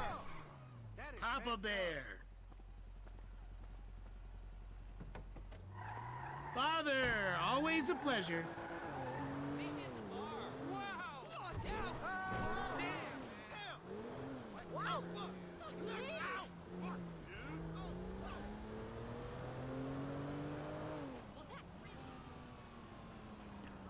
Alright, we might have reached the point now where there's no more hangout conversation with Jimmy and Michael. At this point in the story, anyway. Let's drive around for a little bit, just in case it's just delayed. Oh, man!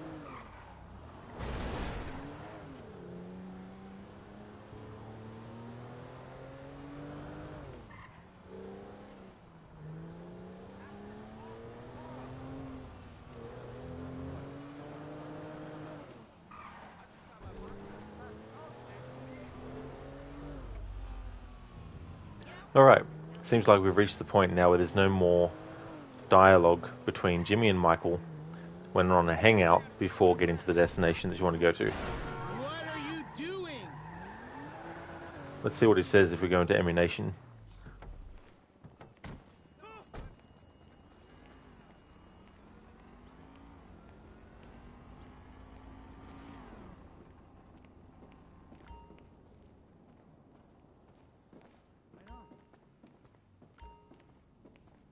Ah, you hurt me.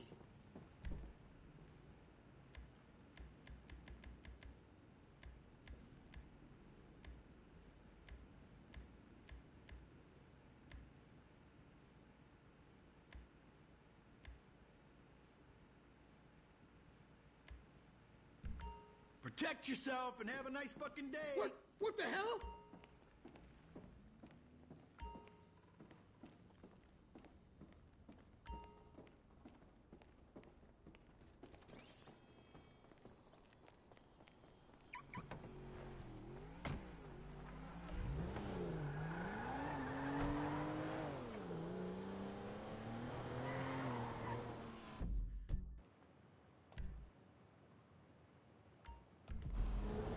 Alright then, so let's take Jimmy to the tennis courts.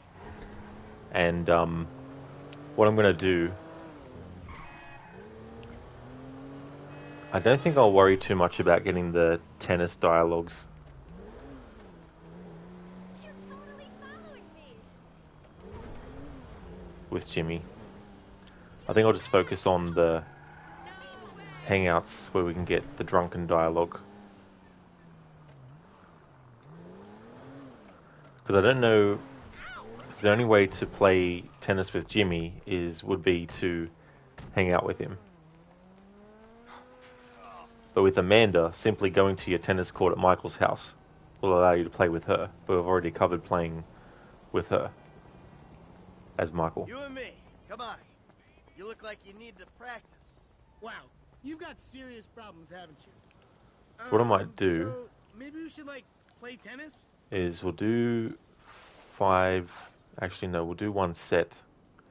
And just see what dialogue I get going through. And it's just hard because I want to get dialogue from Jimmy if I lose to him. Like, lose the whole game to him. Not just, lose like a round to him or something.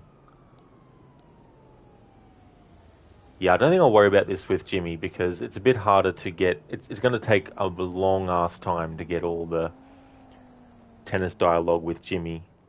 Both from winning against him multiple times and losing against him multiple times. So I'll just finish this hangout. And then I'm going to take a break. Here comes the bullet, baby.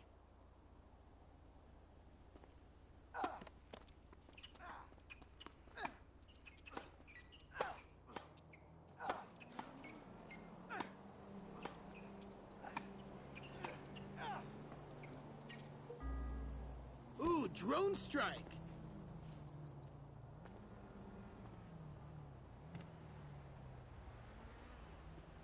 Hey,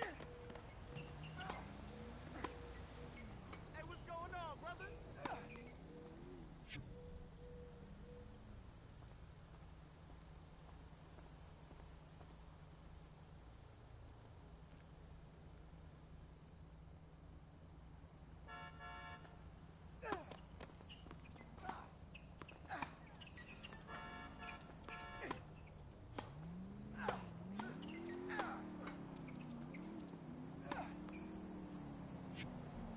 Come on, no pressure.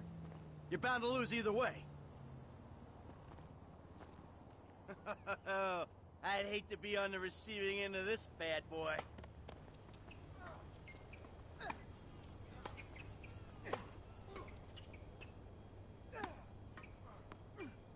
Man, you suck.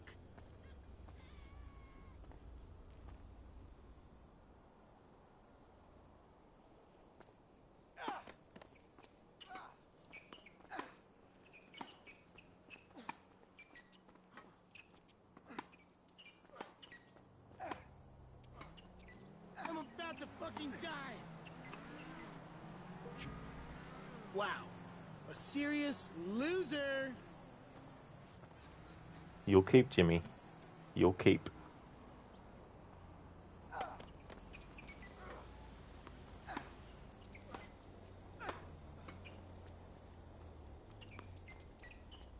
You got a tennis game in there, pal. I pressed the button to hit it, but okay, whatever. Doesn't matter.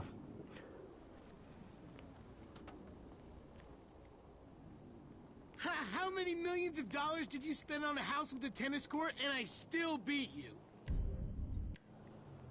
Chill out You with should that. get some help If with you that want to take me home now, personality of Pop, yours. I'll be fine with it. Ain't this nice? Shit. What? You got Come on, something to say? please. You dream of cock.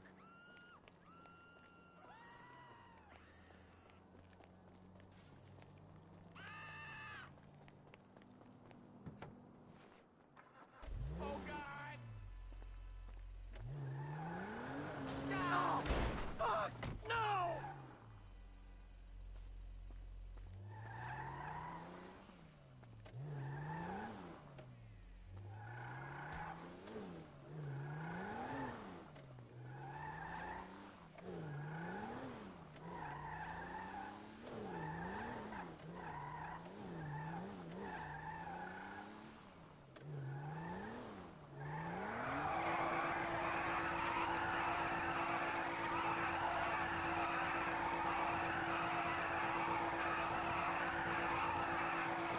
Jimmy, why are you humping the car for?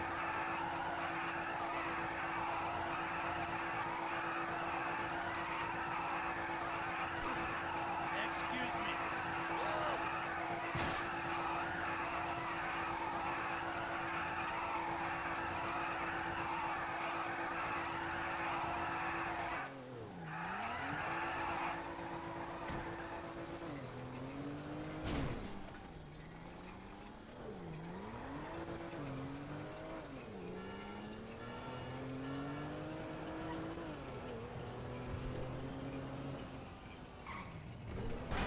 What are you doing? Idiot!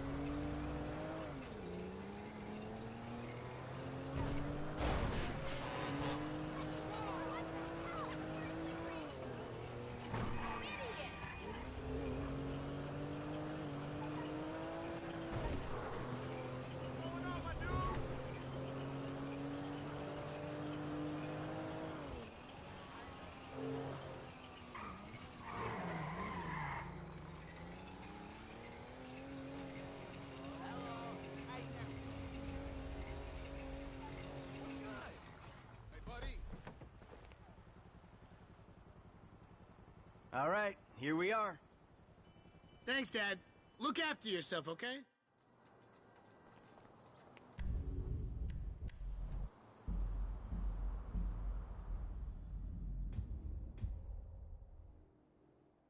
Hey, I'm going, man, before you take advantage.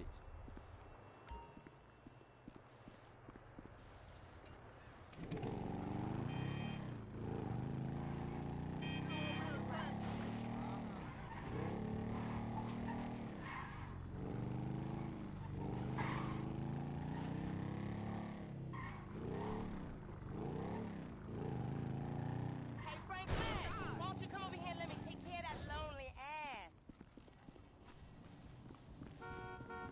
Why you got to make all that racket?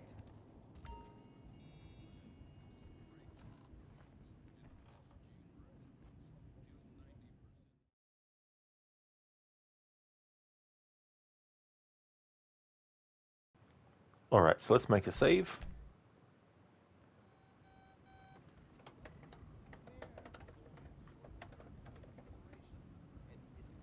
Alright, so I'm going to go and take a break. When I come back, we're going to be doing hangouts between Michael and Amanda and covering all that, which will probably take a few more hours. But I'll take a break for 10 minutes and I'll be back soon. I'll pin up a message to the top of chat for people who will come in as I'm on the break. Thank you so much, Seni. I absolutely will enjoy the break. Thank you very much. Pin that to the top. And I'll be back in 10 minutes.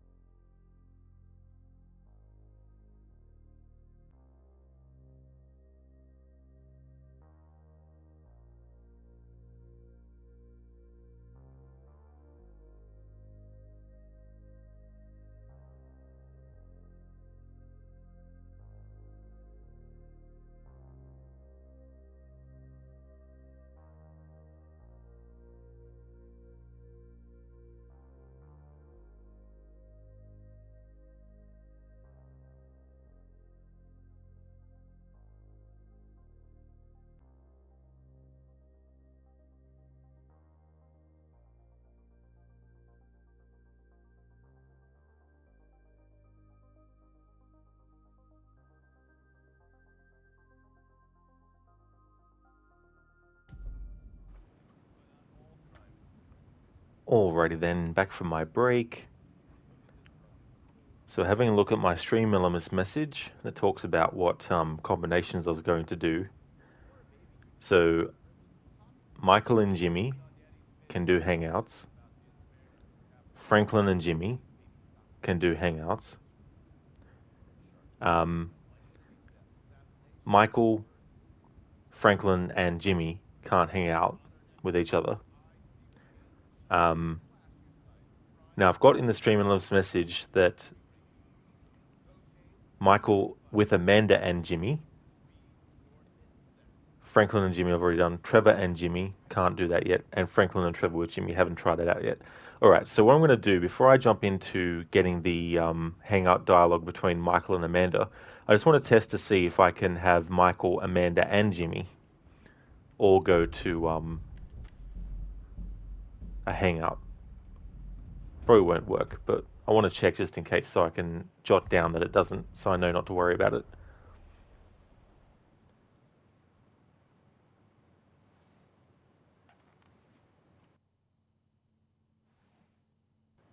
Thanks for the welcome back, Senny. Welcome back to you as well.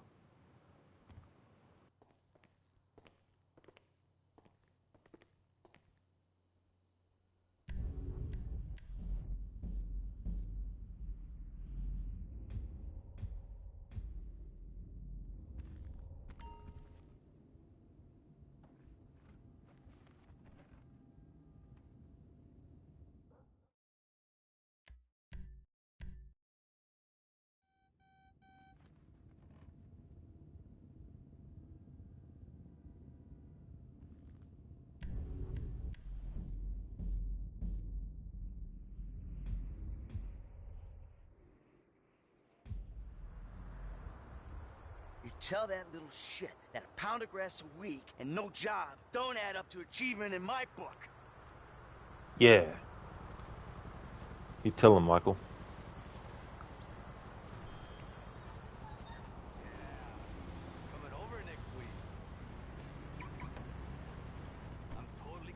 Alright, so let's test to see if we can hang out with Amanda and Jimmy.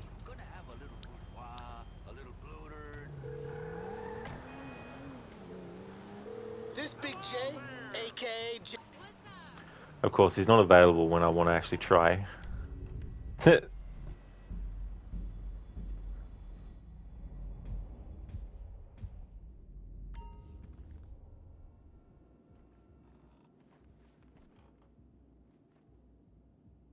Hey again there, Harbinger.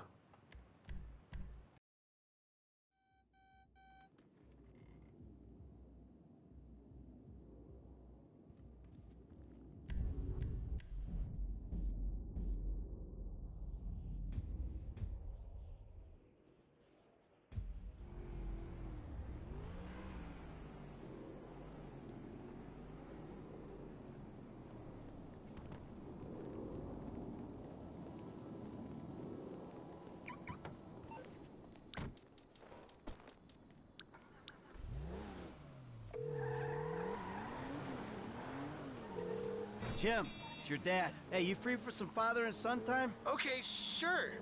You're feeling guilty about something, aren't you? Ah, sounds good, Jimmy. Alright, so let's ring up Amanda now that we've rung up Jimmy. And let's see if Amanda's can hang out with Jimmy and Michael.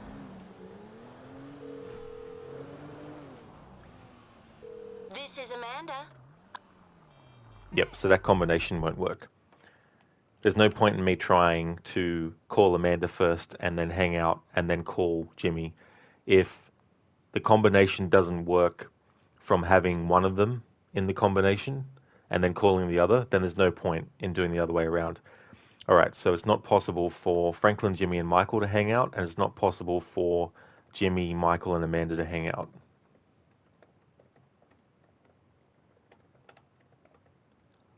So then I need to go in and edit my stream elements message to reflect that.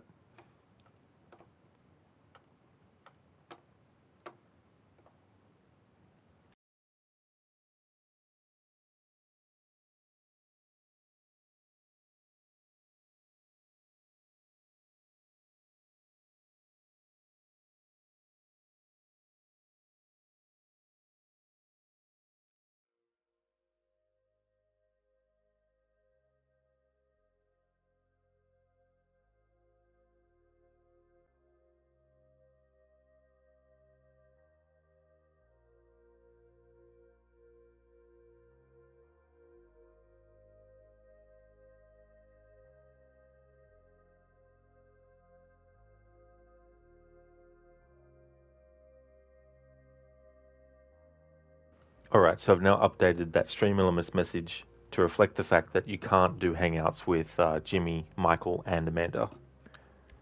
So I need to reload the save because I'm not going to go through with hanging out with Jimmy, then go to the activity, then drive him back, only to then have to try and ring up Amanda. I'd rather just reload the save to make it quick to before I ring up Jimmy, but ring up Amanda instead. So now for the next few hours, which will probably be till the end of the stream, it'll be Michael hanging out with Amanda and getting the different conversations from that. Nope. My dick might fall off.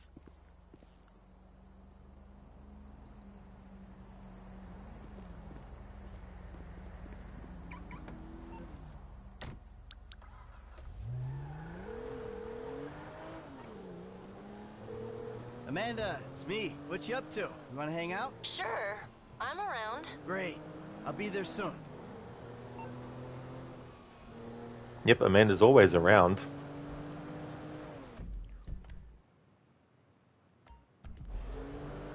Always around something in some way.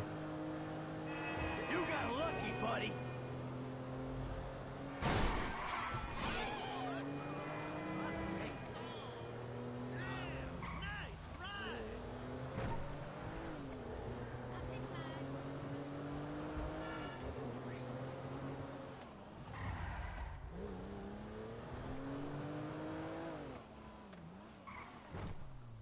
Hey!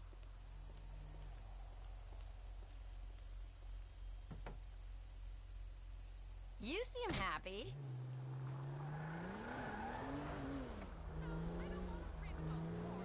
It's good to hang out, spend more time together, you know? Glad you think so. But listen, Michael, I really need you to cut back on your drinking. It's starting to affect more than our sex life. I don't drink that much. Thank you. Yeah, just on the days of the week that end with the letter Y. That's good. I mean, come on. We both know you've turned into a bitter fat slob who last year wet the bed. I want that bitter thin slob I married back. Yeah, so he can watch you bang the pool boy. I drink to dull the pain. That's nice, dear. Really nice. So Amanda, if you want Michael to stop drinking, are you going to stop drinking in solidarity to support the fact that he doesn't want to drink? I mean, that you don't want him to drink? Or are you going to be one of those people that's like, you must stop drinking, but I'm going to drink in front of you? It's like it goes two ways, Amanda.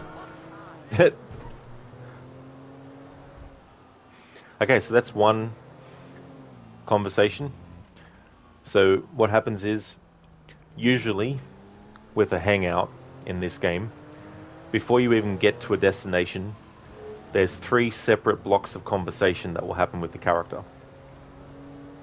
Sometimes that doesn't happen, especially if you've already exhausted as many conversations as there are in one hangout before going to an activity, like what happened with Jimmy. So until such time as there's no new conversation dialogue on a hangout with a character, i.e. Amanda in this case, until there's no dialogue even before getting to an activity, that's when I'll move on to something else.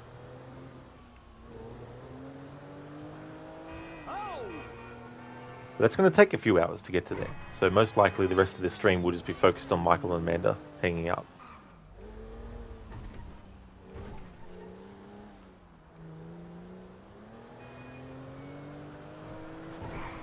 Do you want a game of tennis?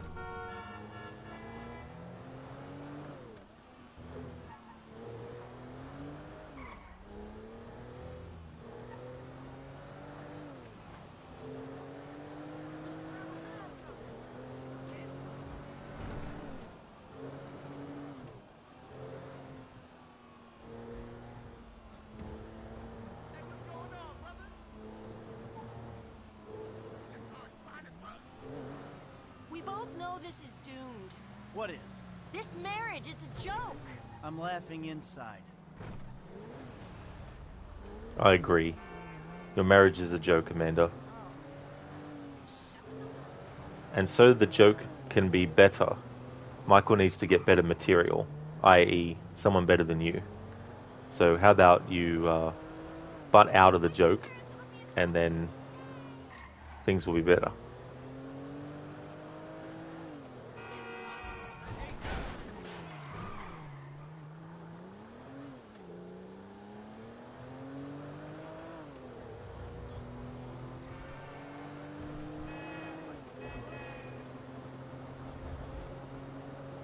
Shit!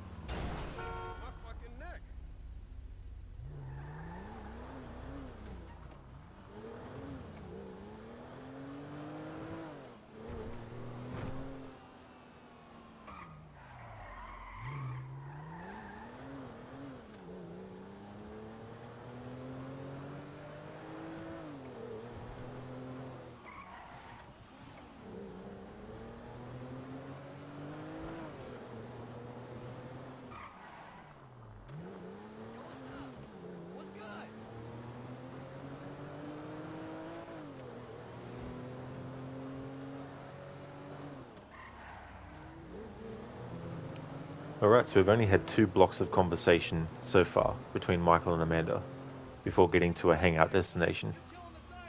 Gonna keep on going for a little bit longer to see if there's a third. With Jimmy and Michael, you can't go to a bar, so there's no drunken dialogue, unfortunately, that you can get. I think it would have been pretty funny to have Jimmy and Michael both drunk and what dialogue would happen.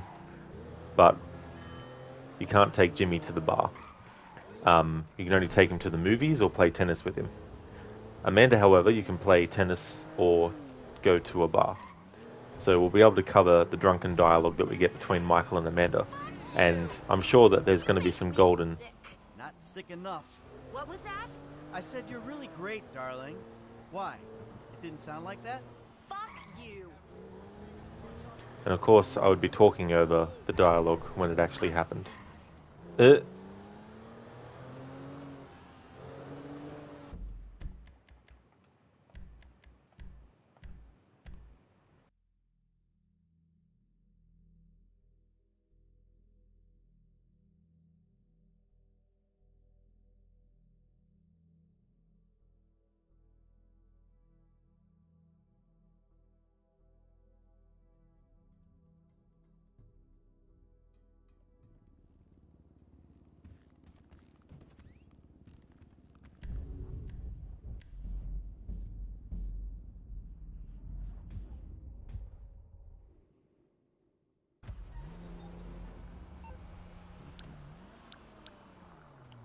Alright, because I talked over that dialogue, I'm going to do this again. Amanda, it's me. Hey, man, I'm kind of bored. You wanna do something together? Sure. I'm around. Great. I'm on my way. Hey there, Rosie. Welcome on in. Yeah, as part of celebrating this game's 10th anniversary for Phase 2, I wanted to have a focus on Michael and his family, to not just torment them every step of the way throughout the game, but also to get all the hangout dialogue. So I've already done all the hangout dialogue up to this point in the story, that is, with Franklin and Jimmy, and also Michael and Jimmy. Now I'm going to work on that for Michael and Amanda.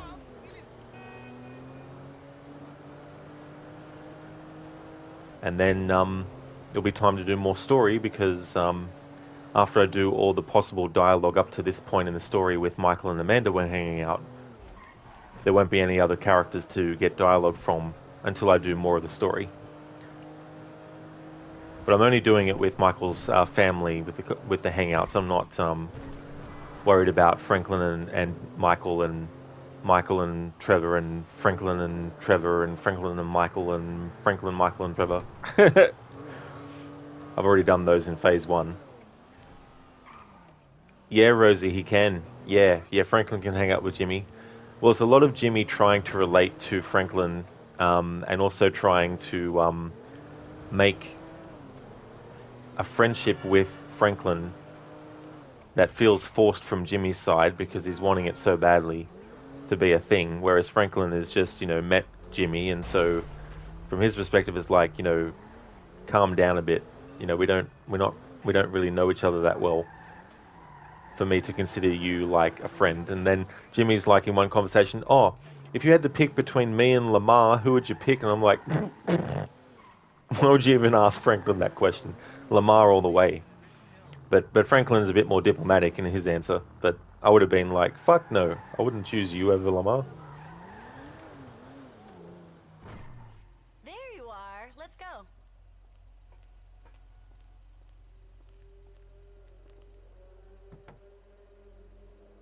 Well, you seem well, Michael.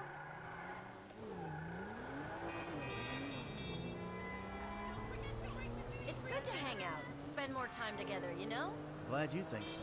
But listen, Michael, I really need you to cut back on your drinking. It's starting to affect more than our sex life. I don't drink that much. Thank you. Yeah, just on the days of the week that end with the letter Y. That's good. I mean, come on. We both know you've turned into a bitter fat slob who last year wet the bed. I want that bitter thin slob I married back. Yeah, so he can watch you bang the pool boy. I drink to dull the pain.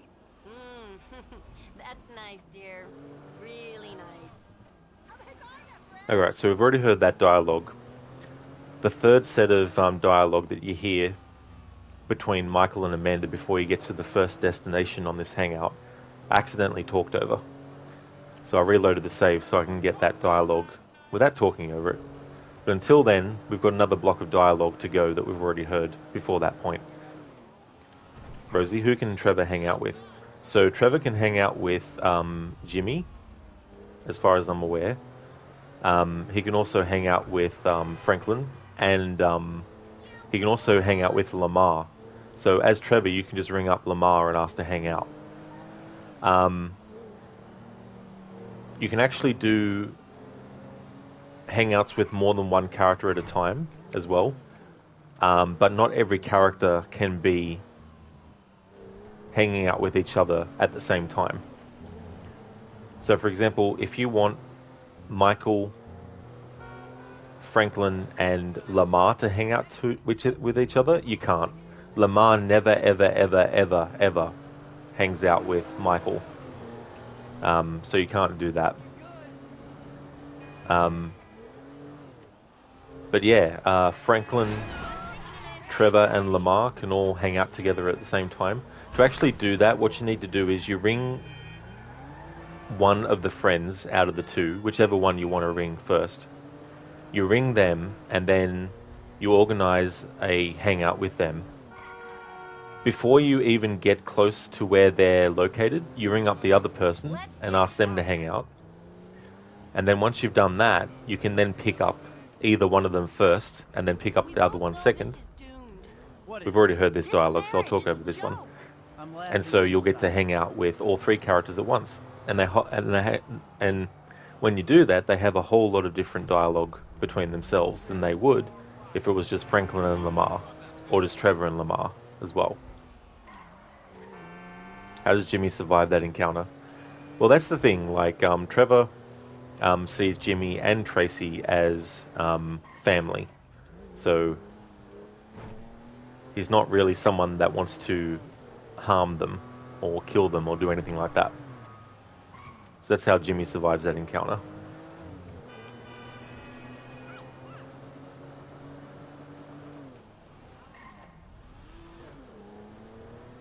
So there'll be a third bit of dialogue between Michael and Amanda. I talked over it last time, so I'll just go mute until such time as it happens.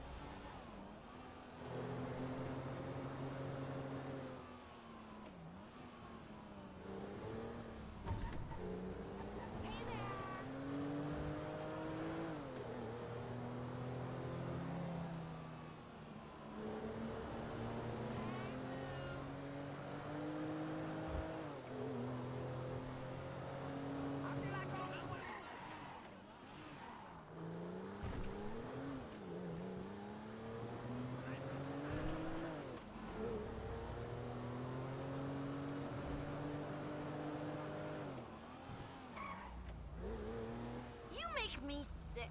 Not sick enough. What was that? I said you're really great, darling. Why? It didn't sound like that? Fuck you. Alright, now I've got that dialogue in full without me talking over it. So that's the third block of conversation between Michael and Amanda before even going to a hangout activity. So now it's time to get the drunken dialogue. Rosie, okay, but you'd probably strangle him anyway, just to be sure. Just be like, it's like Homer strangling Bart. It's like, why you little?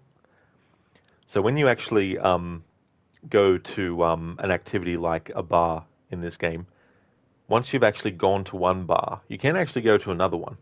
In the first phase of this playthrough, when I was focused on having character hangout dialogue between Michael, Franklin, and Trevor, and associated characters, except for Michael's family, I was doing it a really long process. What I would do is I'd actually go to do the activity, then get the dialogue, and then take the person back, then save the game, make time go forward, then call them again, do the rinse and repeat.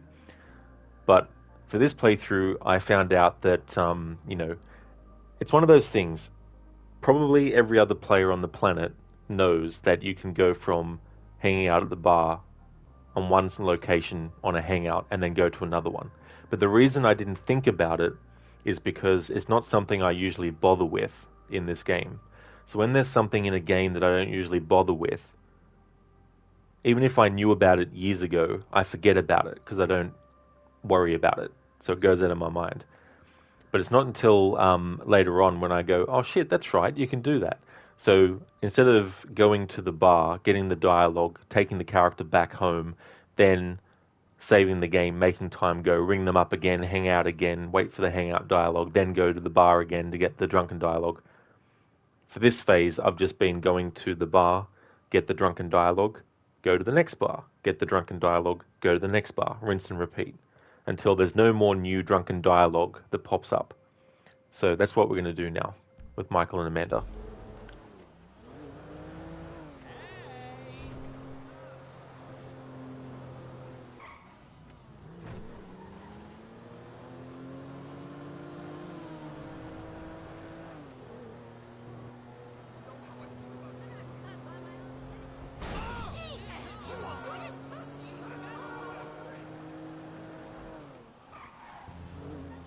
It's going to be interesting what dialogue we get between Amanda and Michael when they're drunk.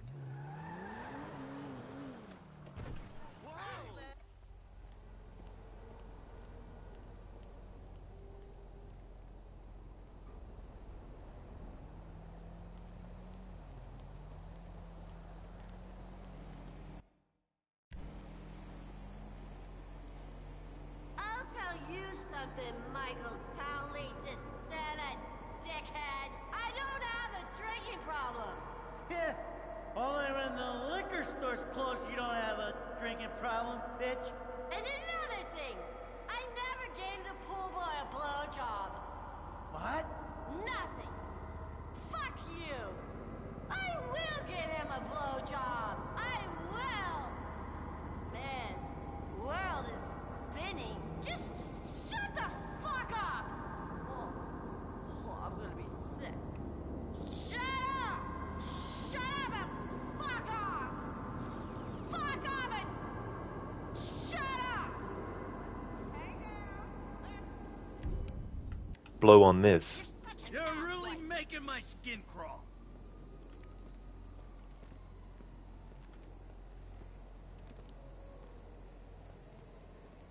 Shove it up your ass. Fuck you! What exactly is wrong with you? I know what you're compensating for. Come on! Oh, fuck! I'm out!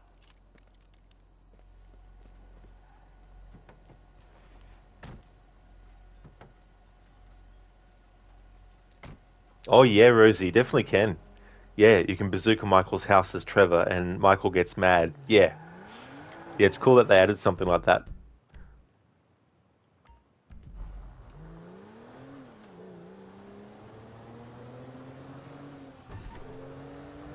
Oh!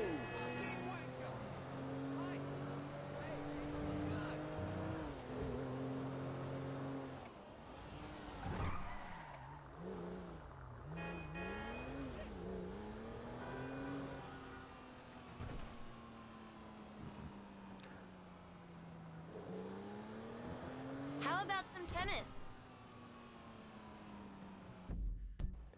I just remembered that I need to test with Michael and Amanda if there's any dialogue that happens after you've already done a hangout activity before moving on to the next one.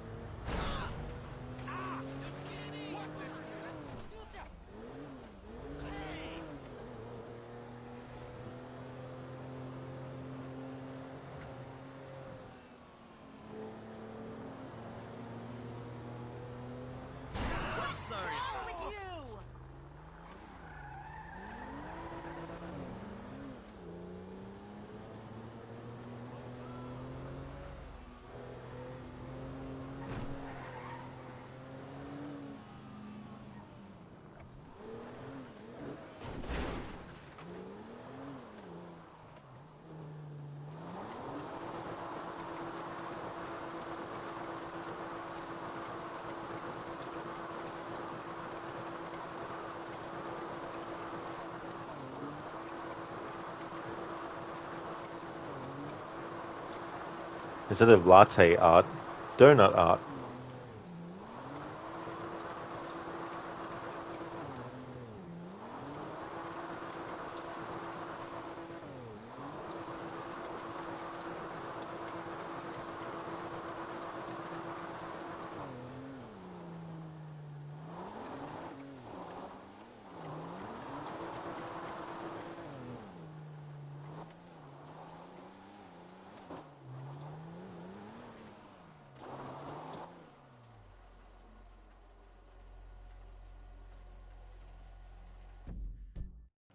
Crooked, you're going to head off for now, Senny. Hope you have a great rest of your stream with Michael's family.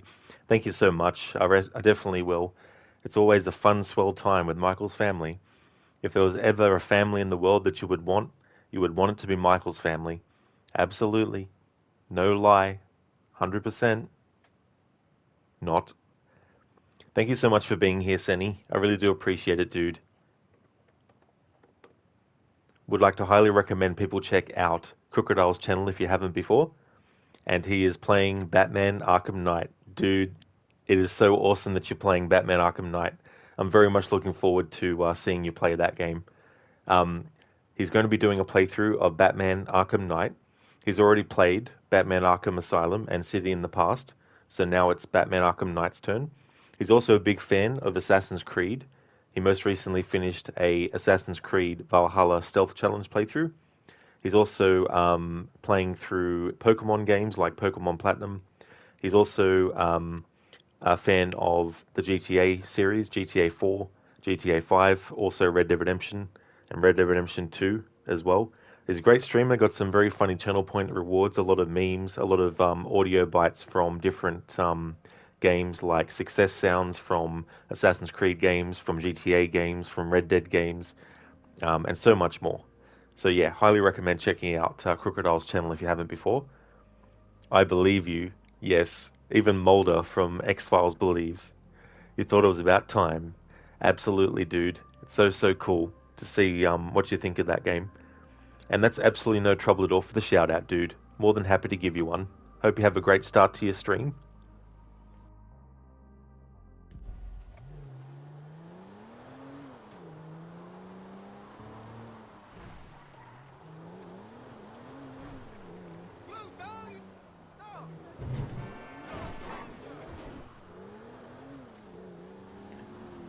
I don't think there's any dialogue between Michael and Amanda after you do a hangout activity.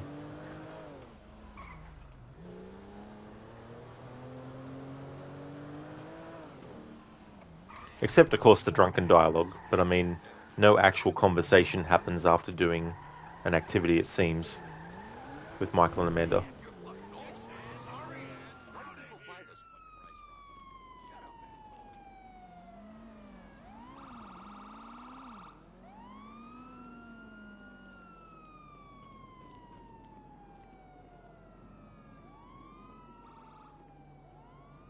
I love you, Michael Townley DeSanta. I really do. Thank you, my darling. I love you too. Yeah, with your premature ejaculation and your hairy back and your bad breath and everything. I love it all. Oh. Wait, what? You're the man of my dreams. My dreams. Shut up. Ah, fuck you.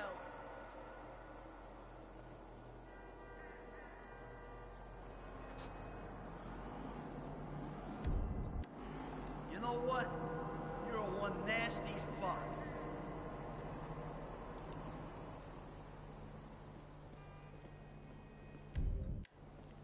You know what? You should see a doctor for that shit.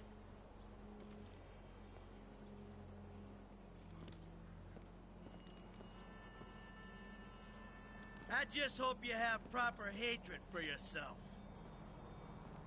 I know, it ain't fucking cool.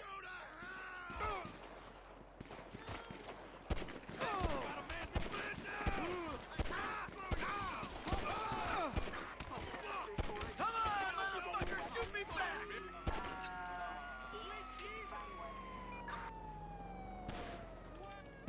So kill me! I wasn't expecting that. Damn it.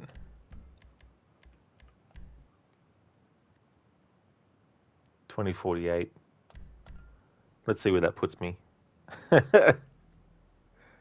Wasn't expecting that to happen. Might have to redo the whole hangout thing again with Amanda.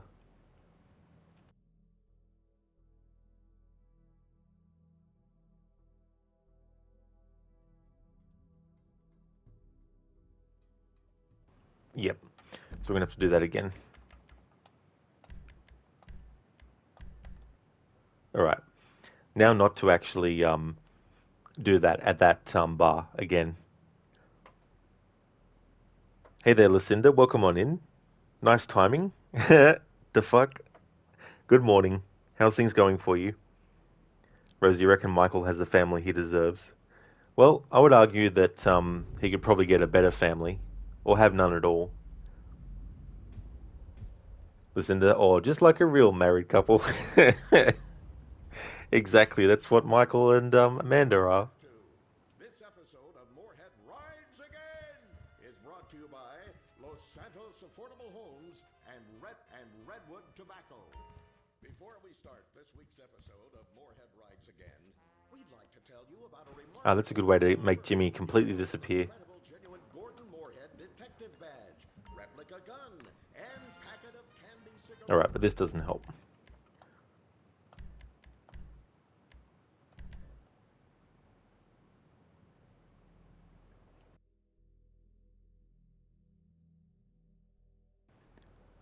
Rosie, what about a grenade? That is on Amanda, not whoever those guys were. Yeah, it's like she caused it by being there. Yeah, don't have any grenades at the moment. Listen, you just can't contain your hatred for his wife. This is true. Earlier in the stream, when I switched to Michael, he was hanging out with his wife at a restaurant or a cafe thing outside. And he was finishing up a conversation with her, and what I did was I ran over Amanda and quote-unquote killed her, because you can't kill his family members in this game. They just... Amanda, it's me. What you up to? You want to hang out? Sure. I'm around. Great. I'm on my way. They just go dead. So anyway, I did that, and then for the lulz, I basically had Michael ring Amanda and go to her can't answer the phone right now message while having the car parked right next to her quote-unquote dead body while that that message was happening. I was like, yep, she definitely can't come to the phone right now.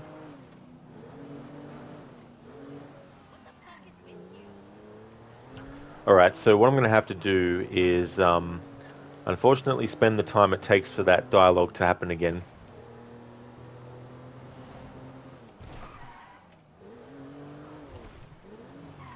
Because I don't want to mess up things down the line. I need to make sure that the dialogue that happens before the first activity we go to still happens. I can't afford to jeopardize the entire playthrough, so I'd rather redo this whole first hangout that I'm doing between Michael and Amanda from scratch, and this time actually not shoot at her when in a location where there's enemies like that.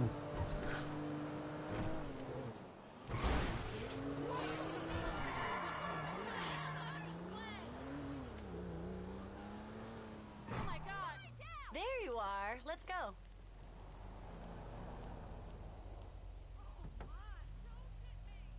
Well, you seem well, Michael.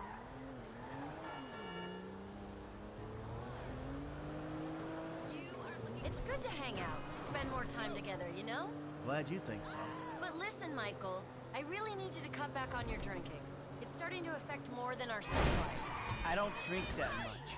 Thank you. Yeah, just on the days of the week that end with the letter Y. That's good. I mean, come on. We both know you've turned into a bitter fat slob who last year wet the bed. I want that bitter thin slob I married back. Yeah, so he can watch you bang the pool boy. I drink to dull the pain. That's nice, dear. Really nice. Okay, Amanda, so why do you drink? What's your reasoning? Let's laugh at your reasoning. if you're so superior.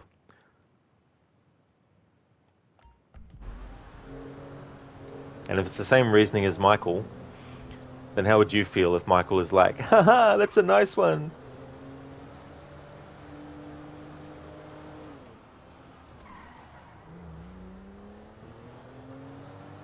Alright, so we've heard that conversation before, but I want to let these ones play out, because as I said, I don't want to get into a situation where I'm missing other hangout dialogue simply because I continued on from that point when I messed up.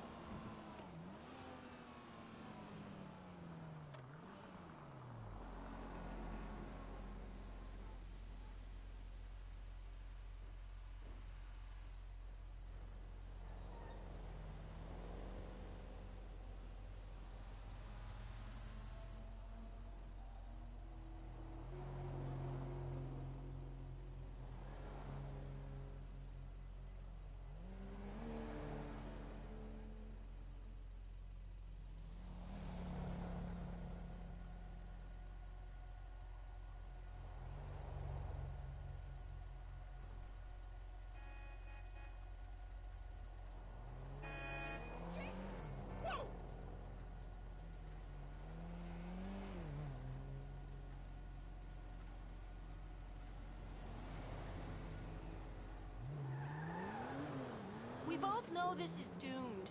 What is? This marriage, it's a joke. I'm laughing inside. Alright, so that's the second block of dialogue that happens between Amanda and Michael. There's going to be a third one, but it's literally going to be minutes of time. I think like 5-6 minutes.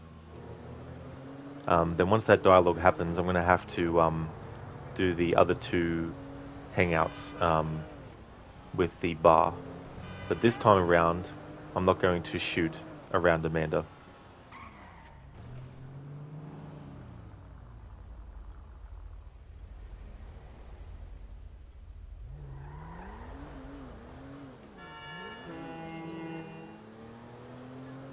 Should we go for a drink? Your girl was fucked up last night.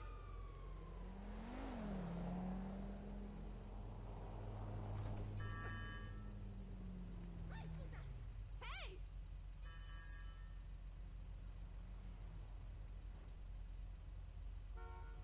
Move it already.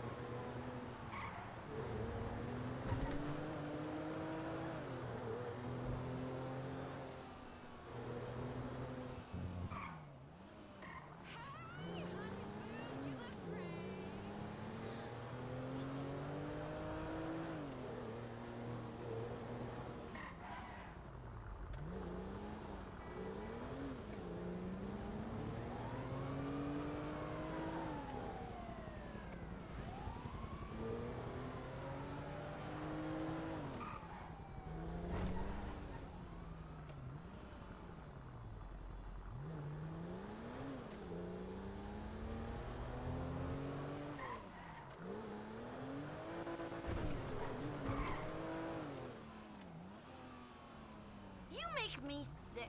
Not sick enough. What was that? I said you're really great, darling. Why? It didn't sound like that? Fuck you. Alright, good. So, now, we take Amanda to the bar here so we can get this drunken dialogue again. This first stop off.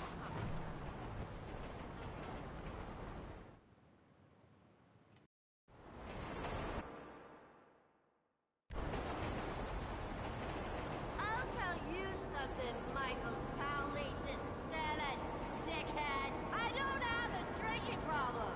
Yeah. Only when the liquor store's closed you don't have a drinking problem, bitch. And another thing, I never gave the pool boy a blowjob. What? Nothing. Fuck you. I will give him a blowjob. I will. Man, the world is spinning. Just shut the fuck up. Oh, I'm gonna be sick. Shut up. Shut up and fuck off. Fuck off and shut up.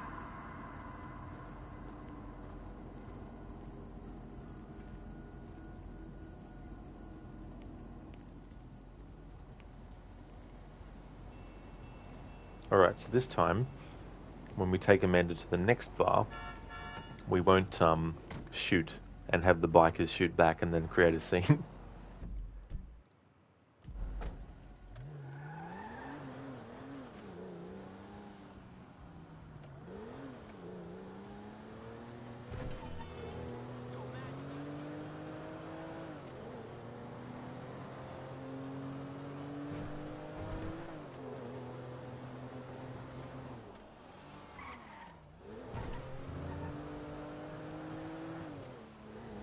Shit!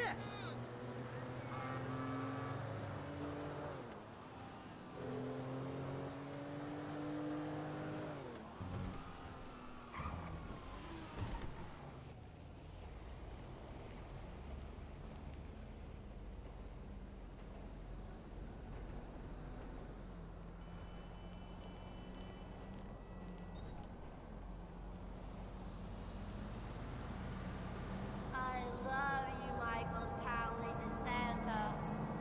I really do. Thank you, my darling. I love you too. Yeah, with your premature ejaculation and your hairy back and your bad breath and everything.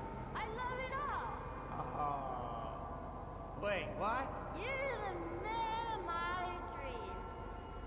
My dreams. Shut up! Ah, fuck you.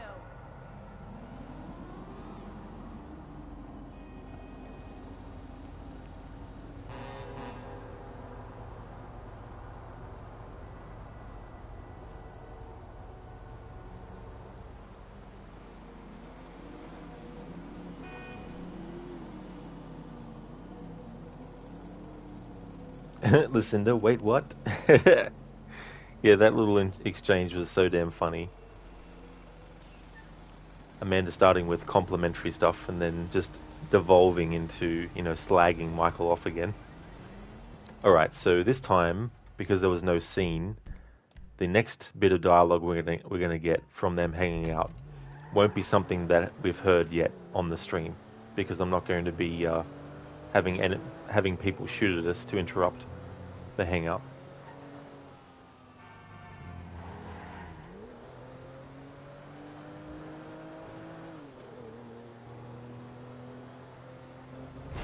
Sorry about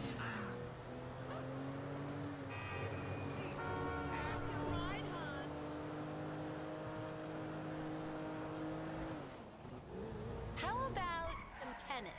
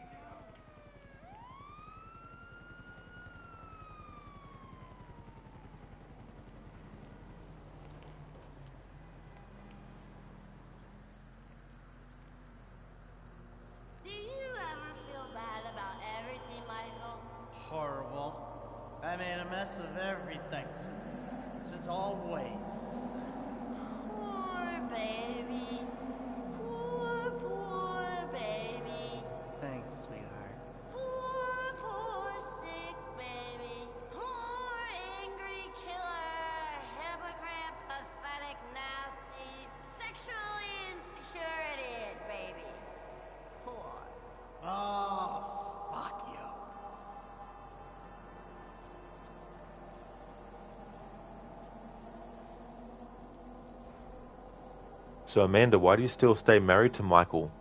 Oh, is that money I can hear?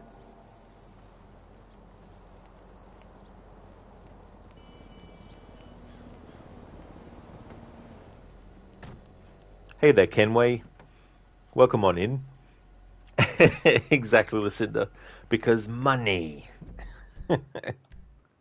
100%. How's it going, Kenway? Welcome on in. Alright, so we go to the next bar. There is a limit to how many activities you can do with a character, so it will eventually not allow us to go to another bar. And at that point, that's when I'll take Amanda back to the final destination, and then we do the process all over again to get more hangout dialogue. Kenway, you good? You installed GTA 5 recently. That's excellent, Kenway. Glad to hear that you're feeling good, and that's going to be awesome for you to jump into GTA 5. You didn't get much further into the story. Oh, that's fair enough. Yeah, I'm still very early in the story in my playthrough at the moment. A lot of time has been taken up doing the hangouts.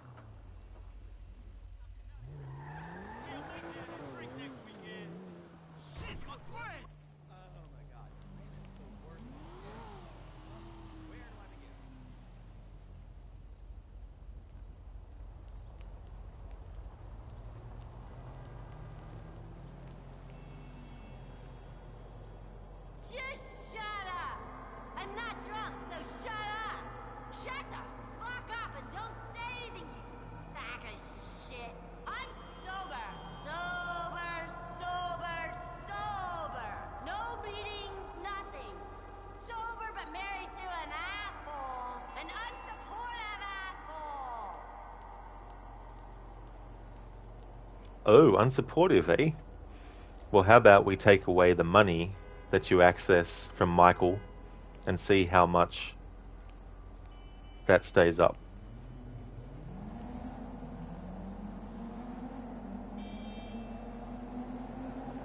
Okay.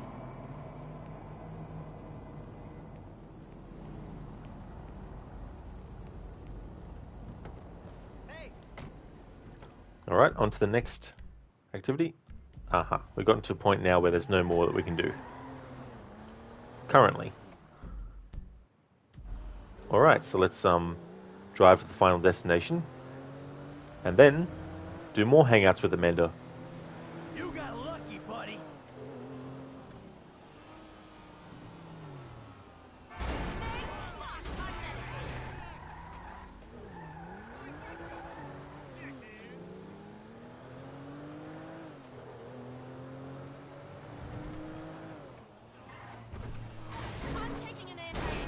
You selfish prick!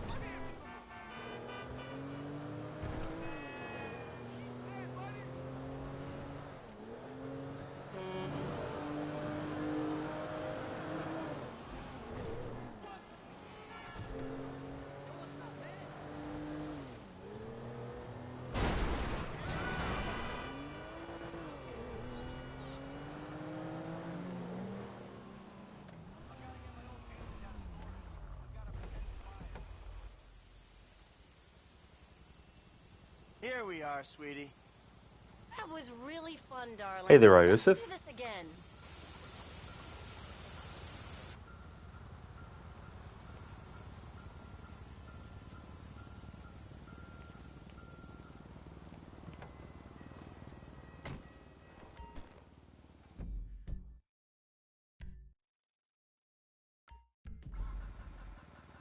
Come on. No! Stay over there. I don't want to be responsible for a coronary. Hey, I really wish I could talk. I gotta go. Yeah, Lidus. Yeah, in real life I am, for sure.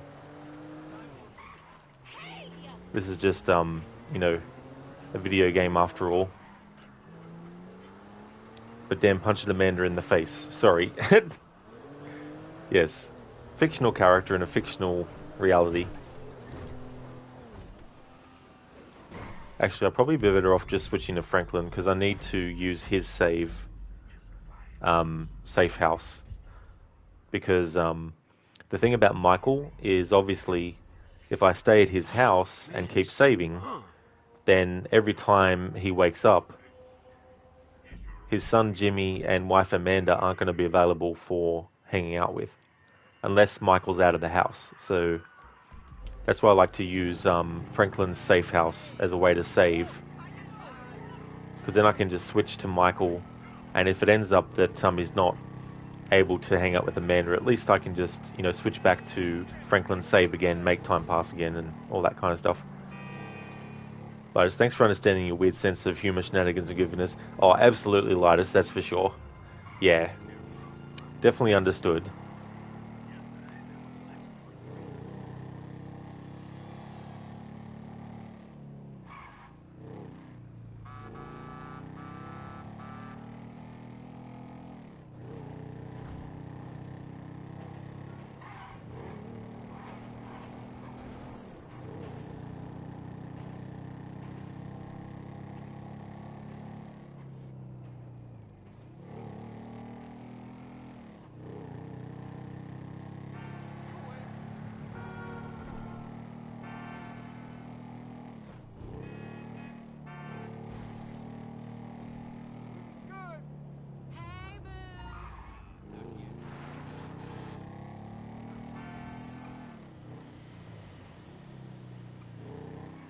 Hey, Franklin, why don't you come over here and let me take care of that lonely ass?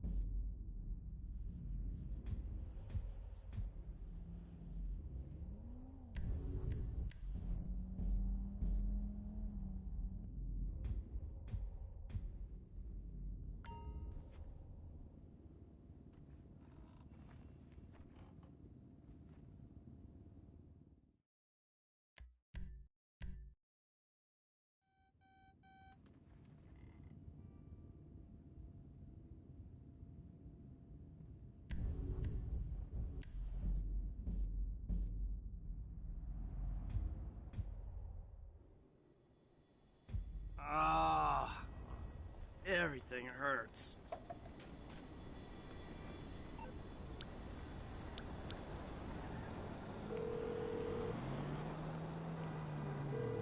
Hey, Amanda, it's me, your husband. So, you want to try to reconnect? Sure, I'm around. Good. I'll be there soon.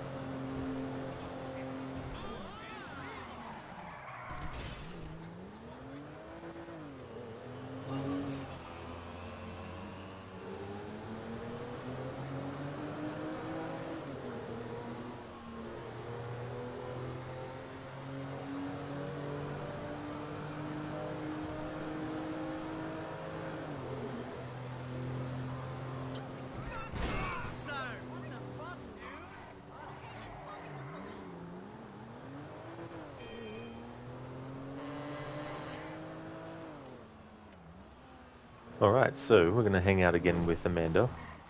There's going to be multiple conversation blocks, so I'm going to wait and listen to those before moving on to the actual hangout activity.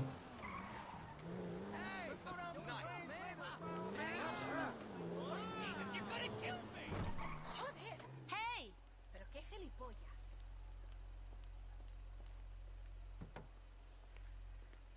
You seem happy.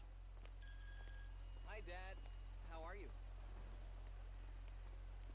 Please, Michael. Can you just pretend to hold it together for the next hour or so? Hey, I'm trying. I'm in therapy. Sure. What's that mean? It means you're in therapy, but you're not in therapy. What is this, fucking riddles? Hey, do I get a blowjob if I guess it? You can get as many BJs as you like.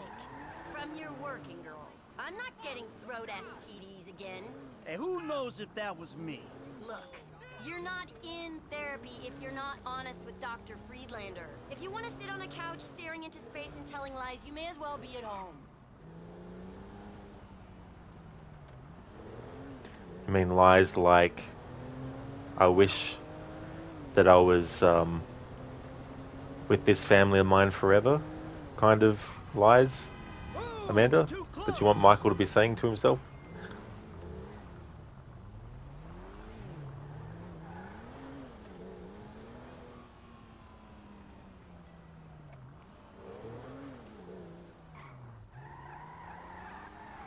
Oh my God!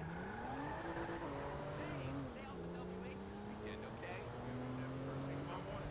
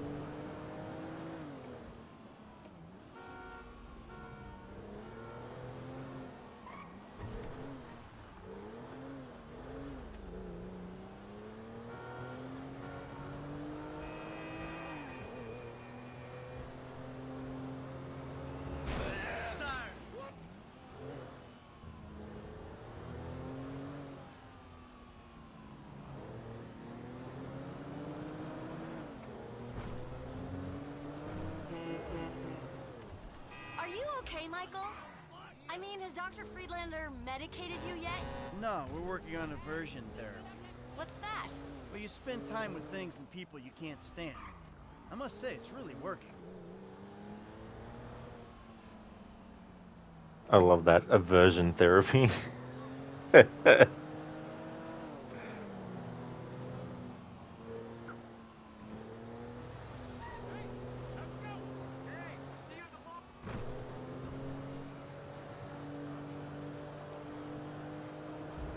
Well, I'm definitely undergoing some aversion therapy then. Vicariously through Michael as a character. By spending time with his family.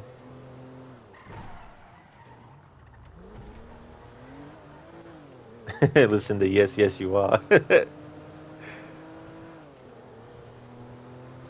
It's so funny because this is the first playthrough I've ever done of this game where I have heard this kind of dialogue. And it'll be the last time I ever play through this game and having hangouts with Amanda and all them as well.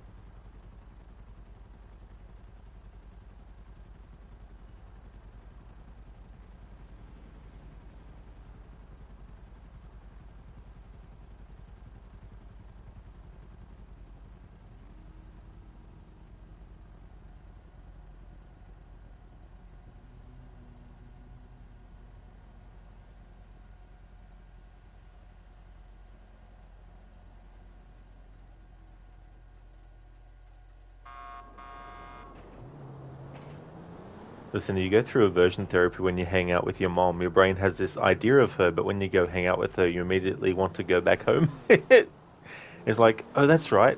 This is what it's actually like. I didn't sign up for this.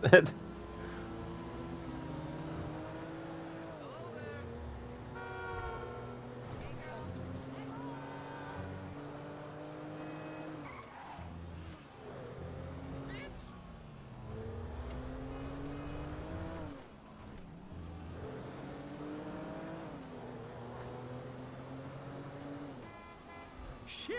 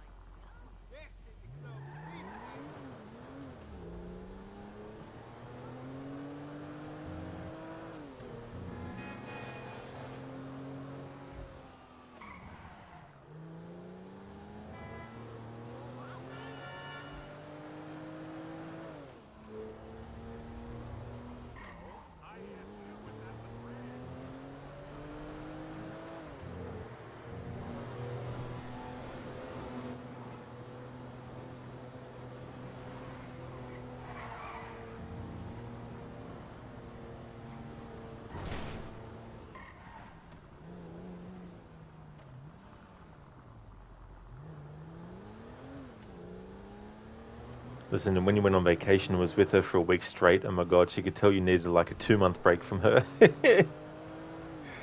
Yeah, spending a very, very large amount of time so close together as well.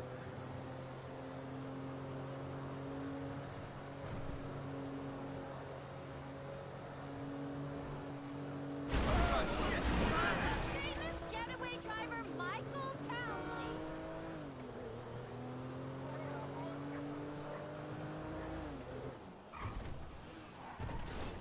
Do you have to?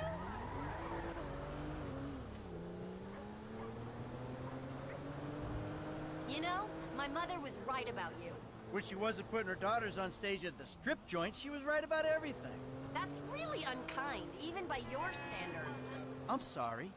For a manipulative pimp, she was a true prophet.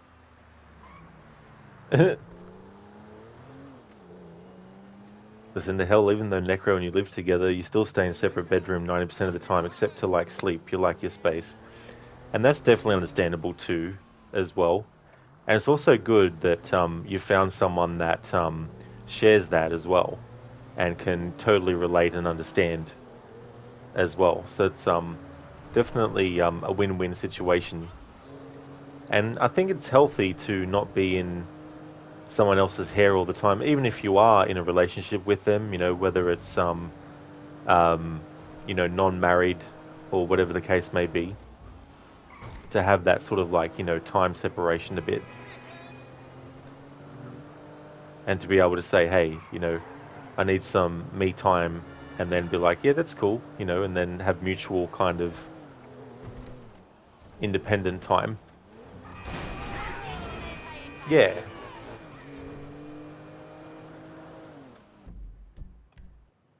That is the third block of conversation before we even do a hangout activity. Now to get some more drunken dialogue.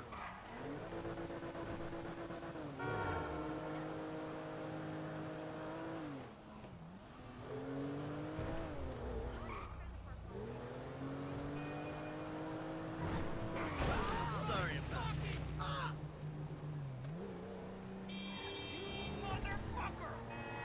Should we go for a drink?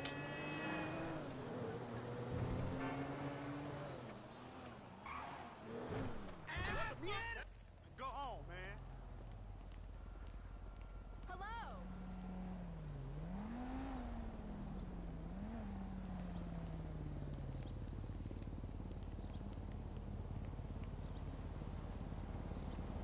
How did you drunk this speech, you motherfucker?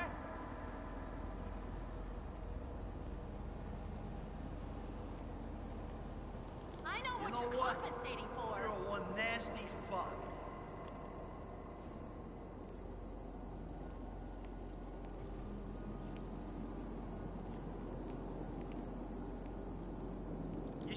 some help with that personality of yours.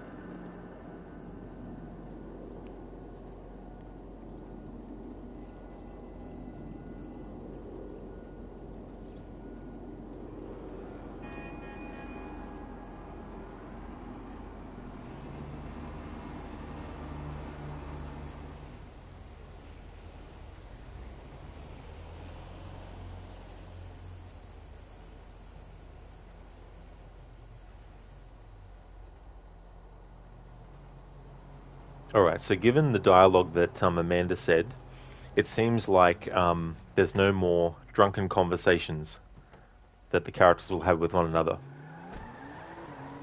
Just to double check that, we'll go and have them hang out in another bar.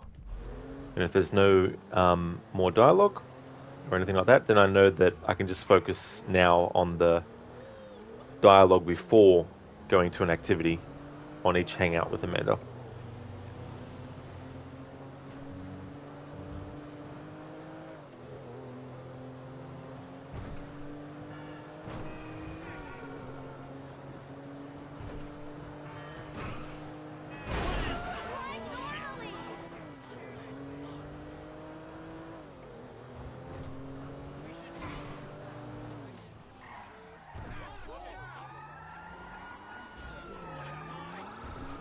So this is the bikey bar that Amanda and Michael went to that time. I'm not going to shoot around Amanda this time to get that result. Off you.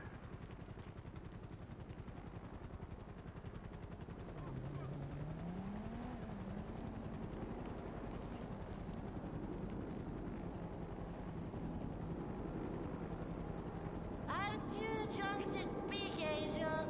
Just hope I don't wet my pants. Oh! Hey, sorry.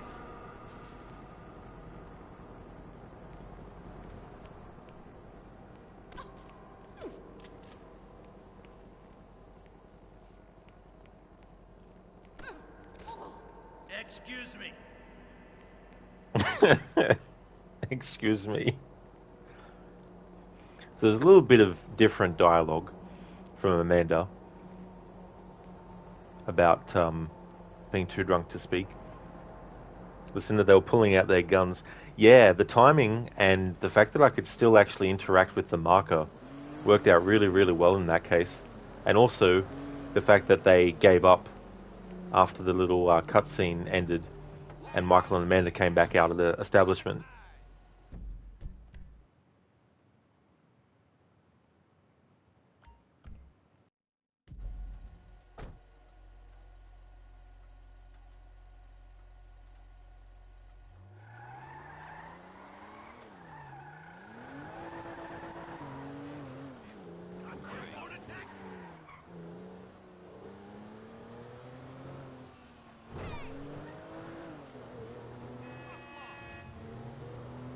Look out!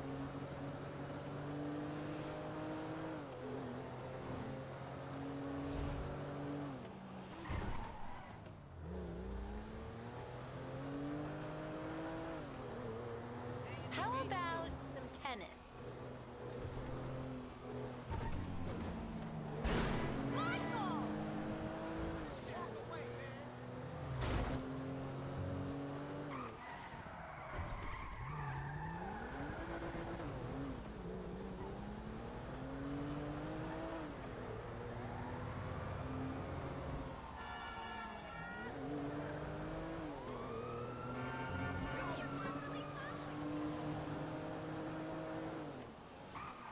Oh!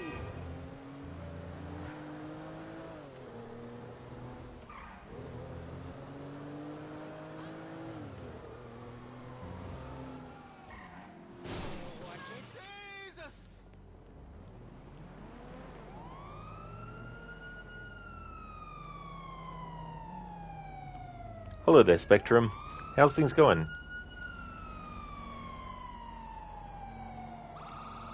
Come on, Michael. Say something nice. Shit, I'm drunk.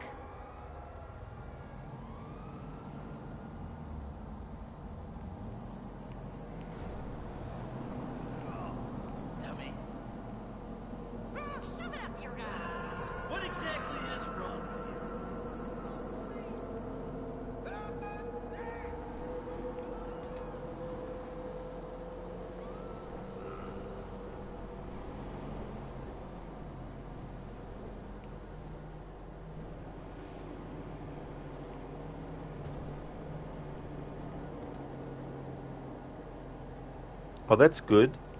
Good to hear that, Spectrum. I'm going pretty good. Having a good Monday. Working on some dialogue in this game at the moment. So far, the dialogue Amanda has been saying now, after a drinking activity, hasn't led to like a little bit of a tirade, but there has been some different things that she's been saying. So it'll still be worth going to each bar location and getting even if it's one sentence of dialogue from her. Until we can't get any more, until we can't do any more activities, in which case I'll finish up this hangout and then we'll repeat the process again for the next hangout to get all the dialogue from that.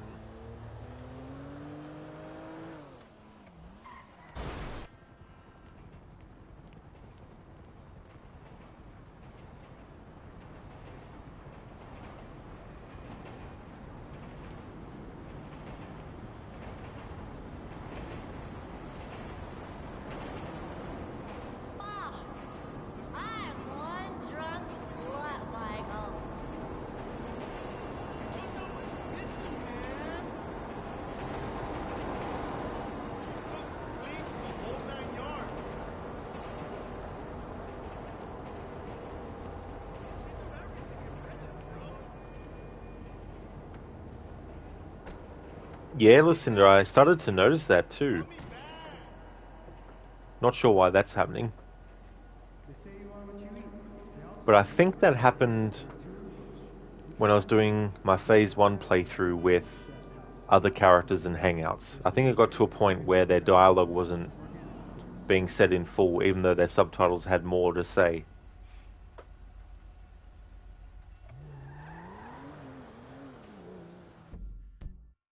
Alright, we can't hang out at any other bars, so it's time to take Amanda to this marker. And then we do the process all over again.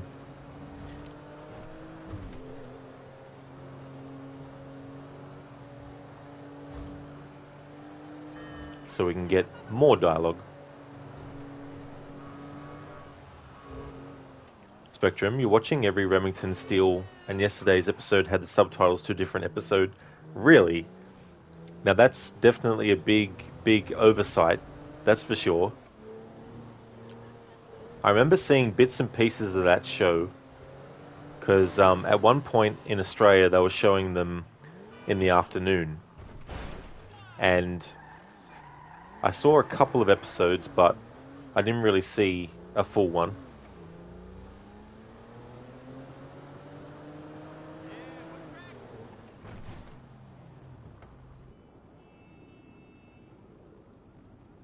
Okay, baby, this is it.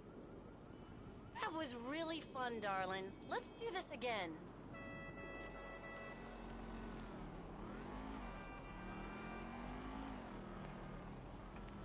Lucinda, did you tell me Last FXs is voicing someone in Starfield? Oh, really? Oh, that's cool. That's awesome. I hope that game's really, really good too, because I think there's a lot of anticipation from that as well. Spectrum, this is at least your 4th or 5th time watching through it, but first time for hubby, he's really enjoying it. Oh, that's really cool too. It's great to be able to watch something with someone when you've already seen it, to get their reactions and see how they think about it. So that's great that he's really enjoying it. Listen, he was also one of the voice directors, he said. Oh, cool. Yeah, he's really good. I feel despite his work, he kind of still feels like he's an underrated actor. You know what I mean? Like, because, I mean, not every time... Like, sometimes I'll mention his name and that he played Adam Jensen, and it's like crickets in response.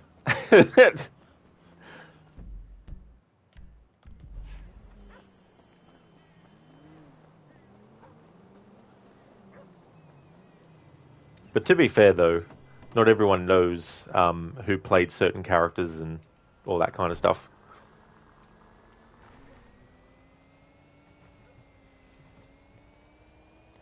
Brutus, you had to uninstall 5 or 6 games yesterday to make room for Starfield. Oh no. Definitely sounds like it's a large file size then, to put it mildly.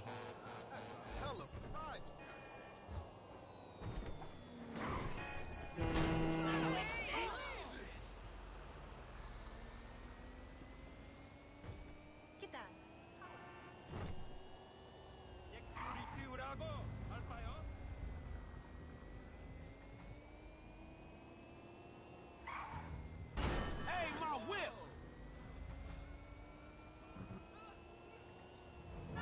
That's dumb luck right there.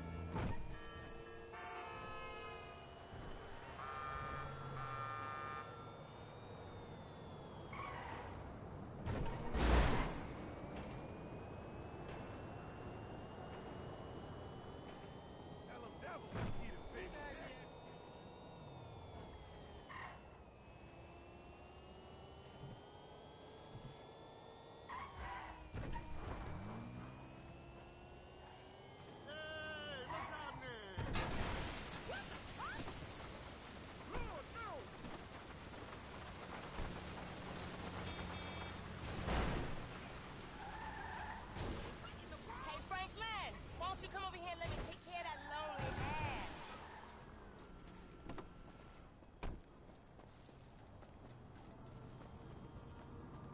Boy, you drive me sick with worry.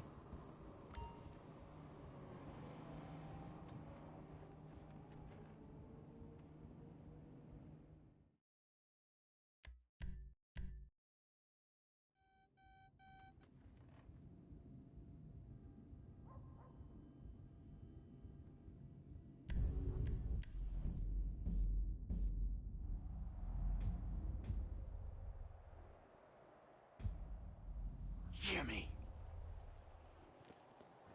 Listen, do you read that they took away the $1 free trial for Game Pass before Starfield comes out? Oh. They're cunning, aren't they? You know?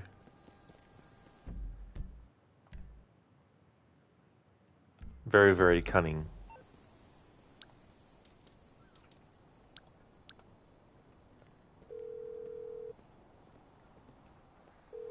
Amanda, it's me. What you up to? You want to hang out? Sure, I'm around. Good. I'll be there soon.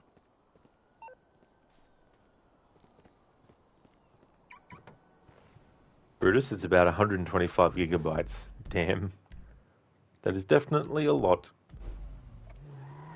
Hey, Dragon God. Welcome back.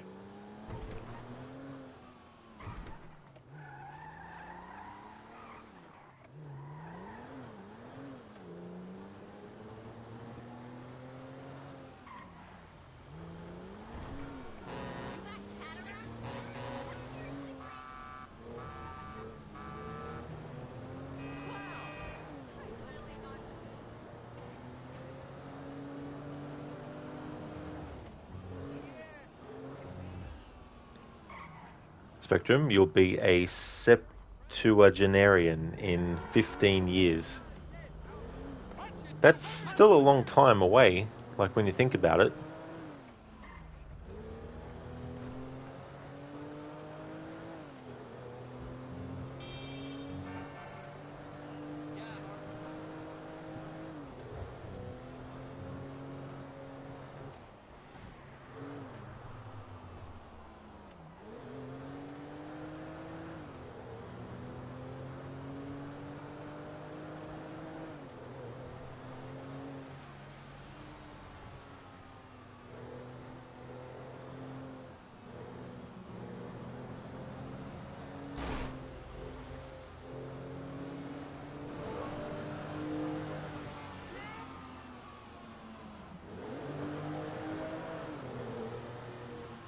Dragon God, you haven't been on Twitch for a long time. You went on holiday to Cyprus. And how was that? How was your holiday there? I hope you had a good time.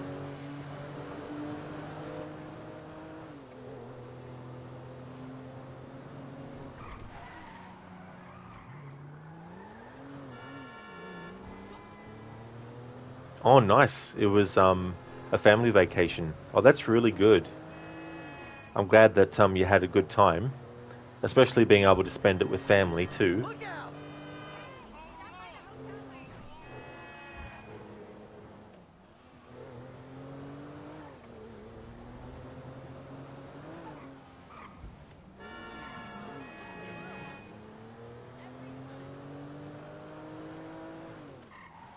Alright, so there'll be 3 dialogue blocks of dialogue. Don't worry, Michael. I like waiting around. You seem happy.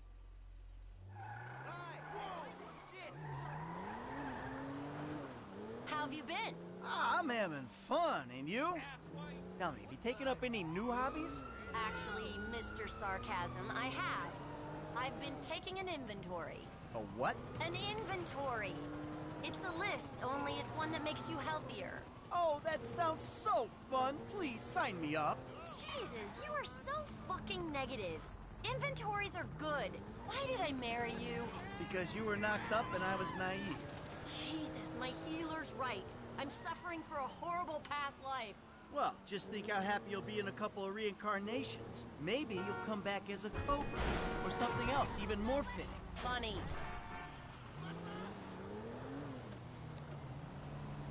Spectrum, what did that building say, the one that looked like Burger King?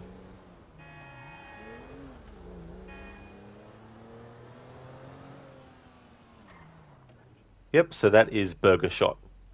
That's a made-up company for the GTA universe.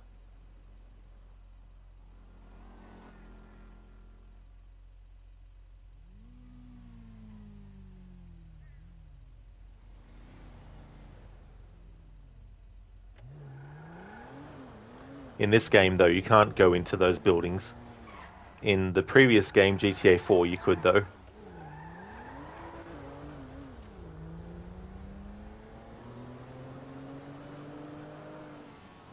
Used to be a good way to go in and increase your character's... Well, get more health, I should say. Not really increase your health bar, but... You could go in there and refill your character's health. But in this one, they just have the first aid kits that you can find scattered about, or they have... you can get, like, some soda, a drink of soda, to do the same thing.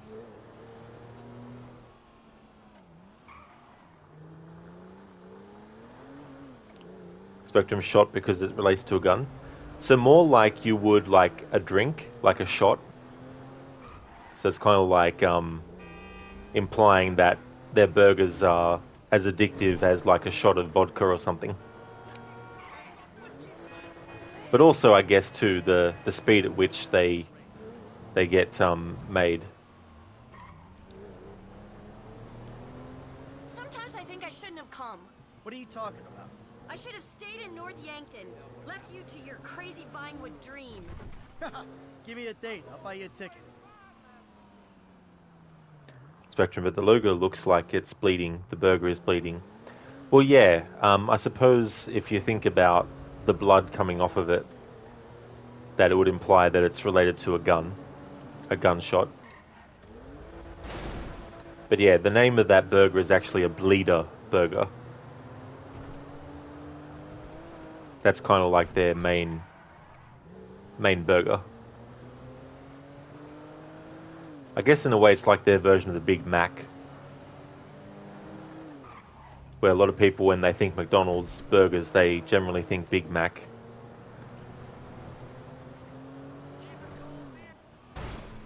Should we go for a drink? Not yet, Amanda. There's still another block of dialogue to hear. We've heard the first 2 blocks of dialogue on the way to a activity in this particular hangout. Need to get one more.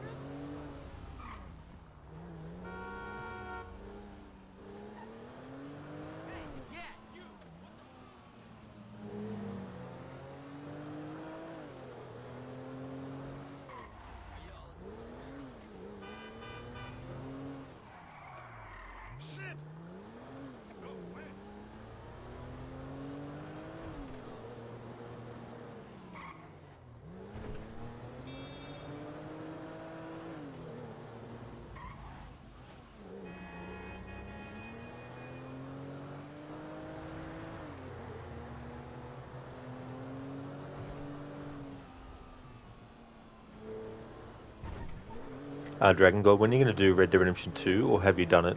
So I've already done my annual playthrough of that. I did that earlier this year.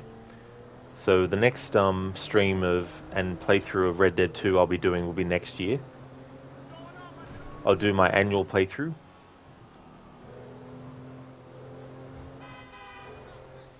And then there's another playthrough I've got on hold that I'll resume.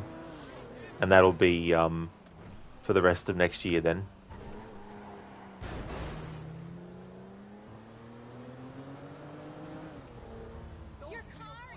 Oh yeah, Spectrum, that subtle giant V on the building.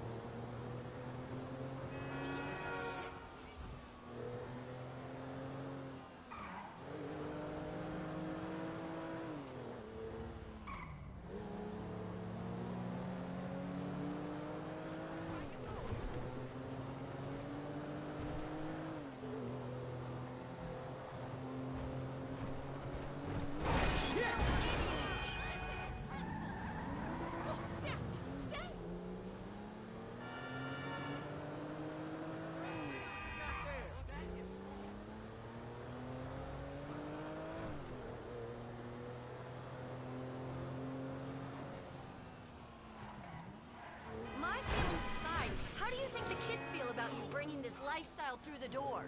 Oh, we want to talk lifestyle? I got some issues with theirs. Yours too, for that matter. They don't kill people, Michael. That's the difference.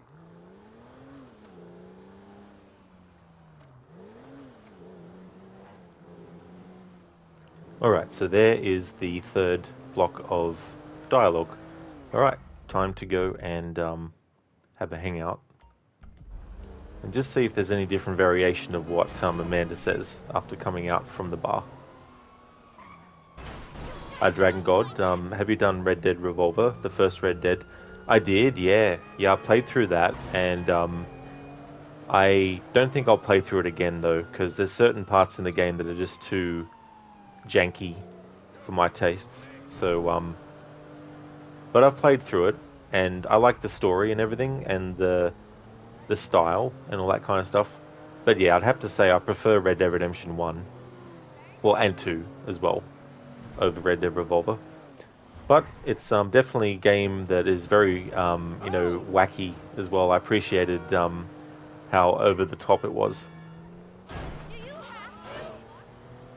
Rosie, you're playing Red Dead again after that last run. I haven't mentioned you were cray-cray, right? Yeah, I mean, it's one of my favorite games, and ever since it's come out I've played it at least once, and more than once a year as well and stuff.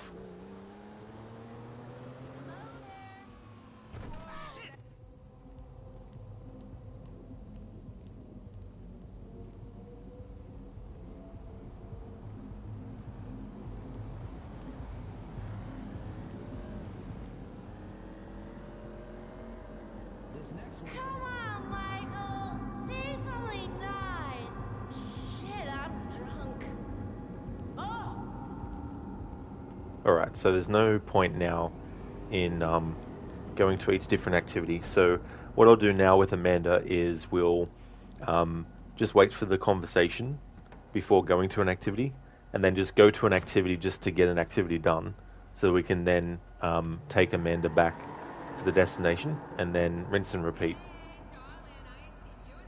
Dragon God, the main character is Uncle from 1 and 2, you think?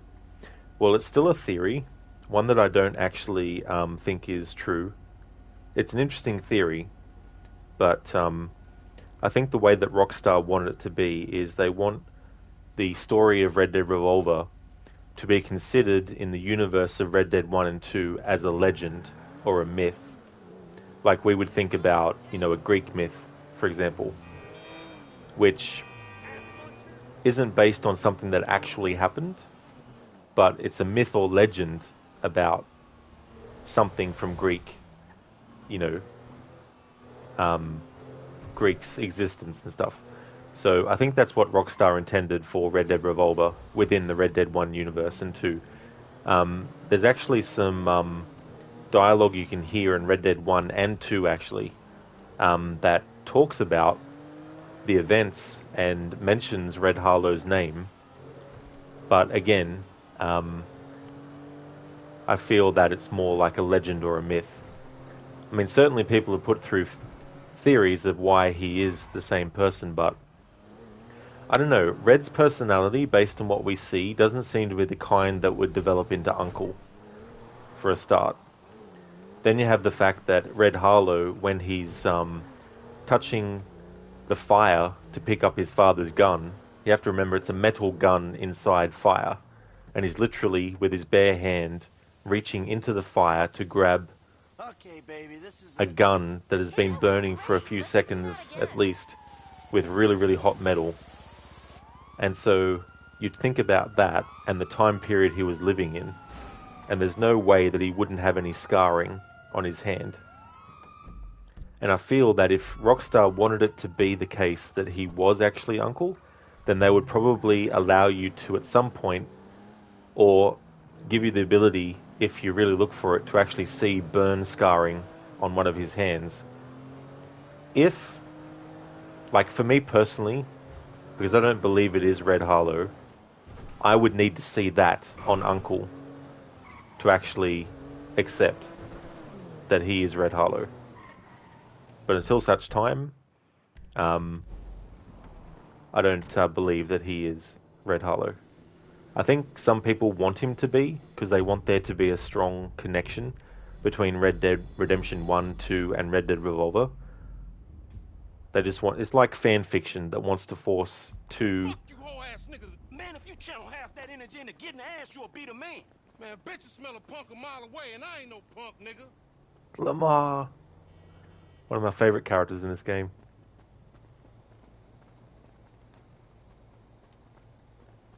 Hey, Lamar. Hey, Frank. Hey, how you been, L? Oh, you know, on the verge of big money and greatness, but I won't never forget the little homies. It's good seeing you, homie. Oh, you sure about that, dog? You good, LD? Oh, I'm straight, F. Good hanging with you, LD. Oh, hell, it's always good hanging with me, F. Lamar Davis. Franklin. In the flesh. Lamar. Hey, don't overuse a name, man. You don't want to wear my shit out. LD. FC. Hey, how you been, man? Oh, I've been straight. Hanging with the homies, you know. What's up, homie? Shit, it's all good, homie. Hey, how you been, L? Oh, you know, on the verge of big money and greatness, but I won't never forget the little homies. Lamar's awesome. Okay, so that was cool. I thought I'd take that opportunity to do that, because I completely forgot that, you know, pressing a button to greet characters was a thing with, you know, important characters. I thought it was just a thing you did with, you know, civilians.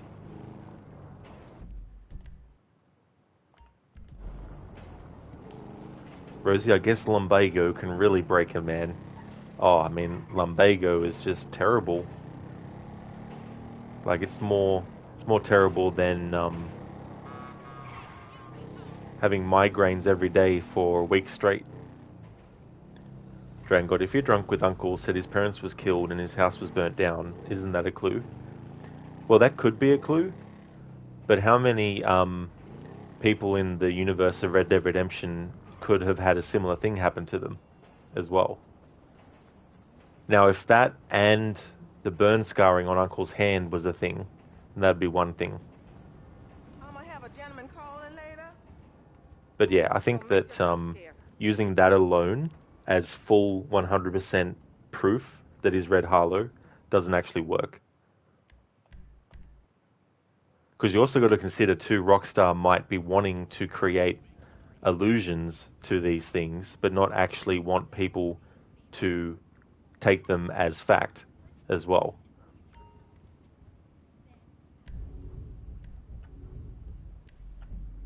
You can't wait for Red Dead Redemption 3? Yeah, it might have to wait a while though. I mean, we've still been waiting for GTA 6 for a few years, so...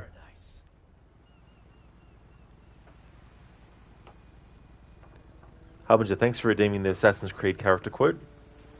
Thank you for the follow, FluxTube. Hey, you my dude, right? Hey, man, what's up? Whereas what if it's a myth propagated and exaggerated by Uncle himself? Hey, Amanda, that could be something too. Your husband. Hey, you yeah, it could be something that he's done like that. Sure, why not? Great. I'll be there soon. I should just start cheating too. Yeah, brother. Dragon God. It might be where Arthur, Dutch, and Hosea are the young men. Yeah, I mean, that's certainly something that could be done. But yeah, I don't know what they would do with a Red Dead 3, because the thing is, like, you don't want to rehash the same kind of stuff over and over again. Like, in Red Dead Redemption 1, we didn't have the gang dynamic, whereas in Red Dead Redemption 2 we did. So if you think about Hosea, Dutch, and Arthur when they were younger, and they're in a gang, what's the dynamic going to be? It'll just be a retread of Red Dead 2, having you be in a gang and, you know, a gang camp and all that kind of stuff. So I think they'd have to drastically change up what they would do with those characters younger for a game. To have them be the main focus.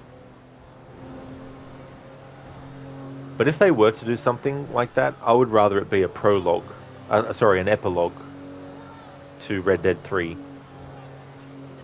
There's a bit of a pattern. So you have Red Dead Redemption 1, which is set in 1911. Then the follow-up is a prequel set in 1899, so it's going back further in time. So a third Red Dead should do the same, go back even further than 1899. The epilogue for Red Dead Redemption 2 has John Marston, which leads into him being the main character in Red Dead 1. And at the end of Red Dead 1, you have the epilogue with Jack, implying that, you know, he would be in the next game. But because his time period is so close to the end of the Wild West era, not many people want it to go in that direction. So I think for Red Dead 3 to go back even further in time, it would be good to actually showcase Landon Ricketts and Rains Fall when they were younger. And then at the end of that game, have an epilogue where we play as young Arthur. And then we see the dynamic with young Arthur and Hosea and Dutch.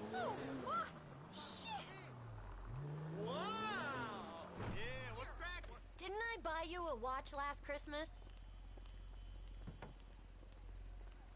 Well, you seem well, Michael. Hit and run! Great! Having fun, babe? Hey, I'm with you. Of course I'm having fun. A constant reminder that spur-of-the-moment decisions can have terrible, lifelong consequences. Bitter, sarcastic, hateful, and mean. That comment had it all, Michael. You have taught me well, my dear. What is it? Why can't we get along anymore? This is horrible. Hey, you tell me. The sex stopped? Well, it didn't stop. It kind of migrated somewhere else.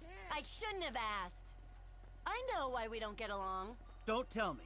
Something to do with your past lives, right? Or is it the color of my aura?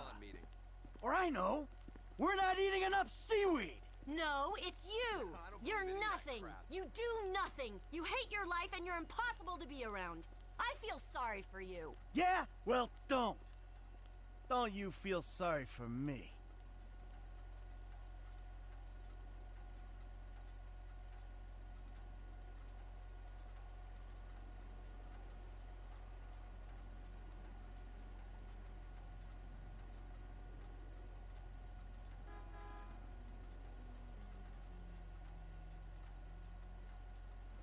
Alright, so I've got a character quote.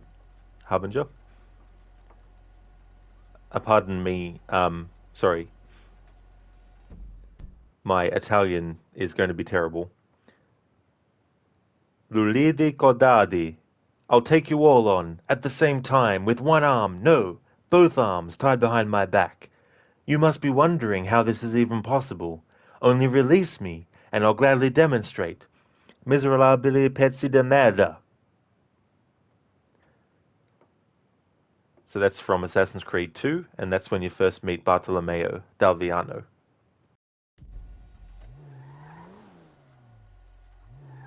Thanks for redeeming that random Assassin's Creed character quote, Harbinger.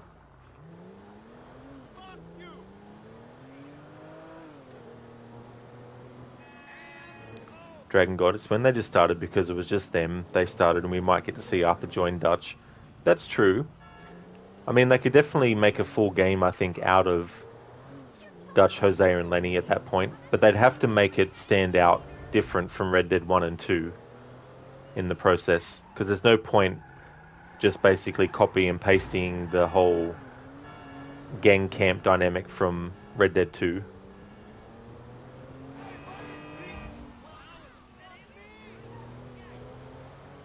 Thanks, Dragon God. So we've had one block of conversation between Michael and Amanda on this hangout, so there should be 2 more.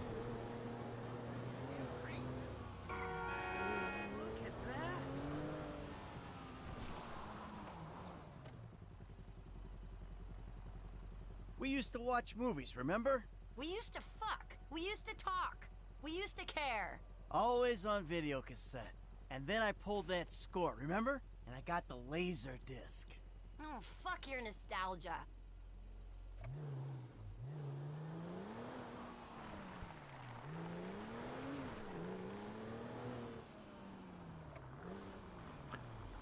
Alright, that's the second block of dialogue between Michael and Amanda on this hangout.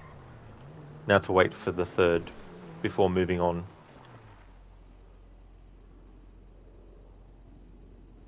Dragon God or Jack trying to keep the Wild West alive. Yeah, that could potentially be a third game.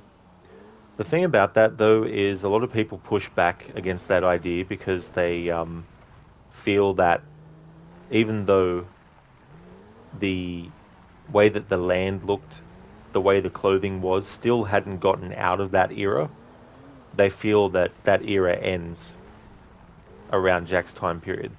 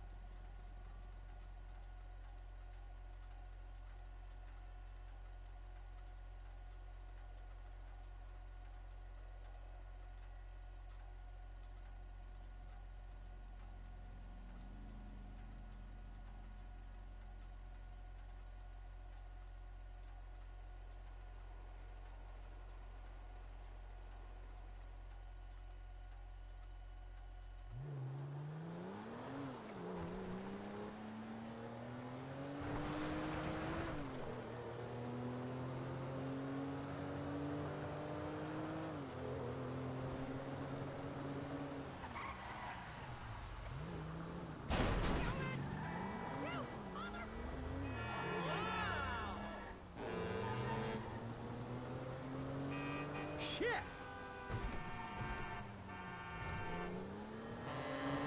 Alright, so just waiting until some more dialogue might happen. Should we go for a drink?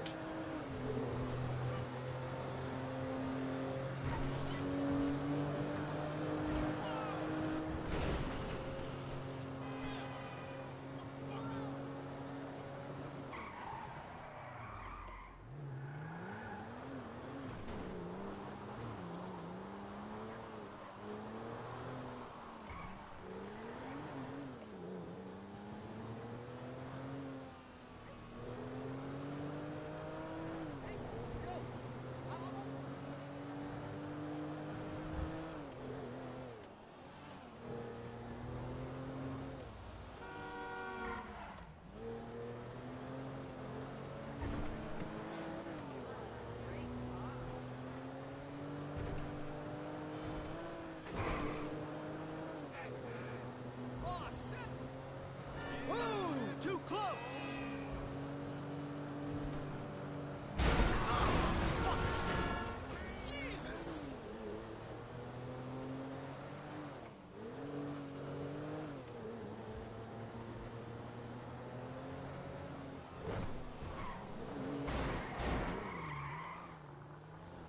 You seen that film? What's it called?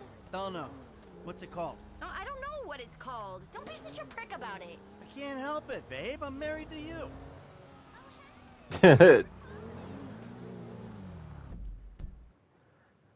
Rosie, Laserdisc, aren't all discs Laserdiscs?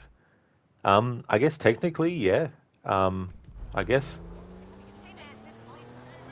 But yeah, Laserdisc was like the in-between VHS and DVD, I think.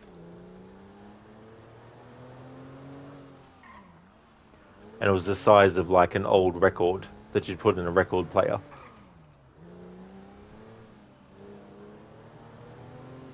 Like a lot of the first DVDs, like the audio tracks, like commentaries and stuff, were just basically ported over, so to speak, to the DVD format. Spectrum, you tried putting stevia in your espresso instead of chocolate syrup? Oh, I guess that didn't work out too well. I haven't really had that stuff. Dragon God, didn't Jack wear Mexican stuff? As a side mission, Jack or John meets the old Pinkerton. You think it's Hosea, but you think it might be the same voice actor. Yeah, well, I think the poncho, for example, is something that Jack can wear as well. I think there's some outfits, though, that... Or maybe I'm thinking of Red Dead 2 between Arthur and John Marston. But yeah, with what Jack wears and all that kind of stuff. But I mean more like the fashion of the time period. So this is the thing, right? Like, if you look at fashion, for example, you have the fashion of one decade at the start of that decade still being influenced by the end of the previous one, and as it goes along. So, for example, in the early 90s, a lot of the fashion was still being inspired by the fashion at the end of the 80s. But as the 90s slowly went on and got towards the end of the 90s, that's when fashion sort of started to change and it became its own kind of like style. And it's the same with, like so many other things in life as well.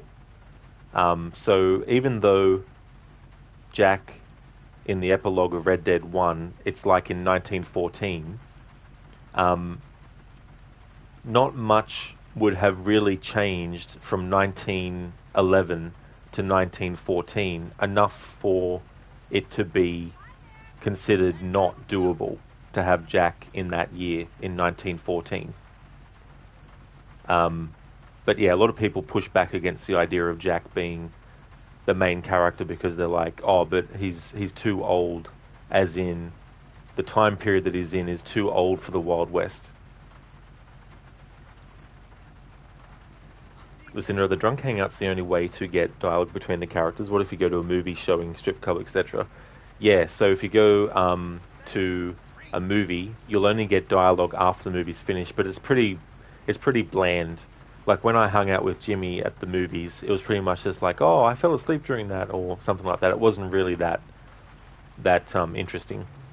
But yeah, with Amanda, I can't go to a strip club. She won't let Michael go to one to hang out with her. But yeah, you probably do get, but just for TOS stuff, I don't do the strip club stuff. Brutus Laserdiscs were short-lived. Yeah, I mean, I never even heard of them until like DVDs had already been a thing for a while, and I could see people saying, "Oh yeah, this is like the Laserdisc." It's like, what? Spectrum, hubby still has his Laserdisc player and all his Laserdisc movies. Yeah, you can't drink it like it is. You're going to turn it into an iced mocha.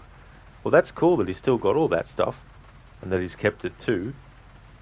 And yeah, I don't blame you as well to turn it into something that might be more delicious. Rosie the Mild West. Yeah, the real Mild West.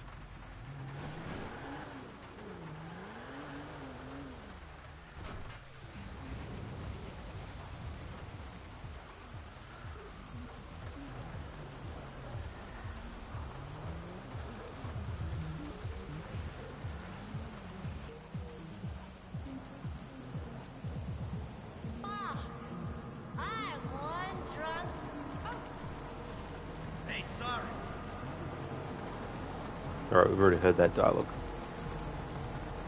Lucinda, I really laughed my ass off. Yeah, just as a precaution.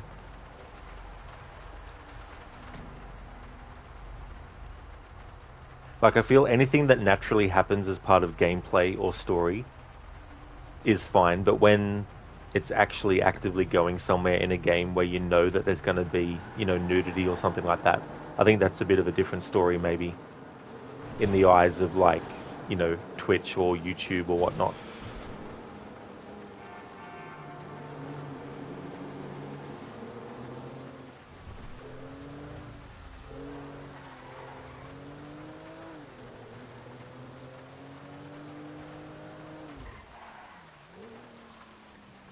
Dragon God, in real life, Jack wrote a book about his dad and author about them being famous outlaws.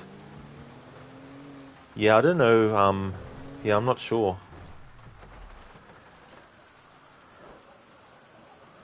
Okay, baby, this is it. Hey, that was great. Let's do that again. Yeah, listen to the raindrops physics are good, and with the haptic feedback on the PS5 controller, it's actually making little sensation parts on the controller to simulate the raindrops.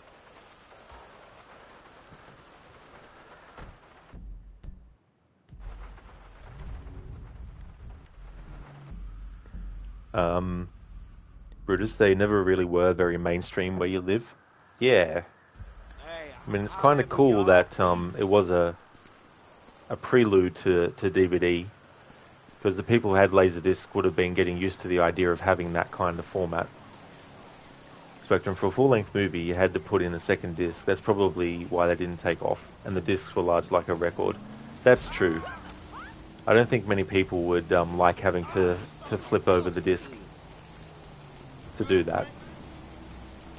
Listen, yes, I guess you didn't think of that. Your brain was thinking, oh, they go to strip club, time passes, then they're just on the curb again. You forgot there's a whole strip club scene and everything. Yeah, that's true. You know, and being able to have the character get a lap dance and all that kind of stuff.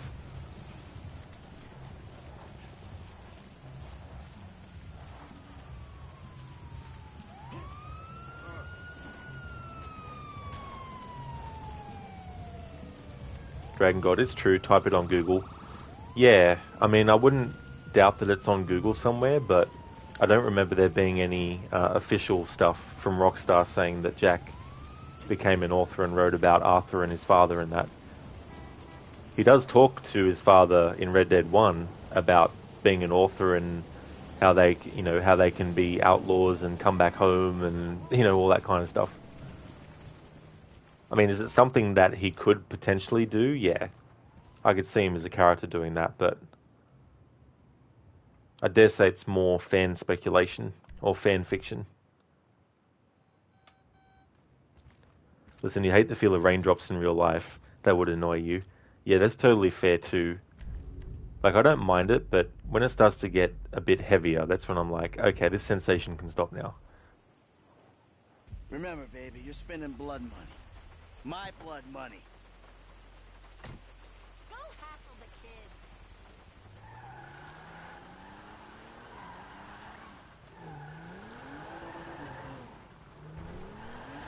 Shit! Shit, no!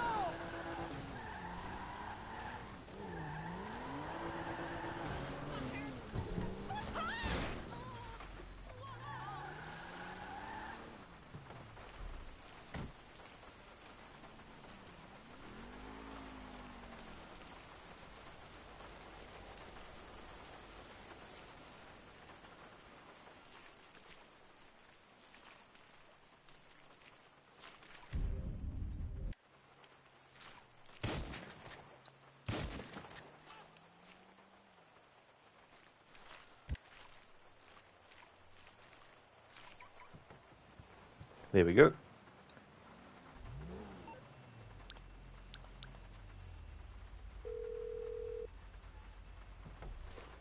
This is Amanda. Unfortunately, I can't come to the phone right now. Namaste. Oh, come on, Amanda. You sure you can't answer the phone? This is Amanda. Unfortunately, I can't come to the phone right now. Namaste.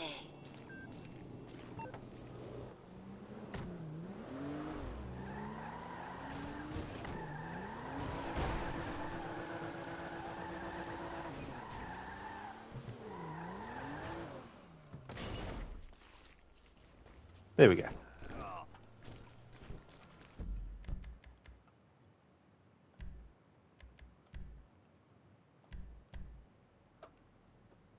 That's okay, Dragon God. Catch you another time. I hope you have a good one.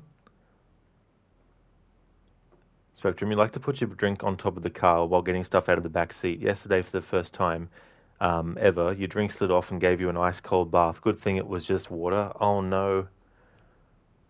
Yeah, that would have been very, very annoying as well. Probably the sensation wouldn't have felt that good either. Yeah, Lucinda, that's what happened. She fell over. Indeed, Spectrum, rest in peace. Lightest rest in peace, Amanda. Not. Spectrum, shoot her, then stand on top of her, and then run her over just to be sure. Exactly. You never can tell. You don't want her coming back as a zombie.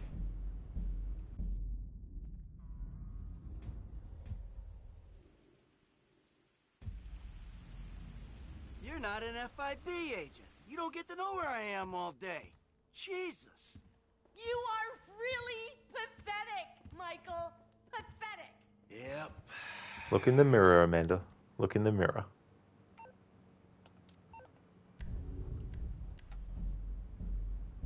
Listen, to no shooting her arms and legs off. Not in this game, no. Yeah, they didn't allow that as a thing in this game, unlike in Red Dead Redemption 2.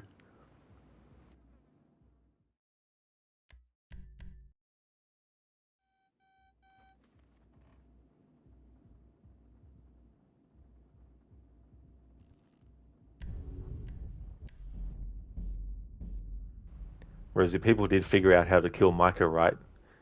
Well, there is a mod where you can actually kill him as many times as you like in as many different ways as you like.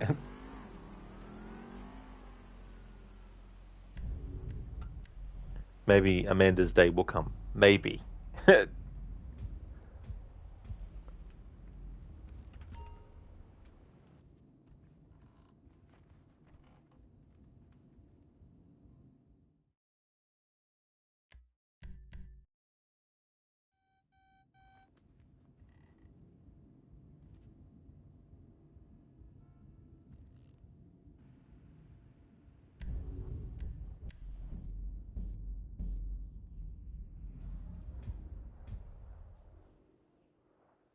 Thank you, Michael.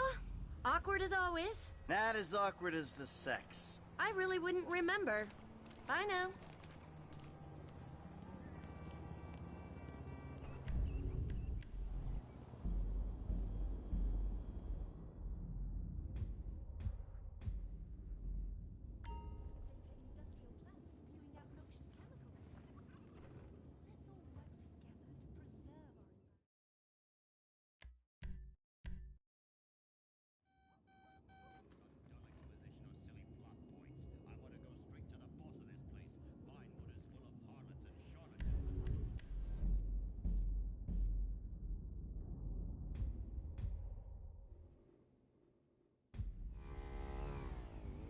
Hey, I'm good for the money. I always pay my dues. Alright, there we go. So now we can actually hang out with Amanda again because Michael isn't anywhere near the house. Rosie Law, that bed was like 3 feet too short for him, was it? Oh no. I didn't even realize. It's me, your husband. So, you want to try to reconnect? Sure. I'm around. Great. I'll be there soon.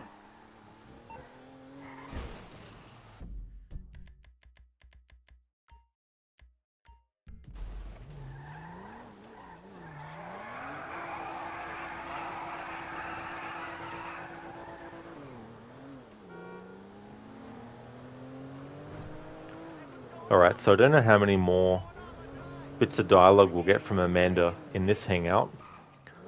But I think once I actually do that amount, I think that's a good time to end the stream. I'm doing this game 3 days a week at the moment. This is only the second stream of it. When I finish Shadow of the Tomb Raider, Thursdays and Fridays will no longer be Tomb Raider games.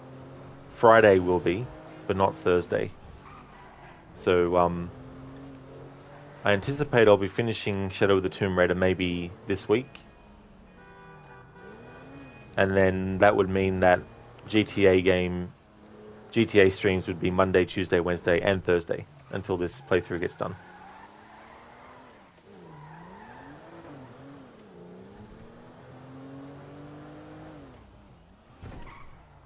Hey! You seem happy.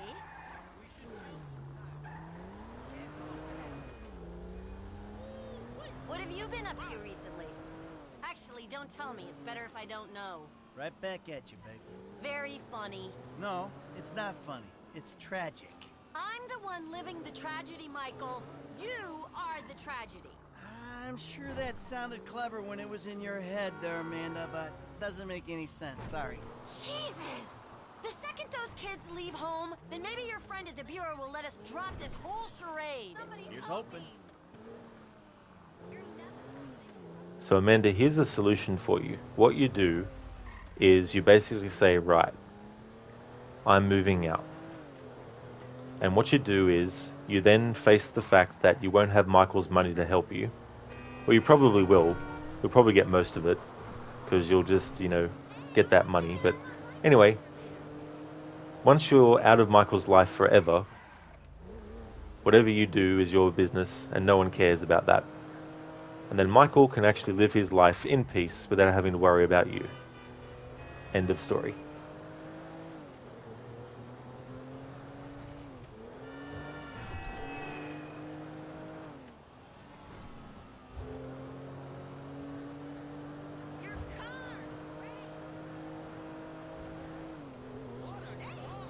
Alright, that's one block of dialogue. 2 more to go.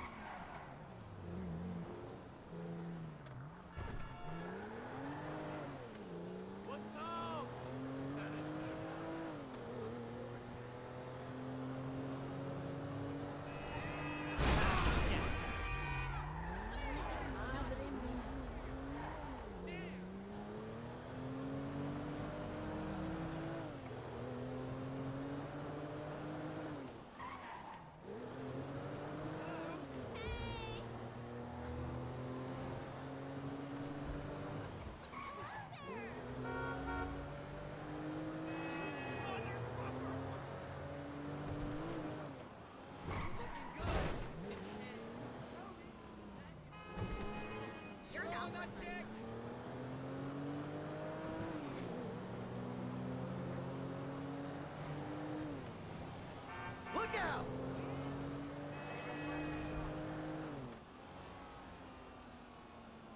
Oh, excellent, Spectrum. Iced Mocker approved. Cool.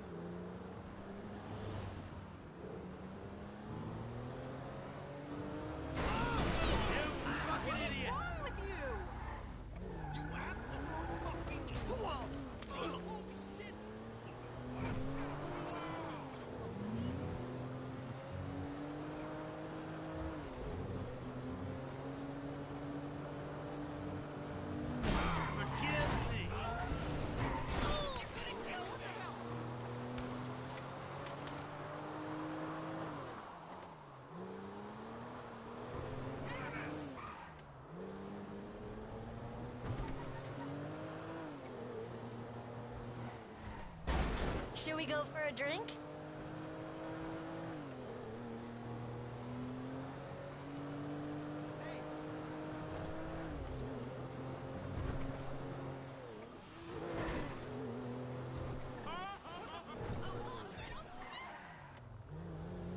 I bet you got a fat tax cut for that ride. Hey, come now, come to the party, baby.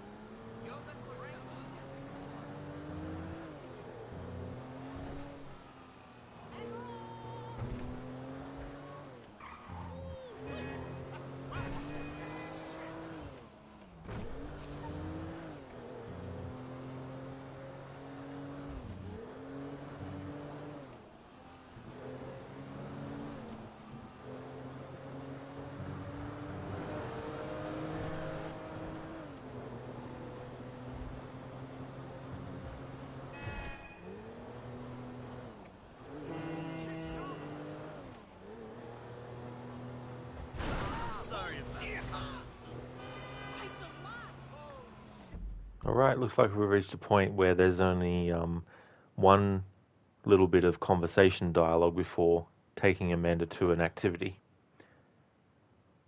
Spectrum, reduction of sugar and calories, failed. Well, that's the thing, the balancing act. This is like the movie Tag, the assassination game with Robert Carradine from 1982. Don't think I've ever actually seen that one before.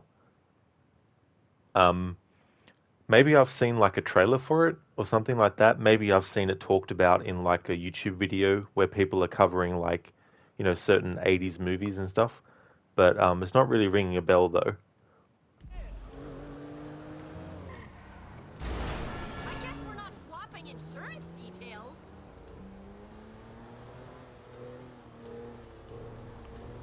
Alright, let's take them to this.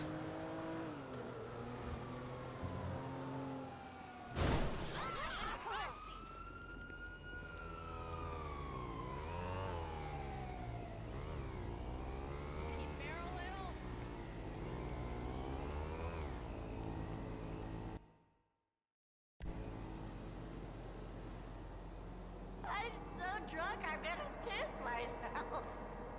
Don't judge me. You can kiss my behind.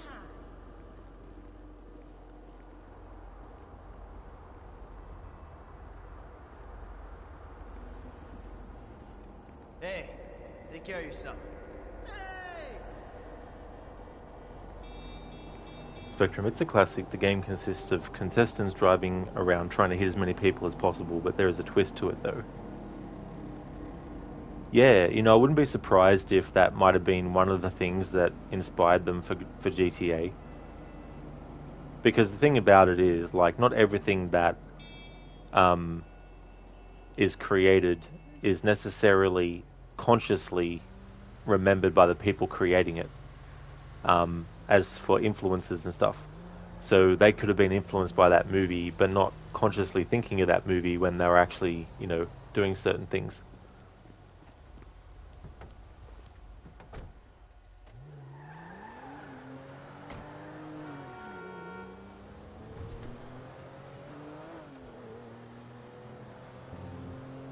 Spectrum, you get more points for killing the elderly and the most points for killing a baby. Very sick. Ugh. Yeah. Like, that's just, yeah.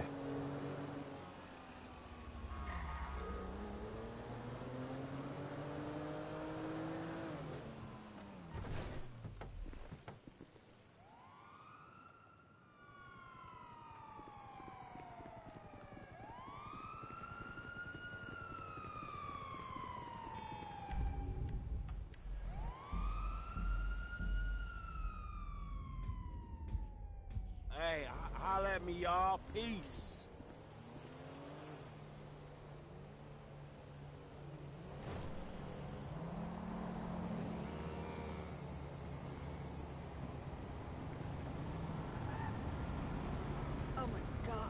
Now stay calm, lady. Chill. You fucking bonehead.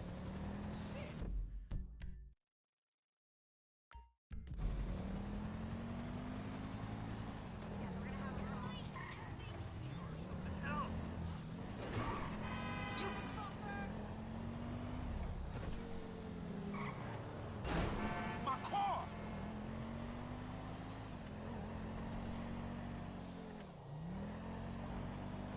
Man, sorry about that. Oh my God.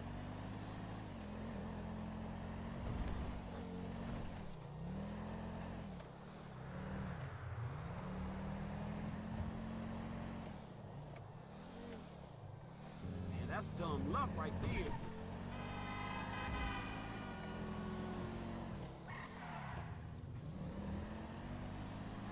Shit, Nick.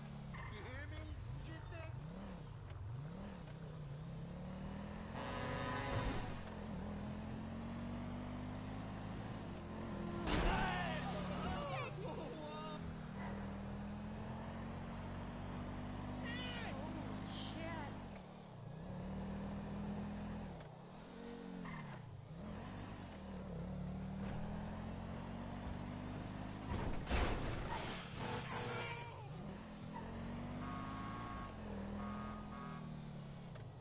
Hey, Franklin, why don't you come over here and let me take care of that lonely ass?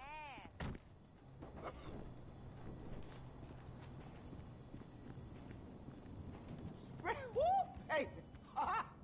Woo. Oh. Spectrum was a good watch, solely for the twist. You want to give it away so badly, but you won't. Oh, that's totally fair as well. You can definitely send me a whisper with the spoiler if you like, because I don't mind myself hearing it. Hey there, Cynical. How's things? No one wants you, Tanya. Yeah, she definitely wants Franklin.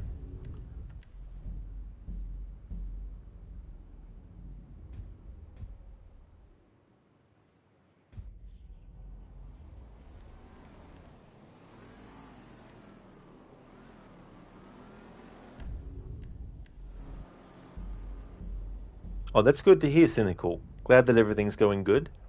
And same with me too. Things are going well. Currently trying to get all the dialogue that we can at this point in the story, hanging out with Michael's family members as the characters who can. So we're just working on Amanda and Michael's hangouts now.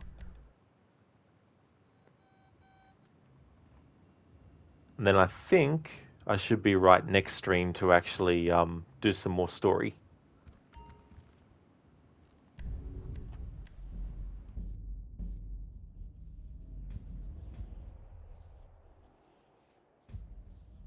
Dumbass fucking kid. Yep. That's your son Jimmy, Michael. That's for sure.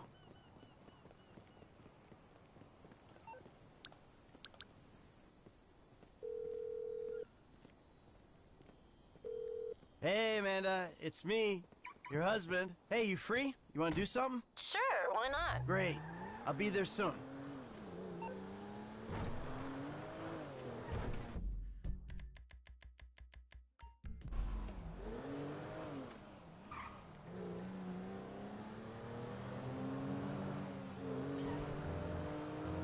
Look out!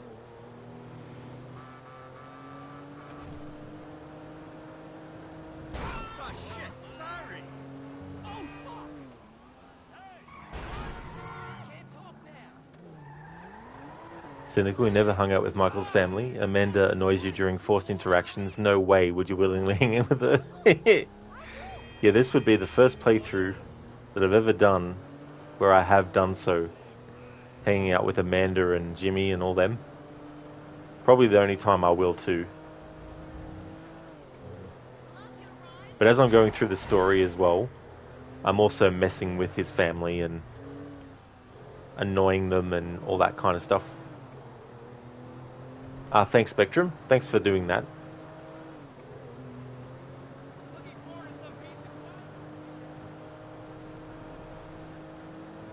There's actually a few Carradine actors, wasn't there? There was Robert Carradine, and there was David Carradine, but wasn't there also John Carradine as well?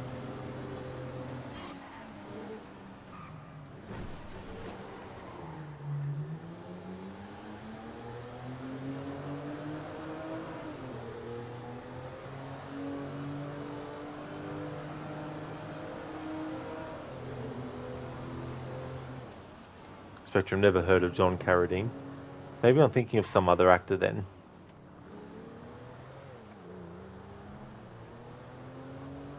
Yes, Cynical. Yeah, David Carradine was in Kill Bill. That's right, yep, he played Bill.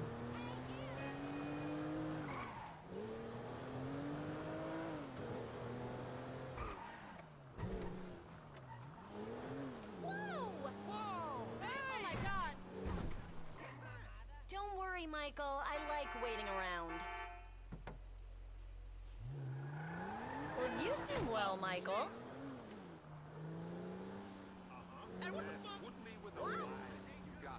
I've got some good news. Really? Good news. Yes, karmically at least. Karmic good news is the best kind. Share. Do.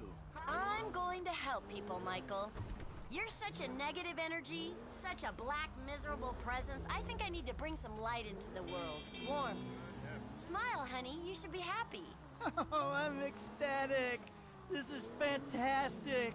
No, really, I can steal cars, run people over, shoot them, blow things up. But you're out there creating karmic balance. The world is in order. We're gold, baby. Always the sarcasm. So tell me, you thought about what good thing it is you're gonna do? Putting rat poison in your whiskey would be a fine place to start. Ah, so Amanda, that would then make you a hypocrite, because if you were to do that, you would be doing the same thing that you are accusing Michael of doing all the time. Granted, he does do it, but not every day of his life. Then you would be, by your own admission, then killing people, i.e. Michael, being a person. This is one thing that always gets me about Michael's family. Now, he's not perfect. Not saying he is.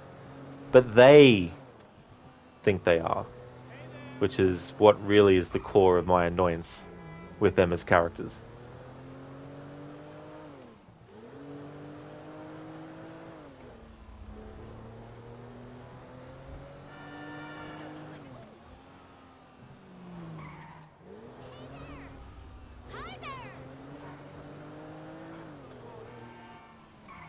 Yes, cynical.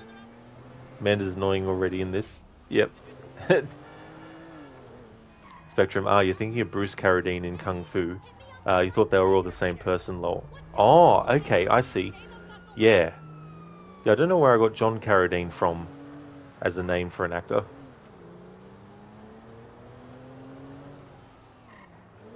Cynical, the woman is a mess. No wonder Michael is a sociopathic criminal. At least he's honest about what he is.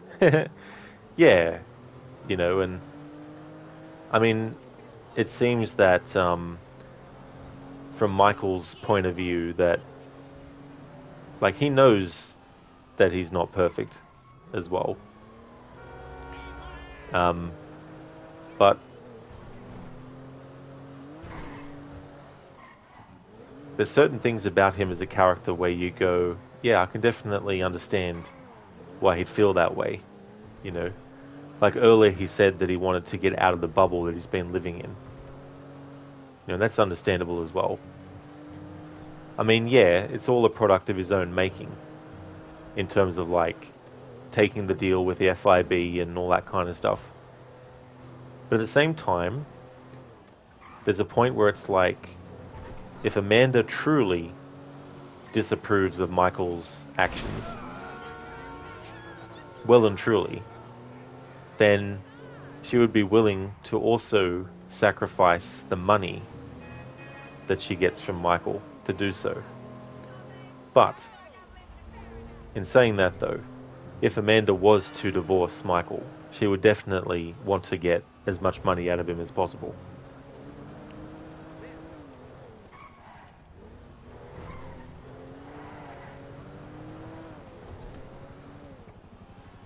Spectrum IMDb says there's a John Carradine, born in 1906, who played in Grapes of Wrath. Doesn't look like he's related, but you don't know. Ah, I got you now, yeah. Yeah, I mean, that's the thing too, like, you have so many actors who are part of a family as well. Like, and then you got family who are actors, but not all the family are actors. Like, Chris Hemsworth and his brother Liam actually have another brother, but their other brother isn't a celebrity. I can't remember the other brother's name, but there's three Hemsworths.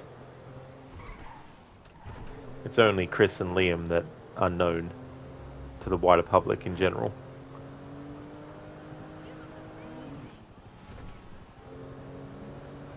Cynical spend all of his money, then complain about how he acquires it. Yeah, well, that's true too. You know. I was saying earlier that I think it would have been interesting if there was... Because you got the ending where, you know, you can choose to kill Michael, which obviously is a definitive ending for his character where there's no going back for his character, he's dead, you know. If you choose to kill Trevor instead, Michael still lives. If you choose not to kill Trevor or Michael, Michael obviously still lives. But I think it would have been interesting from Michael's perspective if they did a thing where if you at the end of the game chose to let Michael live, either by choosing to kill Trevor instead or not choosing to kill Trevor or Michael, depending on whether or not you as Michael helped your family during the game when they ring you and ask for it, that would also determine an alternate outcome for Michael and his family, where if you choose that Michael still lives, but you never helped his family, then his family leaves him for good. And Michael is content because he realizes that this is the end for real. And so that allows him to have more time to focus on his film producing career as well. And that would be a different ending for him. But if you did help his family, then you would get what we normally see as the ending if you choose to let Michael live, you know, and all that kind of stuff. Where he's back with his family and all that kind of stuff.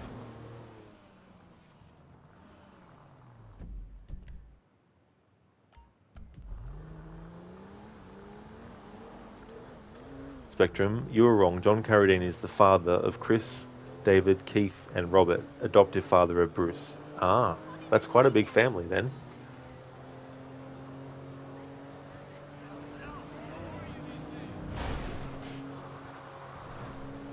You got lucky, buddy.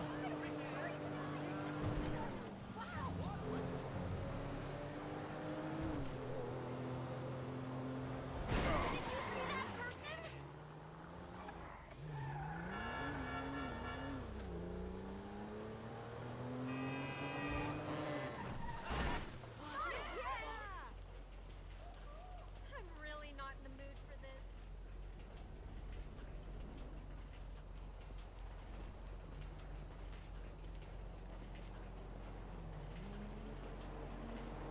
I refuse yours to speak, Angel.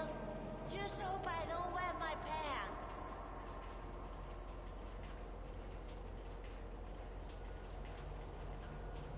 Thanks for that whisper, Spectrum. I just read it about the twist for that movie.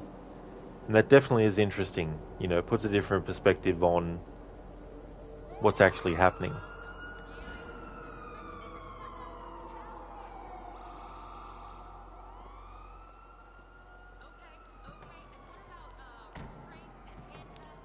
So we've well and truly got to a point, at this point in the story, when hanging out with Amanda, that there's only one block of dialogue that happens before you get to an activity.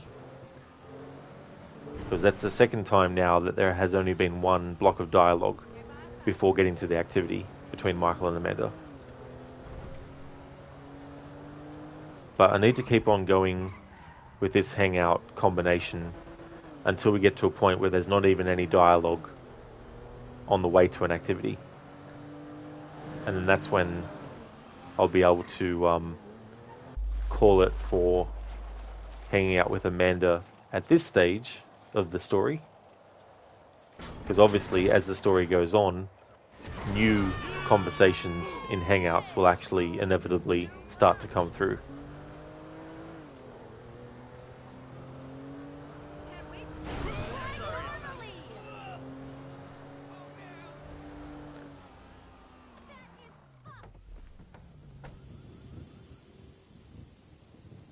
Here we are, sweetie.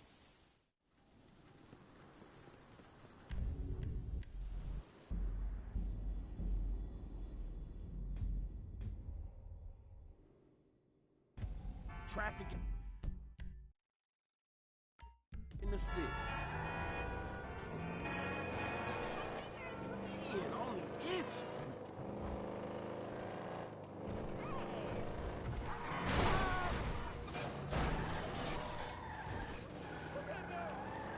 Man, sorry about that. He shouldn't have been standing there. What did he expect? For us to just drive around him? What nonsense is that?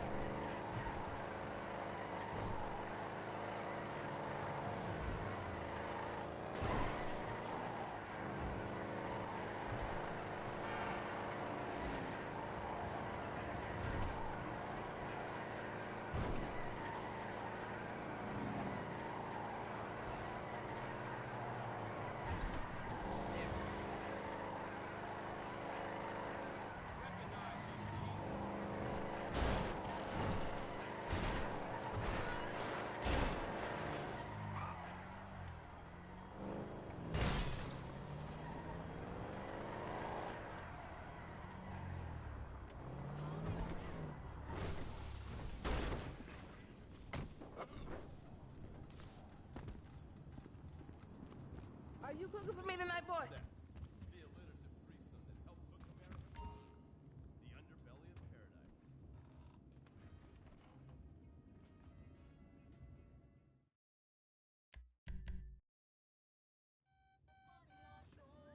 Impotent rage.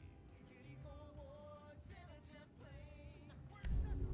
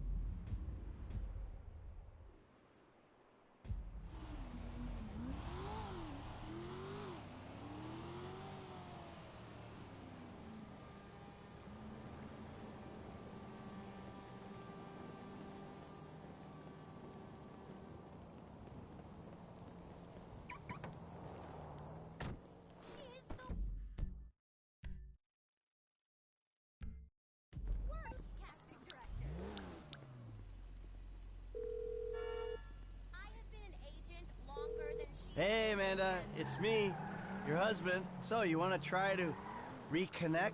You know, I'd love to, but no. I mean, yes. Yes, absolutely. I'm on my way. Interesting. Haven't had that dialogue response from Amanda yet from asking to do a hangout. Interesting.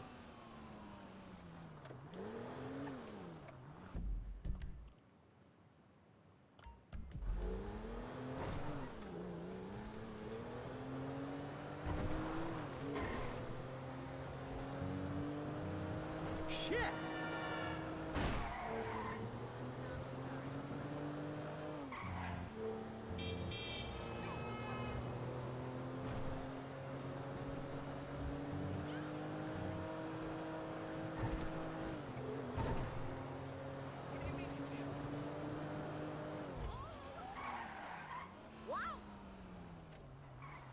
There you are. Let's go.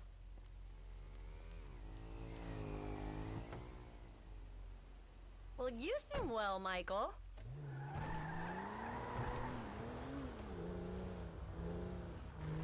Well, isn't this just great? A husband and wife spending quality time together. Oh, you said it. Makes a nice change of pace for you from banging some stranger than weeping. I wanted our marriage to work, Michael. Hey, nothing like boning to help to really give those old marriage vows an extra kick. Really? From you? You self-pitying jerk! You ridiculous hypocrite! I'm not a ridiculous hypocrite. I'm a perfectly good hypocrite. No, you're just selfish and annoying. Oh, I'm a lot more than that. Well, you said it. Michael, how did this happen to us? I don't know. It's either because we're a pair of assholes or a pair of idiots. And I can't remember which. Hypocrite, hey? You throw that word around a lot, Amanda, but I don't think you know what it is. I know that's not the exact quote from the movie, but I think the meaning of the word hypocrite is kind of lost on Amanda.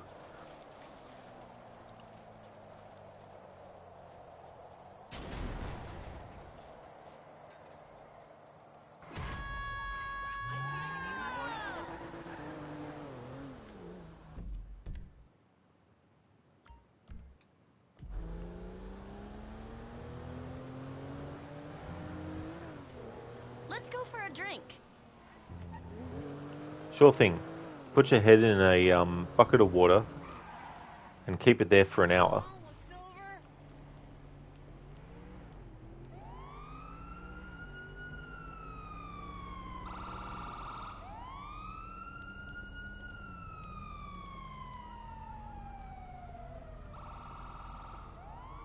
Jesus!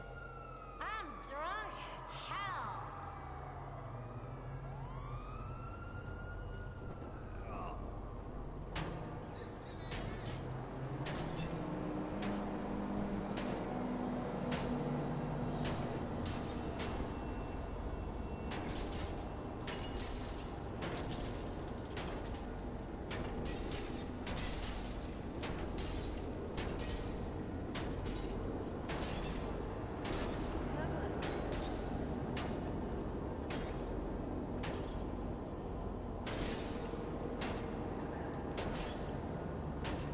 Michael doing a bit of Street Fighter 2 wrecking the car minigame.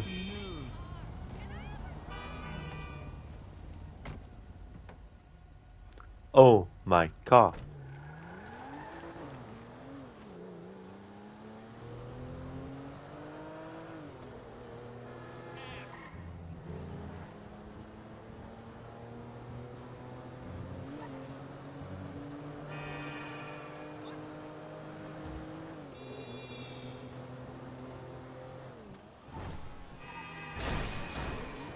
Look out!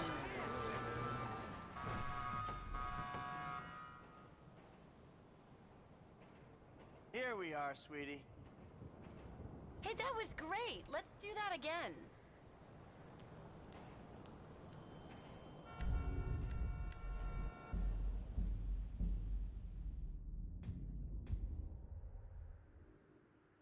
Man, I'm drunk.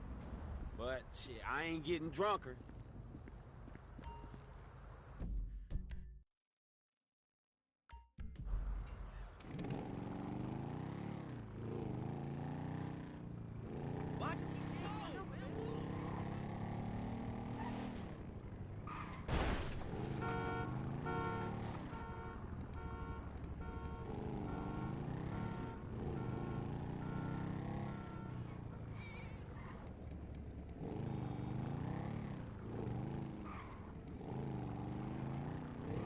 Why you got to make all that racket?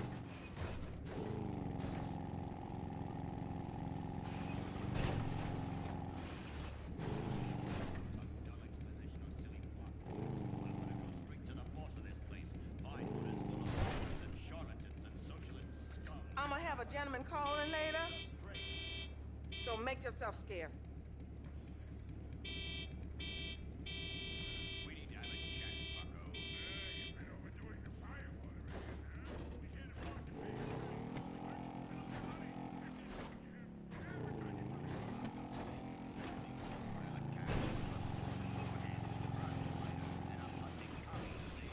Are you cooking for me tonight, boy?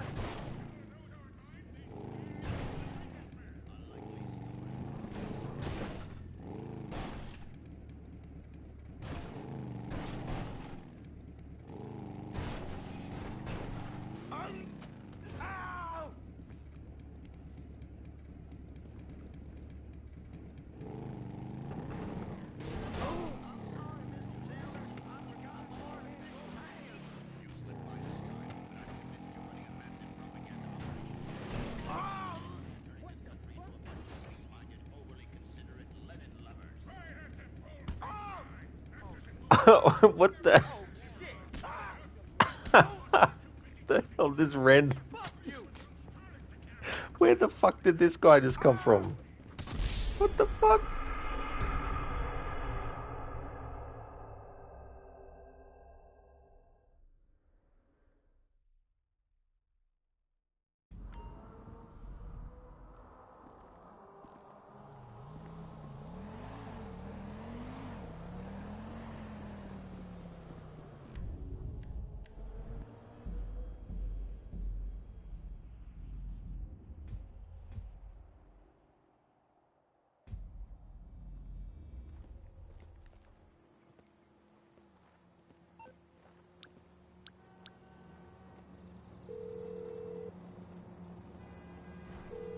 Amanda, it's me. So, you want to try to reconnect? Sure. I'm around. Great. I'll be there soon.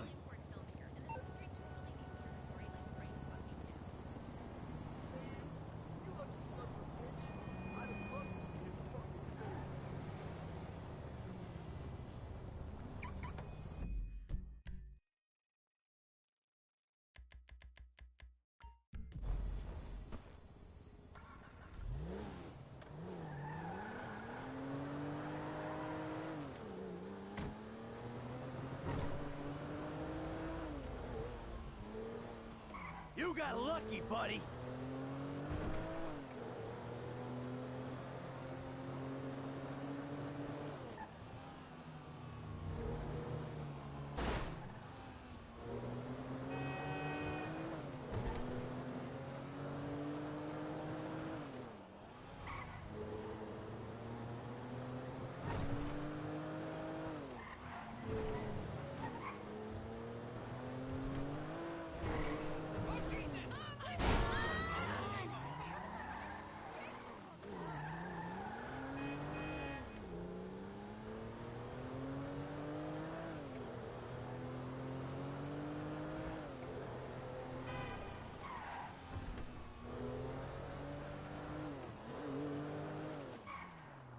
There you are. Let's go.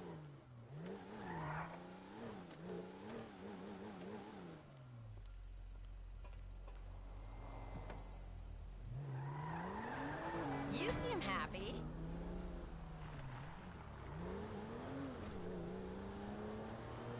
Hey, it's date night. Doesn't this take you back? No, it doesn't take me back. You're a very different person from the kid who used to pick me up from the club. Well, you're the same woman I knew. Except your tits are about 6 inches lower. I'm trying to have a conversation, and you want me to feel bad about the way I look. God! What happened to our lives? We happened to our lives. We wasted them, shouting. It wasn't like this. It shouldn't be like this. But what are you gonna do to change that? Ha!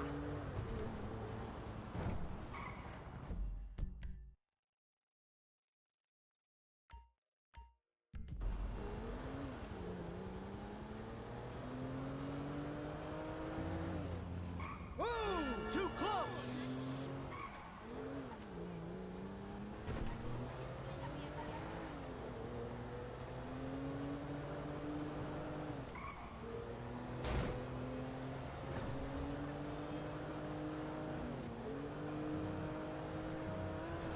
Let's go for a drink. I'm taking an anti-anxiety. This was a nice car.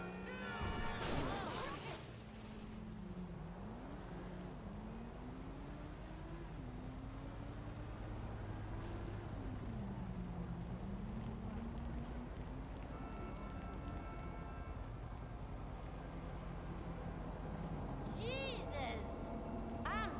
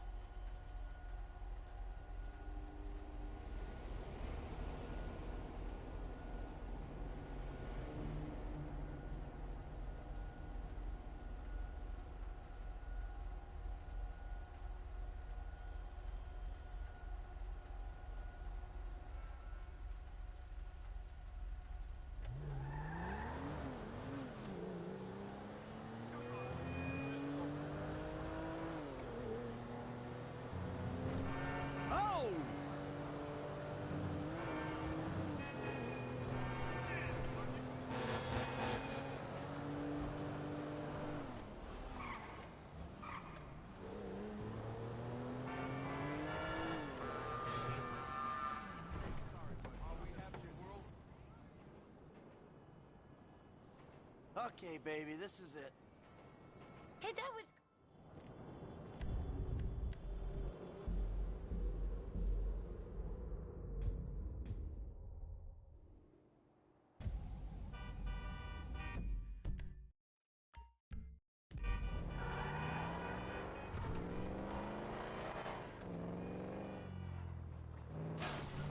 Hey, Franklin, won't you come over here and let me take care of that lonely ass?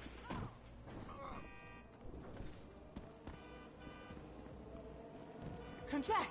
2, 3, 4. Release. Release. Woo!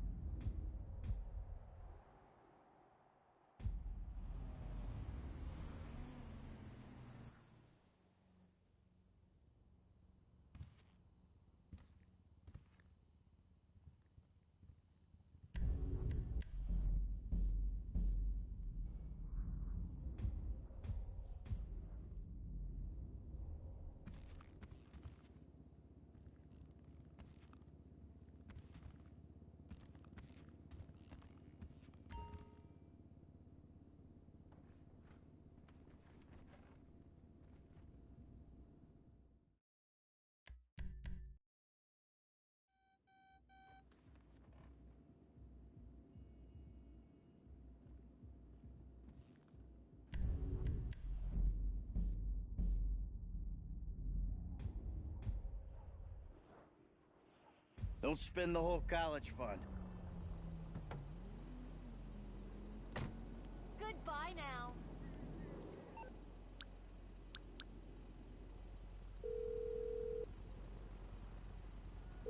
This is Amanda.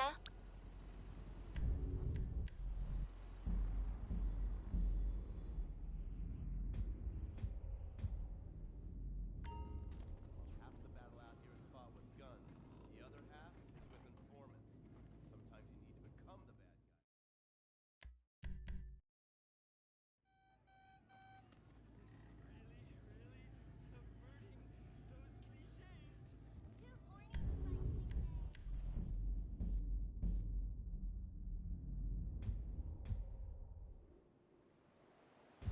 This is why we work so hard, right?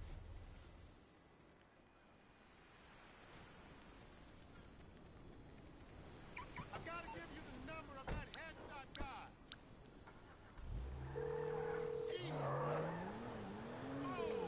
Amanda, it's me. So, you want to try to reconnect? Sure, I'm around. Good. I'll be there soon. You fucker!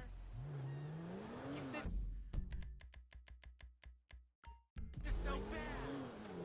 Oh, damn!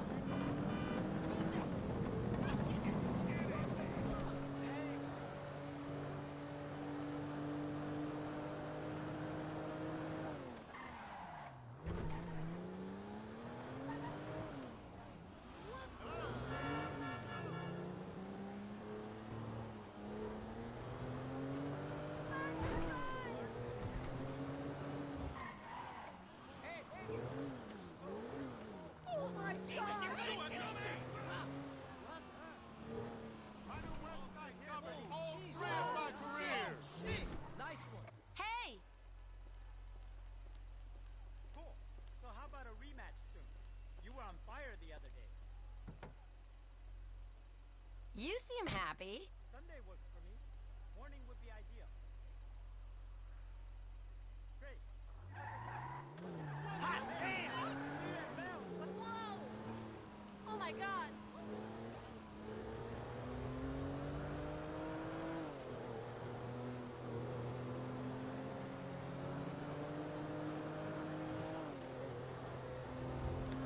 Alright, I think we've reached a point where there's no more dialogue that happens between Michael and Amanda on a hangout at this point in the story before we get to a location.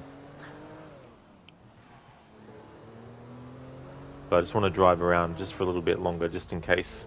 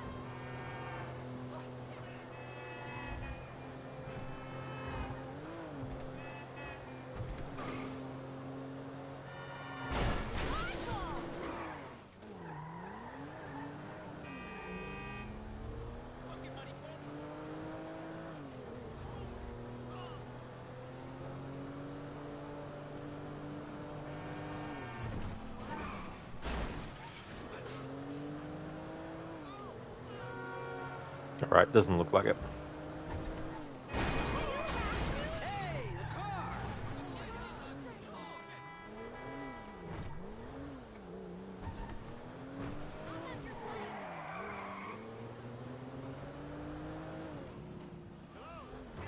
You just hit them! Well, they shouldn't have been standing so close to the door.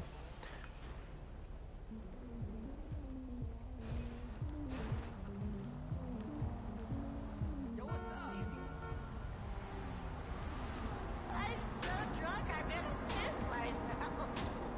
Don't judge me.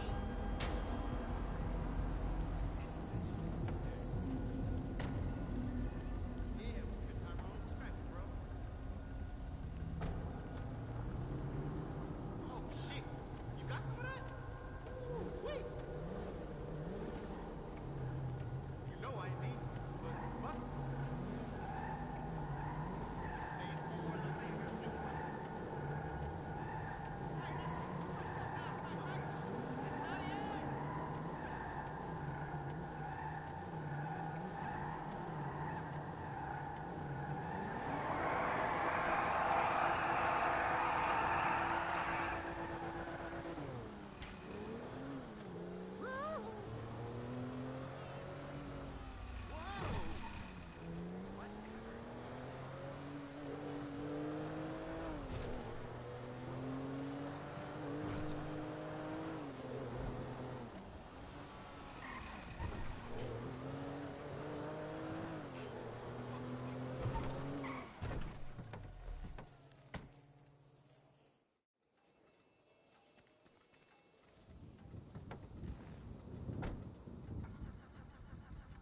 Start up, you piece of shit. Alright, so that doesn't matter. Alright, let's switch to Franklin, and let's end the stream. Man, I'm drunk. But shit, I ain't getting drunker.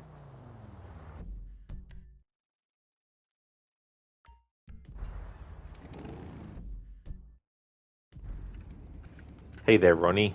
How's things going, dude? Hope you're having a good day so far. Just finishing up here now. I reached a point where there's no more new dialogue happening on a hangout with Amanda at this point in the story, so going to go and save it, and then in tomorrow's stream I'll do a bit more story because I've done as many of the hangout combinations and gotten as much dialogue as I can out of those at this point in the story. So far so good? Excellent. That's awesome, dude.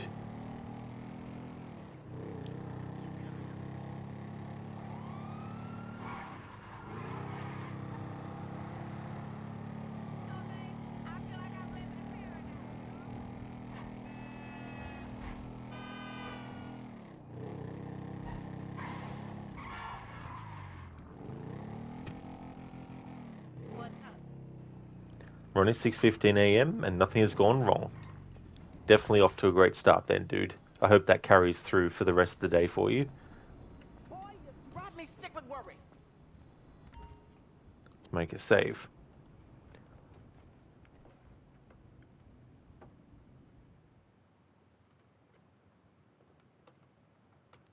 Alrighty then, so we have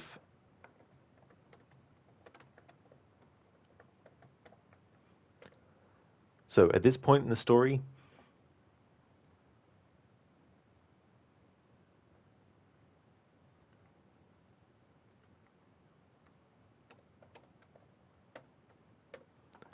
alright, so at this point in the story in GTA 5, we've gotten the hangout dialogues between Jimmy and Franklin, Jimmy and Michael, and Amanda and Michael.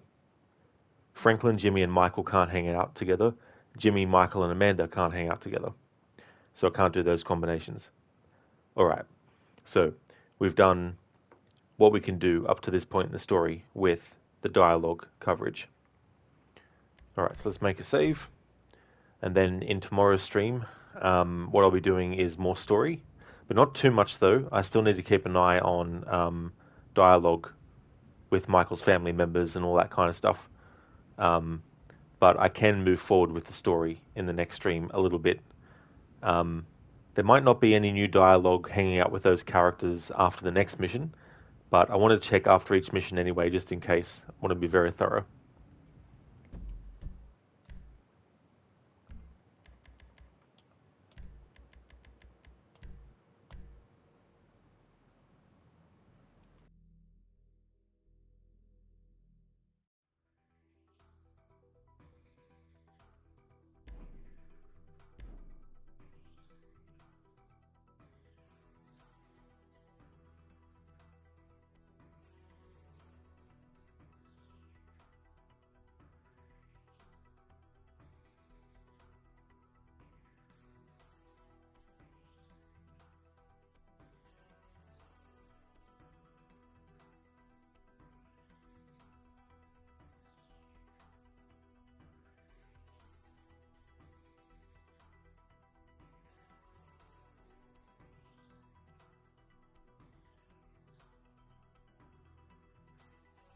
I can spell.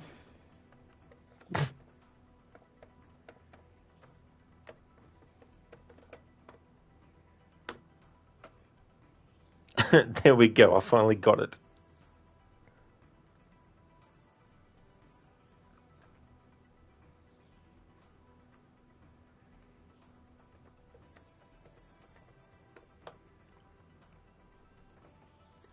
Ronnie, a book you've been looking forward to comes out in 40 minutes in Australia. Oh, really? What's the name of the book, dude? Brutus the 16 for you as well in the AM. That's cool. Would like to recommend people check out Lucinda, who's playing through Assassin's Creed Rogue. On Mondays and Tuesdays, she's playing the Assassin's Creed series, currently on to that game. He's also a fan of the Resident Evil series. Dr. Ronnie has been taking a little bit of a streaming break. The last game that he played was Watch Dogs 1. Did a playthrough of that for his first time. He's also a streamer that wears a hat when he's streaming, and he changes what hat he's wearing depending on what game he's playing. Lidus plays a lot of retro stuff. He does a lot of fighting game franchises like Mortal Kombat, Street Fighter, as well as Streets of Rage and Tekken, plus a lot of other retro stuff, including some Resident Evil as well. And also highly recommend checking out Armored Bear Suit. He's been playing through The Last of Us Part 1. He finished the main story. I think he's going to be doing the Left Behind DLC for that as well. He also is a fan of Dark Souls games and a lot of games by From Software. Also a fan of Evil Within. And yeah, highly recommend checking out those streamers if you haven't before. Oh, and Amateur Tech as well, sorry. Definitely recommend checking out Amateur Tech.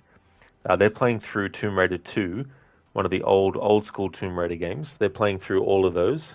They went through Tomb Raider 1, the original, and now Tomb Raider 2. So also recommend checking them out. Ronnie, it's called Cave 13. It's the newest in the Joe Ledger series. There is a character named after you in the book. Really? That is awesome, dude, that there's a character named after you. That's awesome. That's okay, Lucinda. Absolutely no trouble at all for the shout-out. We're going to go and raid Crocodiles, who's playing through Batman Arkham Knight. There's a raid message that is a general one. Here's one which is a free follower themed one.